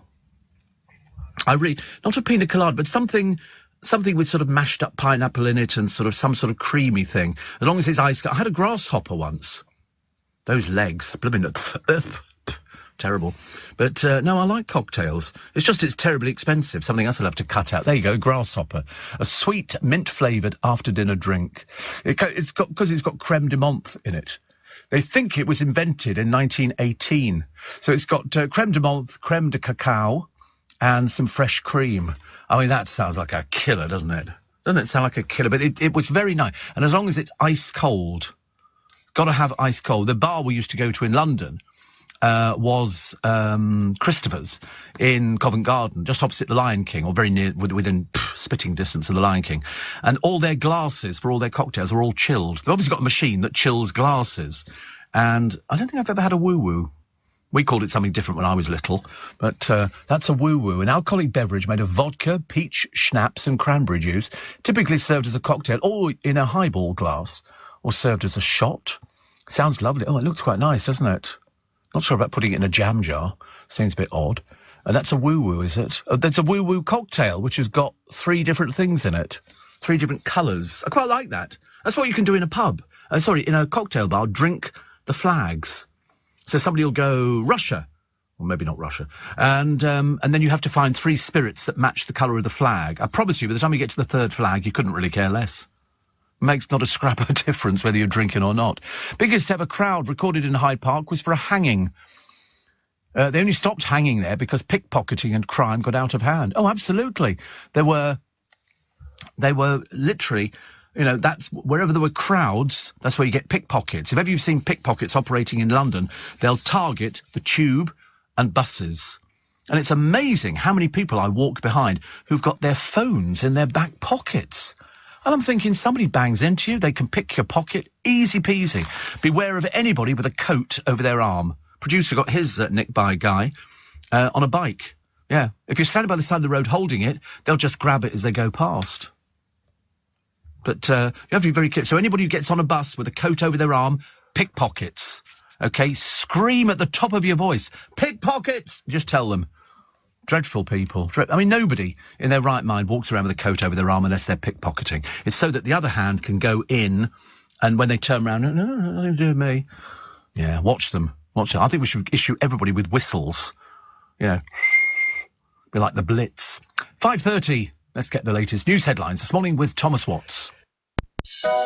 At E.ON Next, we believe life's better when you know that if you need help with your energy, there's a team of dedicated energy specialists who work hard to get it sorted. So you can get back to doing what you like quicker. We think that makes energy a little bit better. And that's why we're always working towards helping you get more out of your energy. So visit eonnext.com today. Steve Allen on LBC. Morning, nice to have your company. Nice. It's Steve Allen's early breakfast. 26 minutes to 6. That's the last time check I'm going to give you, I've decided. I'm not going to... It's like being in Vegas. You won't find any clocks in Vegas because they don't want you to know that you've been standing in front of a fruit machine for about an hour and a half. And some people do. I told you when I went to Vegas last time, there were elderly people, because elderly people go to Vegas because of the weather, because it's hot all the time, and so there's lots of big retirement homes outside of Vegas, and it's amazing. But you get people standing at fruit machines, and there are millions of fruit machines, literally with their oxygen cylinder next to them and a mask over their face. Seriously, it's the only place you'll ever go to, well, unless it's any other casino, where sort of elderly people who've retired to Vegas because of the weather will just go and stand in the casinos, and they will just gamble, and they get given free tea and coffee and drinks because they're contributing to the casinos' pockets, and it seems to work very well. I remember going up to bed one time watching this old lady, and she was there, and you could smoke in the casinos in those days. You can't smoke in them now, but you could smoke in the early days. And she was gambling, and she had her mask over her face, and the oxygen was being pumped in. I go to bed, come down a few hours, she's still there. And you feel like saying to them, how much money have you wasted? Although a friend of mine, Mike, went to Vegas and he had $1 and he put it into a machine, and he said the next thing, he said, I'll just put my last dollar, usual sort of trick. He said, it went bing, bing, bing, bing, bing, said the lights started flashing and the reel started turning and all the rest of it. And he didn't know what he'd won. But of course now, and for some years in Vegas, the machines don't pay money. They pay it prints out a little ticket and you take it to the cash office and they then give you the money, which is a shame because I used to love hearing the money piling out. But you got nowhere to put it. He won $1,000. $1,000 for $1. I mean, stories like that are few and far between. But it's very addictive to watch. I mean, I did play on a cheap machine. It was like 2 goes for $1 or something. And I won, I think it was about 600 quid. Because it kept ticking over, and this woman came over to me. She went, "Oh, you've done really well. You've got so..." I don't know. I didn't understand what it was. I was just gambling blind. I always think a fruit machine, you can't cheat them in any way, shape or form. It's a machine, and you just enjoy the pretty lights and the reels going round and stuff like that, which is nice. I mean, I won't deny the fact I used to be addicted to fruit machines. I would go into a pub and I would have a little plastic bag in my pocket with 20 quid in it. Oh, can you still smoke in the casinos? Oh, well. But I have a little plastic bag with £20 in pound coins, and I would put that into a machine. If I didn't win within £3 coins, I would move to another machine, because I would work on the assumption it might have already paid up for that day. Because even though it says on them, it pays 76%, I mean, that's 76% spread over its lifetime. So you can imagine it's not that difficult. For Baz, he says, I've just had to scrap the windscreen up in Scotland. I mean, you've just taken it out and thrown it away. You're so rich. So rich. Scraped it. He said, the Arctic blast is here. As long as it doesn't come down here, love, we're all right. I don't mind that. But I haven't scraped a windscreen for ages. You know why? I just get in it and I can get instant heat out of my engine. So I don't have to wait for anything to heat up. You just push a little button and then, it sort of clears the windscreen quite nicely. I love it. I wish it would hurry up and bloody well rain. It's taken its time, isn't it, really? Yeah, is it a lovely morning? It's pretty out there. I love London when it comes awake slowly. I always think, we're so lucky. We live and we work in the centre of London. They're having a big party next door. I wasn't invited. And so I've written a note. And they were celebrating the fact that I think tickets are going on sale very shortly for the summertime ball. And they were all there and music was playing and all the rest of it. I mean, it's the first time I've walked in to the offices and there's been all this music playing, because round our side we wouldn't do things like that, honestly. Sensible journalists. Much more sensible. Robert Pattinson is going to return as Batman. How much are they paying him? Bloody thing, honestly. 15 million. 15 million that they're paying him. Another image. Oh, this is nice. Oh, that's very pretty, isn't it? Taken outside the bit. It's a very clear picture. When you look at it, that's why whenever you get pictures of the Loch Ness Monster, all these other, Yeti and the Abominable, they're so hazy. And you think, wait a minute, everybody's got a phone with a camera in it and you can get perfect pictures on there. Perfect picture quality. And they get this hazy picture of a log floating around, in the loch. And they go, oh, it's Nessie. And you get to be so stupid. Of course it's not Nessie. Or failing that, oh, look, here's a very hazy picture of we think it's a cougar. Out in a park or something, Bigfoot. Yeah, here is the abominable snowman, and it's this sort of mocked up picture. It's just ridiculous. It really is. So, apparently for the debut film, Robert Pattinson made $3.5 million. But Warner Brothers have got their checkbook out for this one, and so he's been offered 15. Can you imagine? 15 million. I can't imagine what it must be like to be offered 15 million. John Virgo wants to bring back Big Break. It did attract 13.9 million viewers. No chance in this day and age. Nothing gets that sort of figure. They did 222 episodes. He said Jim is a comic genius, yet he can't appear on television because he's got a black mark against his name. Yes, he was booked, wasn't he? Have I got this right? Jim Davidson was booked to do I'm a Celebrity, Get Me Out of Here or Big Brother or something like that. And then something happened and he turned around and went back to Australia or something like that. Whatever it was, he didn't get as far as the television programme. I seem to remember. I can't remember what it was, though, now. It'll be something. He won Big Brother. So he obviously went away and then came back for it. I can't remember exactly what it was. But so he has a black mark against him, says John Virgo, because we've not seen him on television for God knows how long. He's been married loads of times. I'm quite sure he's... oh, that's right. He's since come up against cancel culture after cracking gags about women, ethnic minorities, gay and disabled people in stand-up shows. And I think that's what it was. It was some of his sort of comments. Some of his comments, and they decided that maybe wasn't the right kind of thing. Not the right kind of thing. 84850 steve@lbc.co.uk. Trendy label Balenciaga has been mocked for urging customers to look like Joey, wearing all of Chandler's clothes in Friends. I used to wear Balenciaga. They used to do an aftershave, which was quite nice. And, what was this other one? Oscar-winning actress Kim Basinger suffers from anxiety and agoraphobia that's left her unable to leave the house. They've all got issues. I must be the only person who hasn't got any issues at the moment. You know, I've never had agoraphobia. Imagine being in that situation where you can't leave the house. You couldn't go anywhere. You can't go to the shops, you can't go to the bus stop, you can't go to work, you can't do anything. Whereas, you know, I like getting up in the morning. In fact, I can't wait to get out of the house. You know, it's like, yeah, bring it on. It's another day. Another day. Paddy Doherty is recovering in hospital after a heart attack. He's sort of a very old 62, basically. He said, I'm feeling 100 times better. He said, I wouldn't say I'm great. He's got to stop drinking and messing about. Oh, more fool you then. I mean, you know, how many more times do we have to tell people? If you mess about and you drink and you don't look after your body, have a heart attack. You know, have a heart attack. Sometimes you come back from it. Sometimes you don't. But those are the times you don't remember it. Listening to your show yesterday, says Mark, and I wanted to clarify something. Years ago, I worked in Selfridges, and one morning we were asked to go in an hour early, but we weren't told why. At approximately 9 a.m, Prince William turned up with the usual security. We were told to stand in line and don't speak unless spoken to. I couldn't help myself. Not every day you get to meet royals, so I said, good morning, Your Highness, and put my hand out to shake it. To my surprise, he did. I know you said they don't, but he was only young and probably felt obligated. Yes, they don't. If you proffer a hand, they will, thank you. And they carry on, they don't do it. This is, you know, one of those sort of things. But that's having to go in early. Have they paid you for going in early? Was he doing shopping or something? I mean, if that's having to line up to meet somebody. Not the most exciting. I mean, I get it when I go in shops, but that's different, isn't it? You know, I'm one of those sort of people. Sorry? Sandy's. I get Sandy's, they all stand up for me. Steve, morning. When my daughter was about 20 at the time, missed her train connection from London King's Cross to Leeds, I said to her, find a hotel, stay on the line until you get there. A policeman said, don't leave your phone out, it may get pinched. She said, my mum wants me to stay on the line.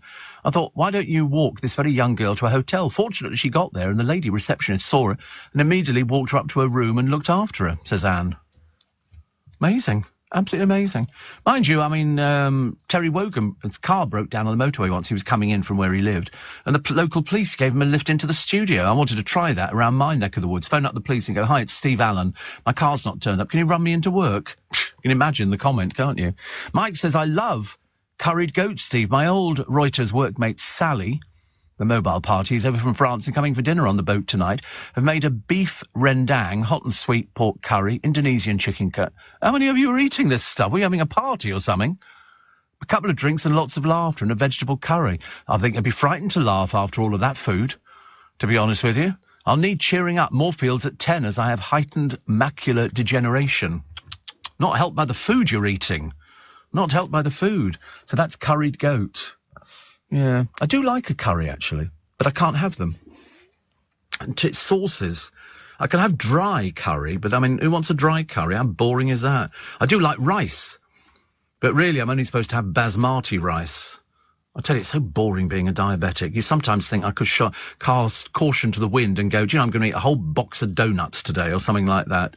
I could have I know, but even, you know, asparagus pales into insignificance. I might get some today, though. I might get little asparagus, because that's quite nice. Apparently a statue to celebrate the reunification of Ukraine and Russia gets dismantled and the Russian head falls off. It was installed in 1982.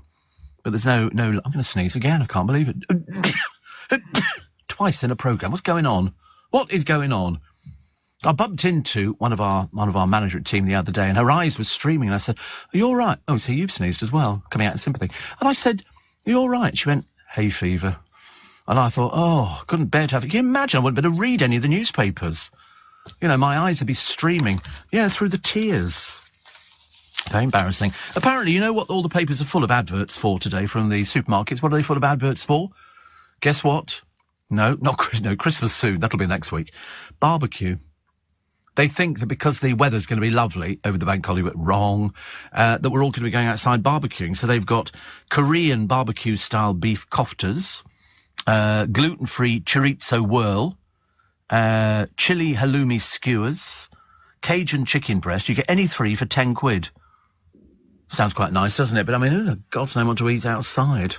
I don't want to eat outside. I'm sorry, I want to stay inside, be nice and warm and cosy. Snug as a bug, as they say. 5:45. Let's get the LBC travel for you this morning with Joanne Webb. Steve Allen on LBC. Morning, nice to have you coming. I like the story of a lady in the papers today who has found her late husband's wedding ring under an apple tree. Nothing unusual in that, but they lost it 35 years ago. 35 years ago, and it's turned up again. She's 90. She said he dropped it in the garden in Cornwall, adding, I got a bit choked up, and then she found it again. Isn't that amazing? Oh, she's 90. Yeah. I don't know whether she dug for it. I don't know. It just says she found it. I don't know whether she dug for it or got a metal detector in or a sniffer dog. I've got no idea. Really is one of those sort of things that we can't worry about. Life sucks for Mike Tyson. He's clearly moving on and wrote drink in some knowledge, because this was after Mike Tyson was filmed. He punched a passenger who annoyed him on a plane. To be honest with you, it's another assault charge as far as I'm concerned. Jerry Horner's Union Jack frock has been named the most iconic celeb dress of the past 30 years. Liz Hurley's safety pin dress and Lady Gaga's meat frock were other things. She wore it at the Brit Awards in 1997. That was the Union Jack dress. Funny, isn't it, really, when you think about all these things that sort of went before, and, I remember the meat frock, yes. I tried to recreate one myself, but I only had mincemeat. Has she still got it? No. You'd have to keep it in a freezer, wouldn't you? And even then, I wasn't too sure whether you'd want to... to be honest with you, I think it was quite brave. But there again, if you want to make a statement in the music business and you know your music's good and you maybe can't get any plays or something like that, you wear something like that and immediately people go, ga, ga, ga, ga, ga, ga, as you do, or gag, gag, gag, gag, gag, gag. It's lovely. It's very clever. There was an artist in America who did the same thing. He used to make clothes out of meat. And I remember thinking, that really is a bit odd. I mean, after a while it starts dripping and, oh, God, too disgusting for words. What else we got? 1 in 10 Brits count a boozy cocktail as a 5-day boost. Asked to reveal cocktails they thought had the most fruit and veg, the top 5 were Pina Colada, Porn Star Martini, Bloody Mary, Strawberry Daiquiri, and a screwdriver. I love a strawberry daiquiri. I like strawberry daiquiris. That's very nice. The study found 11% thought a glass of wine counted because it was made with grapes.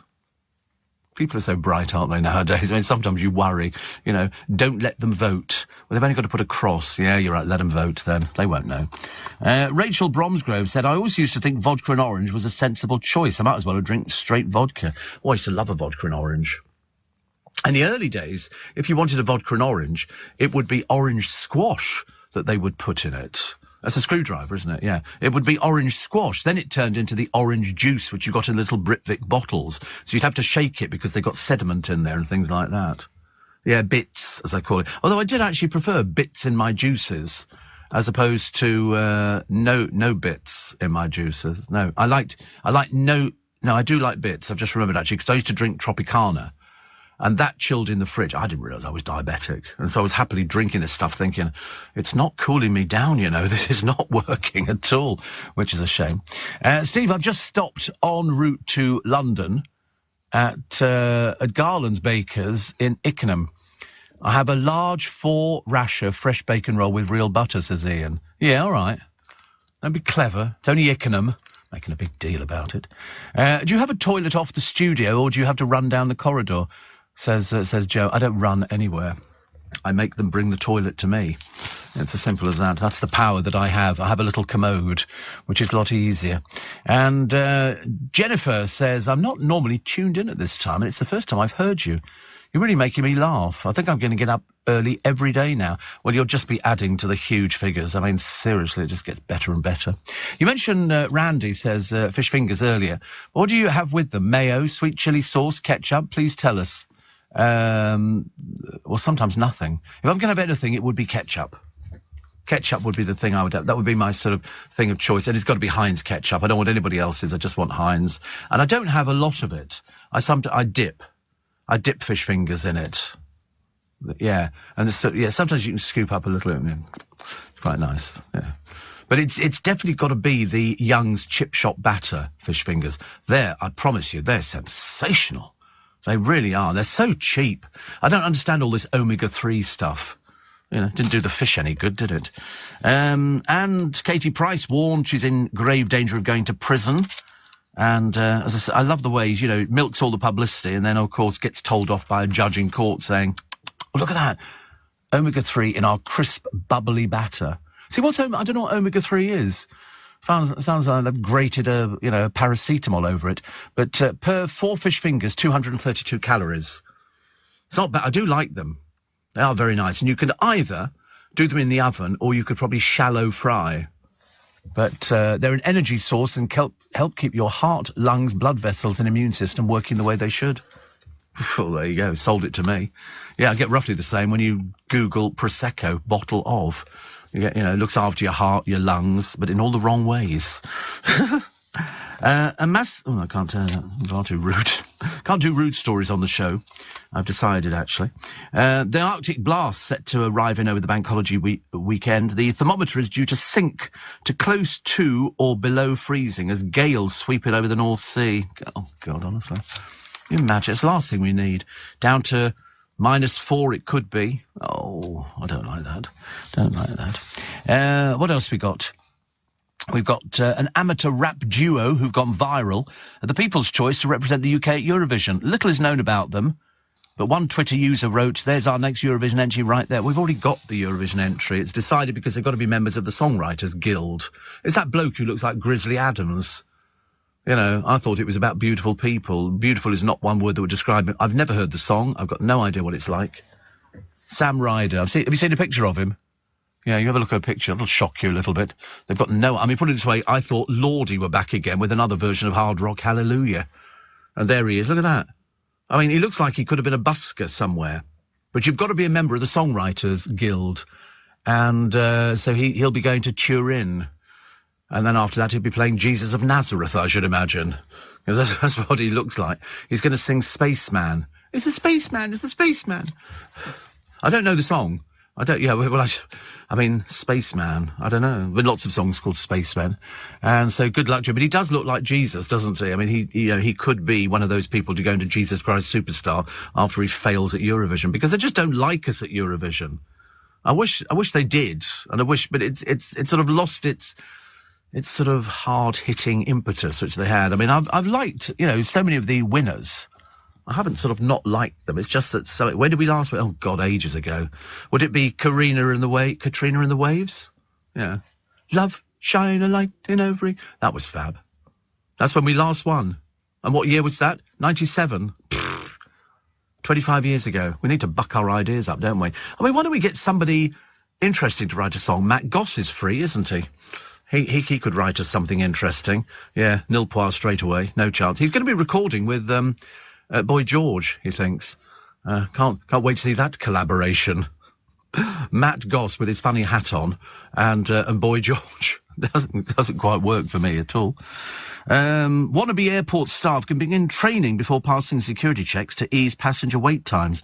Well, if you're flying British Airways, there's a very good chance you're not flying anywhere. They're cancelling left, right and centre. And food deliveries from pubs and restaurants have trebled to nearly 3 million meals a month. People are ordering through Deliveroo, Uber and Just Eat, although levels have dipped since the height of lockdown.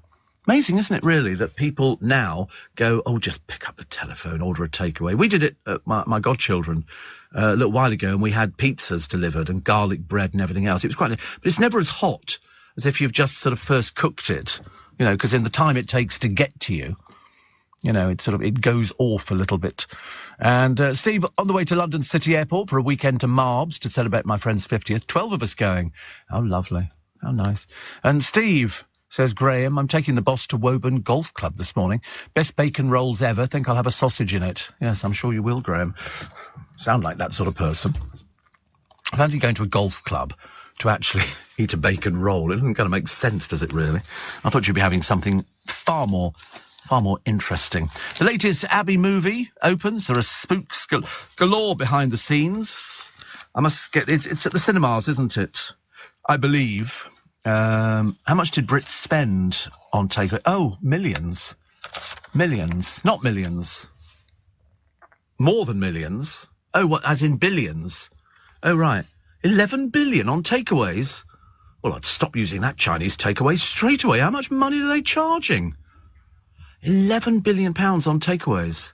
Mind you, are you sure when you order a takeaway where it's cooked? Do you know a lot of them are cooked on industrial estates? They shove leaflets through your door, pizzas and Chinese and everything else, and they're done on porter cabins on industrial estates. Yeah. They're not always the place you think they are, which is a bit of a shame. I see Laura Tobin's got a book out, TV meteorologist, and she's got a book out called Everyday Ways to Save the Planet. I don't think the planet will have to wait a little bit, actually. Don't bite your fingernails. Right, don't bite your fingernails. Very annoying to watch somebody biting their fingernails on the programme. Find it very irritating. Also, Line of Duty bodyguards Bloodlands and now D.I. Ray. This is telly writer Jed Mercurio has no plans to stop making crime dramas. What did I watch the other day? Can't remember. It was about a pathologist. It's called Silent Witness. They're very good. They're very good. I have to keep reminding myself they're not really playing with dead bodies. They really are sort of rubberised and things like that. Although sometimes, I swear to God, I can see them breathing. So they might actually use real people. You have to lie on the slab. It's like being an art model. I think you have to sort of train yourself to lie there, and the camera will go over you very quickly so they don't sort of see that you're still alive. That'd have put the cat among the pigeons, wouldn't it? You imagine? Which has happened, actually, in mortuaries all over the world. All of a sudden, somebody has woken up. Must frighten the life out of them, I should imagine. Kellogg's are taking the government to court. There we go.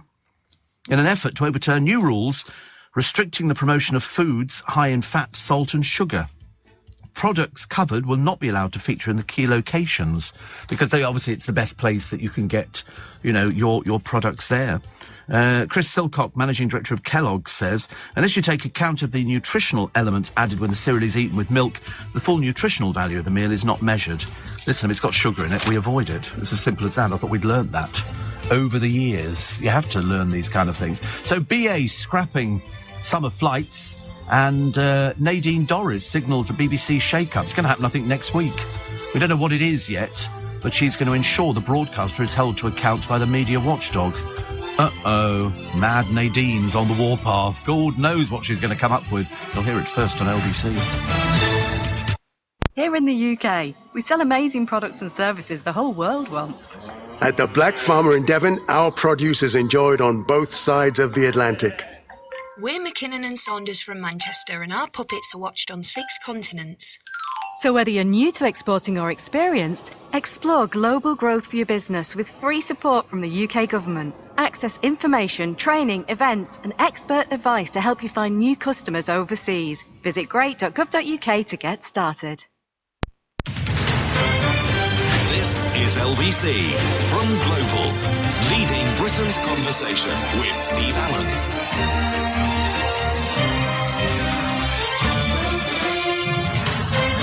Morning, everybody. Thursday, April the 28th. 2 more days. Wait a minute, is it? Yes, 30 days have September, April, June and November. All the rest have 31, excepting February, excepting leap year. So 2 more days and then we're into the bank holiday weekend. The excitement is sort of diminishing as people tell us about the Arctic blast. But we're more interested now in, was somebody really watching pornography on a telephone in the House of Commons? Is that entirely possible? Steve, with you being a movie aficionado, says Tudor, here's the first look at Margot Robbie in the upcoming Barbie movie. I assume you've already pre-booked tickets. Yes, I'm a Barbie girl in a Barbie world. The trouble is she doesn't look like Barbie. I've seen Barbie. A friend of mine collects Barbie dolls. And he's collected for years. You can buy Barbie everything. And they've, she doesn't look like Margot Robbie. I mean, I don't know really what they would sort of do to impress Barbie on us, because I don't really know what Barbie does for a living. Is she just somebody who sort of wears, she's pretty girly, because she took over from Cindy in this country. Sydney, yes. That would have been an interesting one, wouldn't it? So I don't know whether or not they're going to do a story, and are we going to see Ken in all his glory? Thank you. And I just wonder, how they're going to portray them, because Ken went through a phase of having a little Village People moustache, check shirts, flowery shirts. I mean, he started looking a little bit too camp. And we were never sure what the relationship was. Then Barbie got a plane. Ken never got anything. He just got some rather peculiar clothes to wear. But Barbie got some really fantastic stuff. I mean, she's had lots, I think, of jobs. Mainly, I should imagine they must be to do with sort of fashion. She's had 72 careers. Has she really? What a hard-working girl she is. In fact, over all of her jobs, she would have earned an impressive 45 million. She's been everything from a cheerleader to a waitress and a hairdresser, an astronaut, a veterinarian, and even the President of the United States. Barbie can do it all. She is, Saint Barbie, I think, because, I mean, I've seen them over the years, and it's I'd love to see the factory. No, wait, we did see the factories. There was a television program where they showed you making the little Barbie outfits. You're just making it all in miniature, because Barbie, I mean, frankly, you could get your little finger round her waist.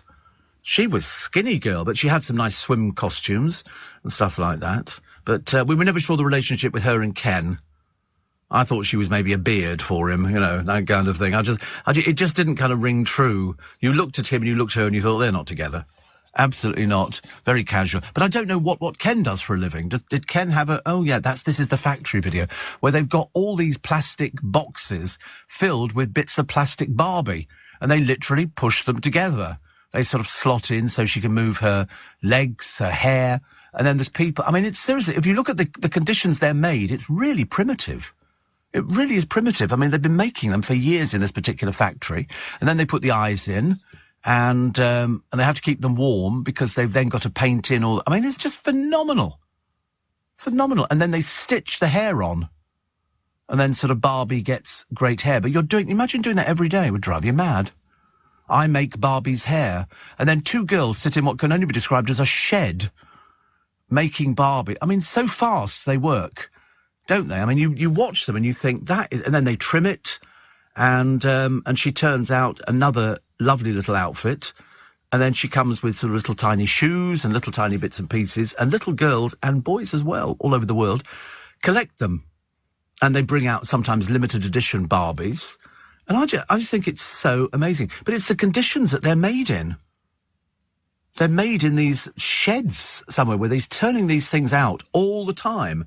Imagine all the time. When you watch somebody on, as you will do, you'll be watching this on YouTube, and you watch him stitching the hair on, he goes at a rate of knots. It's like less than 30 seconds to put the hair on, all stitched in. Steve says, Linda in Chingford, I've just listened to Sam Ryder, Eurovision, oh dear. Nul point. Sorry about that. I haven't heard it, actually. I haven't heard it.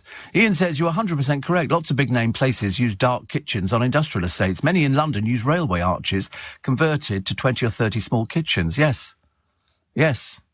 And it's been going on for ages. They showed you a place. You got the leaflet through the door, and it would say something like Hong Kong Kitchen or something. It wasn't actually a restaurant you were buying it from. It was an industrial estate. You would phone up, and somebody would answer the other end, and then they would have all the bikes outside. People just don't even bother. Listen, at one time, you had to get up to turn the channel over on your television. You had to lean up and sort of push. Now you sit there with a remote. Or failing that, you speak to your remote, and it will change the television channels. Like I can speak to my car, and say, call Joe, and it will call Brian. No, call Joe. Call Joe. Yeah. Very frustrated, very frustrated. The simple reason is that it's got to learn how to read your voice. And so I had a little machine once, which a friend of mine bought me in New York, and you had to go A, E, O, U, 2, 1. And all these phrases, and then it could work them. And so I used to have to say, call Joe. And it never did. Never did, because I never had Joe's number. Never had his number at all. It didn't even know who he was. And my car now says, I'm sorry, I didn't get that. And you think, yes, you did, because I've just told you, call Joe. It's as simple as that. Just being difficult, actually. Very difficult. Steve, did you ever mention you are partial to a fish finger sandwich with crisps and ketchup on it? You were dreaming, Kim. I've never had a fish finger sandwich with crisps. That would kind of defeat the object. I mean, I would have a fish finger sandwich with a bit of ketchup, but not necessarily a sandwich. It would be a roll. A soft roll. You can't do a hard one because by the time you cut it in, most of it dissolves and sort of, everything. So, it just does. And so, I mean, I've done fish fingers in pita bread before now. That's quite an easy one to do. And a little bit of mayonnaise. I must get mayonnaise. I completely forgot about it the other day. I keep forgetting all these things. I'm getting hopeless, actually. But you must try it, Kim. I'm never wrong with my food recipes. Steve, 25 today, says Tom. All downhill from here. I'm sure already feeling ancient and decrepit, and that's just my body. Listening live to the show for once. Oh, 25, you've had it. You're downhill, you're quite right. That's when you start putting on weight at 25. That's the cut-off point. And once you start putting on weight, you'll never, ever lose it.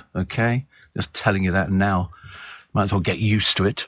So Angela says somebody should tell Barbie that Ken's interest is elsewhere, which seems obvious to everybody except her. Well, she's too busy being the president, too busy being a waitress, too busy being a waitress in a cocktail bar as well.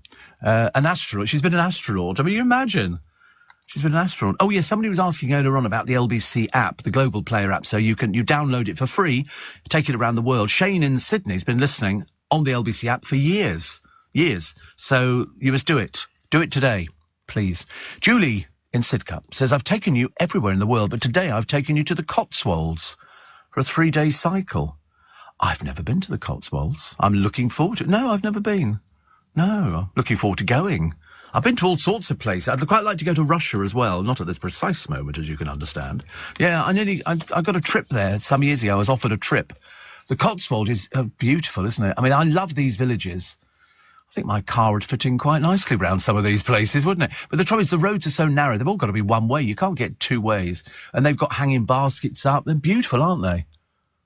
There's one village where, didn't the neighbours complain because one of the neighbours had a yellow car and it spoilt the appearance or something? They were all up in arms over it. But I don't know, the Cotswolds is very pretty. Very, very nice. And there's a property boom there and people stand in the rivers because they're very, very sort of low level. But very pretty. Oh, I'd love that. That'd suit. I quite like a fish and chip shop and an ice cream shop there. So you can cater for everybody's needs. Yeah, my own. It would be my own. And so you can do sort of, you can have the ice cream lunchtime and then fish and chips for your supper. Very pretty places. I don't know what the property prices are like. I should imagine serious money. So it's not cheap, is it? No. You always have to pay for something that's lovely. Even though this programme is lovely and free, which is great. More of your texts and emails. So thank you, Sidcup Julie. I shall look forward to my my trip to the Cotswolds. Not sure about the bicycle bit. Could I maybe sit in the basket on the front? That would be okay, would it? Quite nice. Andrew's new shame. Yes, Prince Andrew. Stripped of his honorary freedom of the city of York. They don't want him. They think he's an embarrassment. And they're not wrong there. This was after the out-of-court settlement. And so they've called him to do the right thing and relinquish the Duke of York's title or for it to be taken away. The Queen's already removed all his military and royal patronages, and the Duke has also stopped using the style His Royal Highness. I think so too. Now he's lost the honorary freedom of the city of York. That was given as a wedding gift after his marriage to what's-her-face. And they've said, it was the highest honour that they could bestow. Now they've changed their minds. They don't want him associated with York. Thank you very much indeed. And all councillors of all parties supported the motion to make it clear it's no longer appropriate for Prince Andrew to represent York.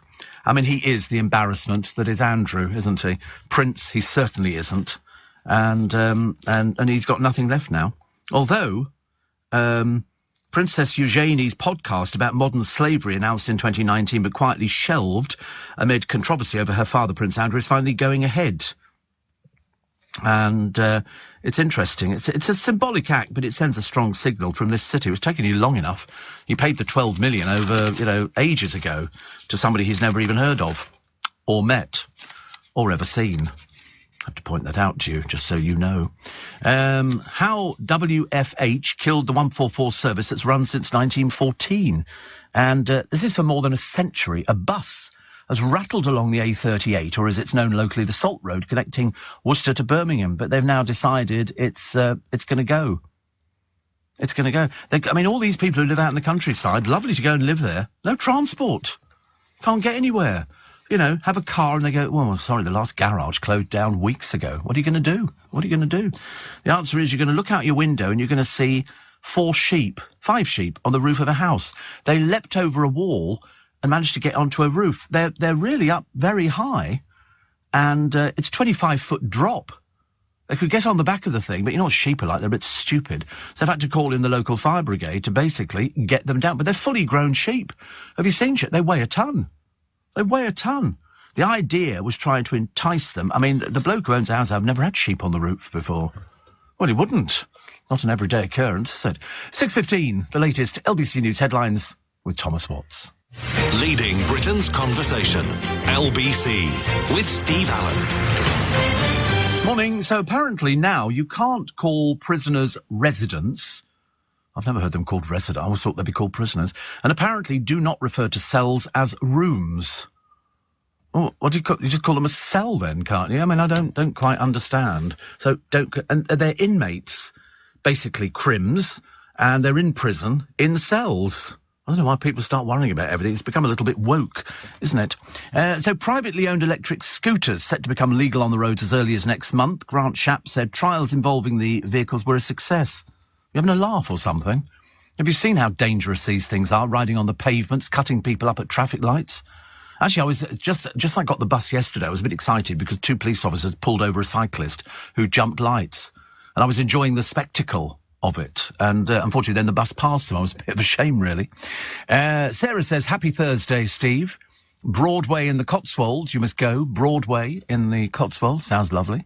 And Nikki in Exeter says that we're over the entire country.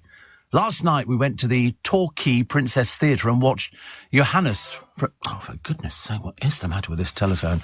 I can't make it stop making noise. Yes, I can. Yes, I found out how to stop it. But, so we went to the Princess Theatre and watched Johannes from Strictly Freedom Tour. What a fabulous show. Everybody was up dancing at the big finale. I felt I'd had a night in Vegas. It's not quite the same Torquay, is it? Not quite the same. I mean, whichever way you look at it, Torquay ain't no Vegas. It really isn't. I don't think I've ever been to Torquay, Nikki, but it sounds lovely. And it's a seaside place, isn't it, Torquay? Yeah. In Devon.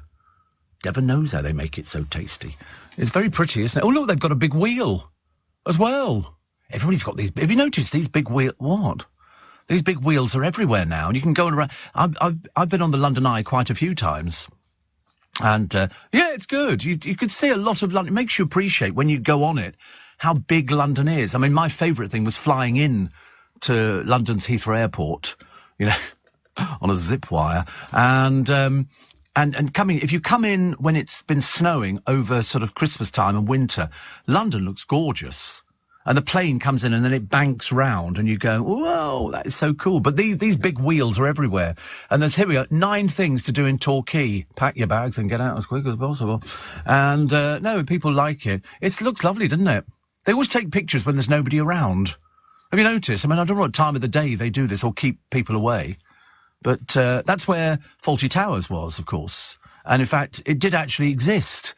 That was the hotel. The interior shots were obviously all done in the studio, but the exterior shots were this place. It's been various other... It's been a restaurant. It's been all sorts of things, but don't walk into it. I don't even think it's there anymore. Did it burn down or something like... I can't remember what happened. A little bit worrying. Warren says... How's your new car? I've just ordered mine, a brand new electric Tesla. Got to wait a few months. It's low. It's the new Model Y. Wow. Amazing. He says, will you buy an electric Bentley when they come out? Because, no. No. I had an electric car this morning. Hated it. I want to hear a car. So what they do is they now put a fake noise in the cars. Because the driver...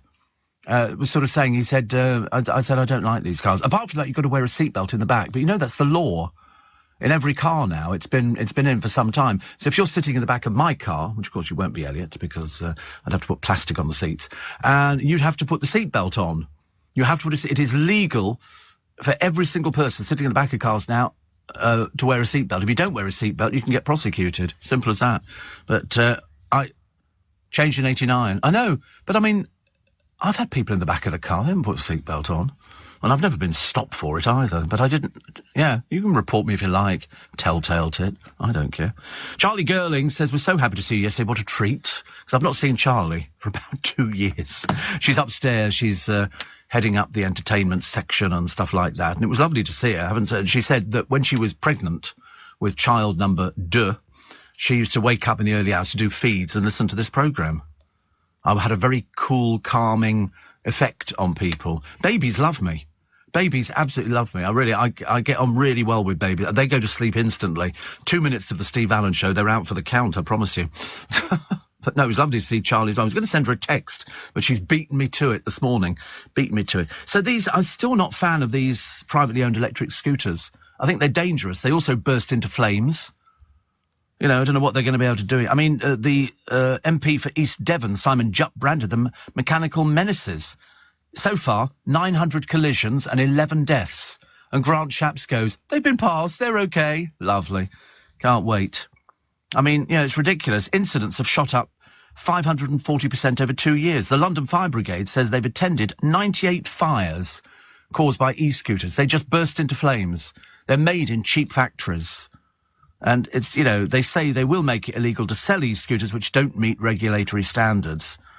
You know, I mean, they've been illegally modified. They can go over 40 miles an hour. Have you seen the speed? You come off something at that speed, 40 miles an hour, and you're just standing on a little bit of board. There's a very good chance you ain't coming back into this world. Walsh says, locked into the Spike after watching Sopranos. Never seen it before. I'm on season 2. Wow. Catherine says, Steve, we've had many happy holidays in Torquay. Stay at the Imperial Hotel. You'll love Babbacombe Model Village. I love model villages. Love model villages. I think they're great, actually. So the Imperial Hotel in Torquay, the producer will find it, and we shall have a look. I shall let you know. I'll know instantly if I want to stay there.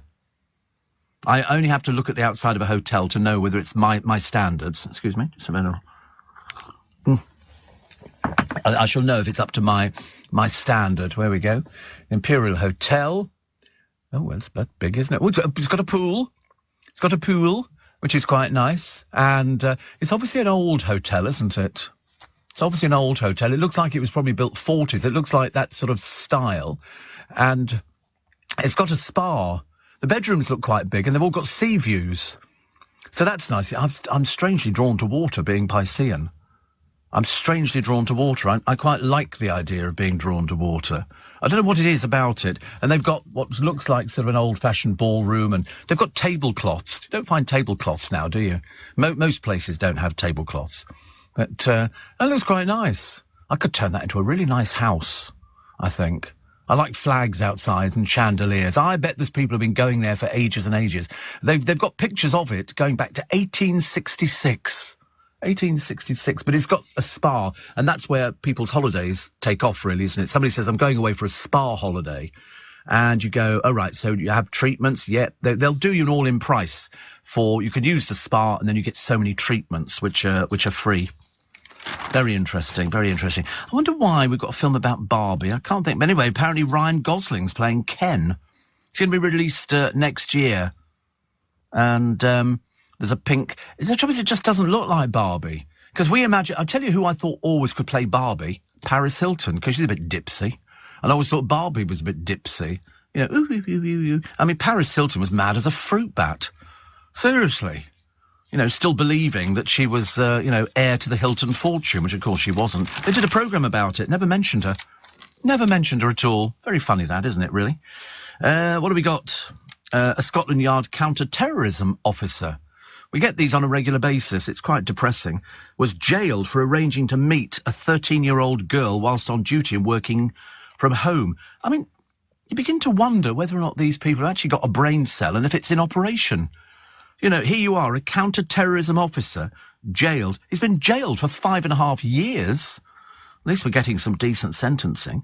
And he was convicted of 3 counts of grooming the girl, who was, in fact, an undercover officer. So, in other words, she played, a part. He was also convicted of a 4th charge of abusing his position as a police officer. This isn't the first time we've ever read things like this. I've read these on quite a few occasions. But...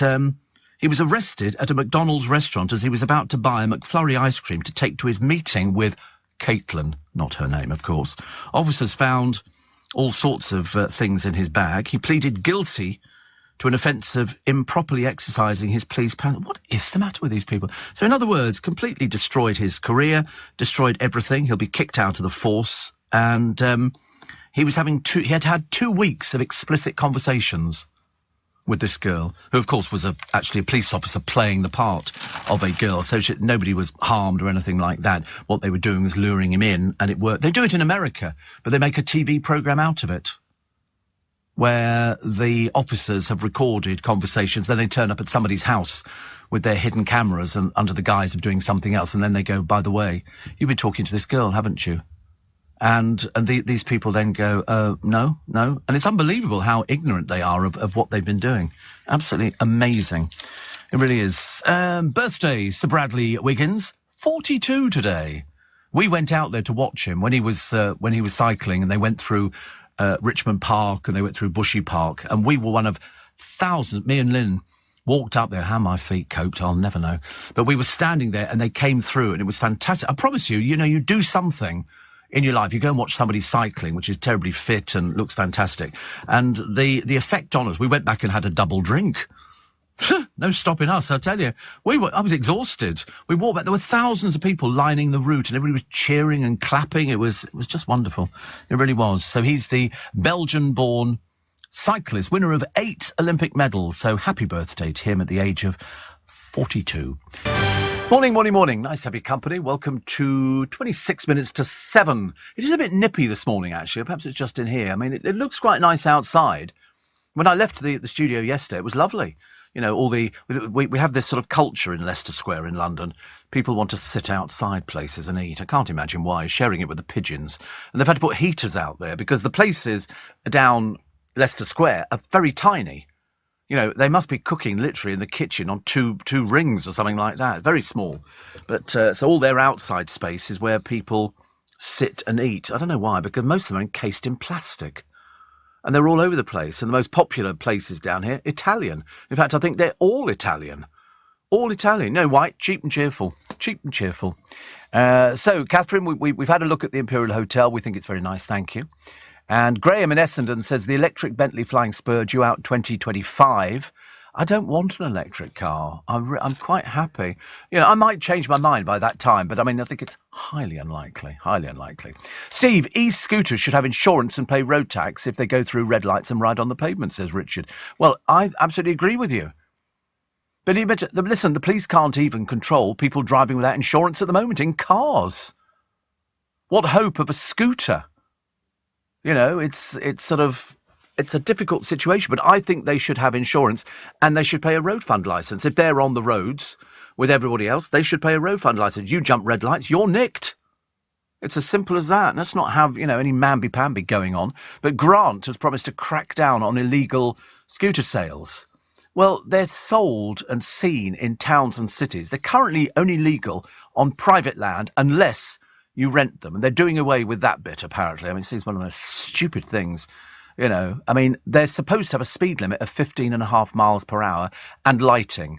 The majority of the ones I see, they have no speed limiters on, and they've got no lights on them at all. At least, the Boris bikes, as I still call them, of which there seem to be all different ones now. There's all sorts of bikes popping up all over the place. They've got lights on and they're fully charged and everything else. These scooters are a death trap. And if you consider that stupid woman the other day who was drunk on it, barely stand up by herself, and now she's actually, on an e-scooter, these are accidents waiting to happen. Doesn't get any better, I'm afraid. So I think what they should have is the scooter seized. I think there should be no two ways about it. If you, have a misdemeanor on the roads, or you crash into somebody, or you decide to jump round them at zebra crossings and things like that, I think the scooter's taken away and it's immediately, not impounded, scrapped. It's the only way. There is no deterrent at the moment. Listen, you can't stop people getting in a car after they've been drinking. What hope of actually finding people on an e-scooter who've got insurance? What are the police going to do? Chase them up the road? The Bobby on the beat doesn't stand a cat in hell's chance of catching up with these things. They go past me in the morning. And there's also one bicycle that goes past me in the morning. It's an electric bike, but it's got big wide tyres and everything. This thing goes past about 35 miles an hour. And they don't bother stopping for red lights. As long as there's nobody crossing, they don't think it's necessary. So, about time they the government is so wet. So wet. It really is bad. Edmund King, the AA president, said after the session, the government is right to address the issue and bring in regulations rather than allowing some of our cities to be overrun like the Wild West with illegal scooters. Listen, they haven't managed to stop in London these rickshaw things. They haven't managed to stop them. Well, I don't think they don't have any insurance. I mean, put it this way, they haven't criminalised them because they don't really know what to do about them. There's too many of them. Are these people paying tax? Of course they're not. Why would they be paying tax? They're in a cash business. Got to be very careful. You get ripped off by loads of them, really. Tony says, Steph McGovern's packed lunch is back again. Are you watching it? I think it's getting better. Too many people on it. Too many people. It's, it doesn't know where it's going. They're either building it around her personality or they're just shoving any old Tom, Dick and Harry on there. The hotel it was based on was called the Glen Eagles. Unfortunately, now a block of retirement flats called Sachs Court, named after Andrew Sachs, says Andy. Well, there you go. And Laura says, you should do a baby podcast, Steve. You'd make a fortune. Baba loved you when I was pregnant. Now he's 2 months and even more of a fan. Definitely go to Torquay and visit the Agatha Christie Museum too. Thank you very much indeed. And Benjamin says, that's when I discovered you too, when I used to get up and make my little girl Blossom's bottles in 2016, and I still listen every day. Currently putting out the washing. Best time to do it. Best time to do the washing this time of the... I know, it's a thankless job, isn't it? Why can't you teach the old man in the house to actually do washing and stuff like that? Ridiculous. Steve says, Sarah, I hail from Torquay. It's a fabulous place to grow up. It's beautiful. Also, Agatha Christie's home for many years. So happy Friday. That'll be for tomorrow. Please don't think that today's Friday. People get very confused. And Juliet says, I've been listening to you for about 5 years. And last year I was in a bad car accident and I'm still recovering. You've been a bit of a lovely companion, helping to make me smile with your humour. And I'm grateful. I normally listen to the podcast when I go to bed from the morning before, but I've woken early and thought I'd let you know how much you've helped me get through the night. Cute. You're going to give me that name? You can give me that name. Write it down, and I'll do that. So I'm just talking to Theo Usherwood. I do beg your pardon. He's going to come in during the break. Okay, pop back. So Juliet, thank you for that one. And from Wayne, my trolley dolly, he says, on the subject of the lovely restaurants behind Global and Leicester Square, I was walking past the other day, and the smell from those disgusting open urinals opposite the Garrick was overpowering. What on earth are the council thinking of? The worst thing is that you walk past somebody having a wee. I don't quite understand. I mean, I really don't understand. Why can't they just build toilets? Who wants to walk past people having a wee into a bit of plastic? Might as well stand there with a milk bottle. Sorry? Could be handy. Yeah. Well, I mean, I've never used one. Have you used one? Have you? Oh, dear, I don't like the sound of that at all. That's very... A producer uses one of these things. I mean, how many times do you get caught short there? What... If you're in a pub, don't the pubs and the clubs have toilets where you go? What sort of clubs are you going to recently? It's very worrying, isn't it? We need to get you some men's tenor pants. And then you wouldn't need to... You can just stand there at the bar or in the club. I have got some spare, actually, at the moment. You'd be quite surprised. I've got a box full. And they're very good. They're very, very good. They were necessary for me. I didn't have any choice in the whole thing, really. But there you go. Gina says, Steve, would you send my mum Anne O'Brien birthday wishes? As she celebrates 90 today. She listens to you every morning. So there you go, Anne, 90 today. Good Lord above.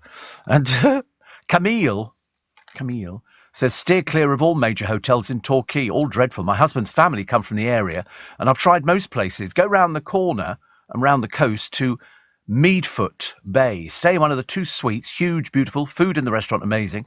Talented young chef, Callum Tasker, worthy of a Michelin star. Fish and chips, salt water in Torquay. 2019 voted one of the top 10 fish and chip shops in the UK. I do like fish and chips. We're a bit of a fan of fish and chips. I haven't had it for ages. I talk about it, but then people go, oh, you're eating fish and chips. I go, no, I'm just talking about it. We have celebrated Fish and Chip Day on the programme before where they sent in fish and chips. And I have to be honest, it must be great if you're doing a music programme, because you've got loads of time to eat your fish. If you're trying to do a programme like mine, you try eating and talking at the same time, and the chips were always soggy. And I like proper crispy type. Do you have a fish and chip shop in Maidenhead? Is that? I thought you'd be too... Oh my God. I love it. Fish and Chip Day is on May the 27th this year. Will we be celebrating? Will we, Buffalo? I tell you, we'll be out there. Phew, dear, fish and chips, what a treat. We had a party at LBC some years ago, and they did all the food in miniature. And so we had little miniature fish and chips, basically looked like a little piece of scampi with a few chips in a little cone, and they did little beef burgers and chips, it was all sort of miniature. I loved it. I shoved it all down. It was like finger food, yeah, very sort of posh finger food. I liked it a lot, actually. I'm very good at eating party food. I like party food because if you don't like it, you move on to something else. It's much easier, isn't it, than having to sort of think about it. But I've not been invited. So I'll be all right. Not been invited to a party for some time. I wasn't invited to this party round at Capitol. They saw me coming in. They knew who I was. I've got a big T-shirt on going, "I am Steve Allen," And then I turn around and it goes, "Respect me," that kind of thing. But I didn't, no food at all. Mind you, I don't think they were interested in food at all. The photo test that proves who wears the trousers in your relationship. Why would you want to know that? You just look at whose name is on the bank account. That's the thing you check. It didn't matter, the photo test. I'm not really sure about things like that. And also, I mean, when you see, and of course, who have they highlighted? Meghan and Harry, because she quite clearly wears the trousers. Have I ever had a joint account? Absolutely not. Not in a million years. I can't think of anything worse. I had a joint mortgage once, years and years ago. Never again. Never again. God, that went pear-shaped. And, the other person disappeared off. But of course, if you're sharing a mortgage, you've got to buy them out. Unfortunately for us, the property had gone up fantastically. And I remember thinking, I don't like this idea at all. I really didn't like it. So, and then they took the cats and everything. I'm telling you, it was a dark day, I'm promising you. Dark day. And then also claimed back on all the council bills, on the electricity, on the water, on everything. Claimed half of it back.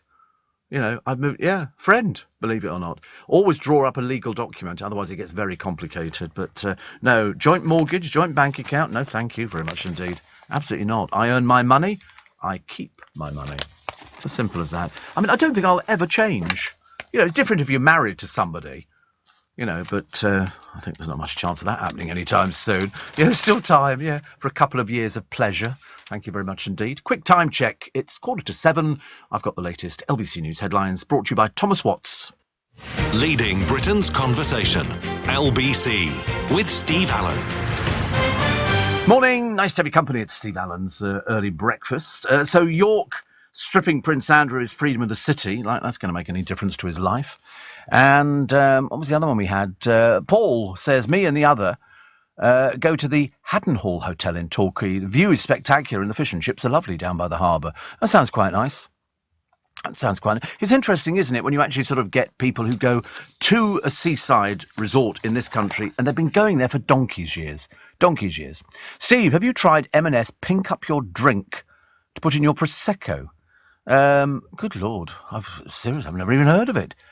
M&S Pink Up Your Drink. Well, there you go. We'll have to check that one out.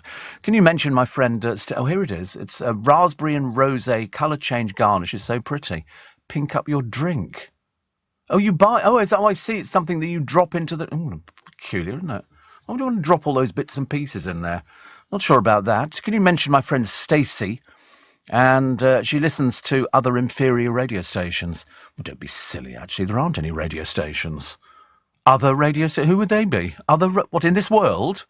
I've never heard of such a thing, actually. I've told her to listen to you, says Sarah. She said, I've tried to send a picture, but it won't send. Oh, sometimes if you're in a bad area, it won't send it because it takes a bit of effort to do it, actually.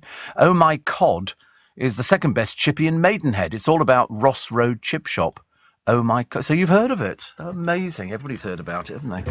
Just because Elliot goes there, Very big in Maidenhead. You go to Maidenhead, you don't go for anything but apart from Oh My God. And that apparently, I mean, the locals think it's hilarious. They think it's the best joke of all time. Oh my goodness me, that is so funny. We have, they're all okay yard down in Maidenhead. I have to tell you, I mean, the place is just full of hoorays. You can't move with it. The idea of them all queuing up in a fish and chip shop is almost beggars belief, I think, Do you have fish cakes? Oh God, we'll have fish cakes. You can imagine the royal family going down there, can't you? Definitely. The Duchess and the Princess, a new royal double act. This is Princess Anne and Kate joined forces to open a maternity service at a new joint headquarters. I've never heard of them doing things together. They think this could be the way forward. So that's all quite lovely, isn't it? The Prince of Wales should lock up his finest china.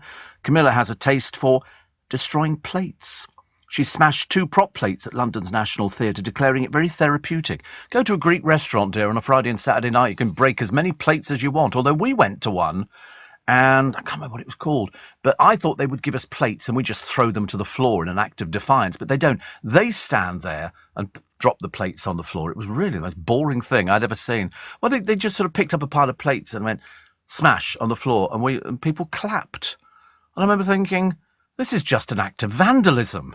This is nothing more. What are we going to be eating off? And apparently they do it all the time. And it's only in Greek restaurants. Because I've been into Chinese restaurants. They don't do it. They really... I don't know why they do it. I think it's something to do with the dancing. You know. Da-dum, ch, dum, ch, dum, ch. I think that's what they do. It's done... I think it's an act of joy. I think because Greeks, if memory serves, believe a joyous occasion or celebration attracts evil spirits. And to ward it off... plates are smashed to indicate that such a violent and aggressive act means no celebration can take place anywhere near. It seems an awful waste of plates to me. You know, there are people in other countries going, have you got any spare plates? No, sadly not. But they did do it in this place. But they did it. We weren't allowed to do it. You know why? Health and safety. It's health and safety it comes under, so you can't do it, which is a shame. Prince Charles has called a new mask for belching cows, which reduces their methane emissions by 53%. Fascinating. Apparently cattle produce 2 gigatons of carbon dioxide a year. This mask will go into commercial production next year. Her Majesty the Queen has returned to Windsor after her birthday break. She flew back to her Berkshire castle by helicopter after a week at the Norfolk retreat.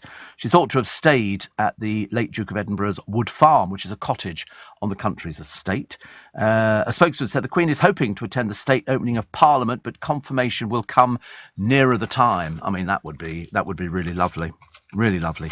Angela Rayner in all the papers today saying she finds sexist attacks deeply hurtful, despite a video showing her joking about claims she used her legs to distract Boris Johnson. It's all going on in the House of Commons, isn't it? I mean, it seriously is. It's become like the soap opera from all soap operas. Rishi Sunak's been cleared of breaching the ministerial code over he and his family's tax affairs. He was hosting a dinner, I think, the other evening. It was like a Tory dinner to raise funds. It was like £1,000 a head or something. I don't know why. Perhaps they're trying to take away exactly the claims that sort of squandered our money. These bounce-back loans. You know, there's a builder from Harrow called Adrian Cusiak.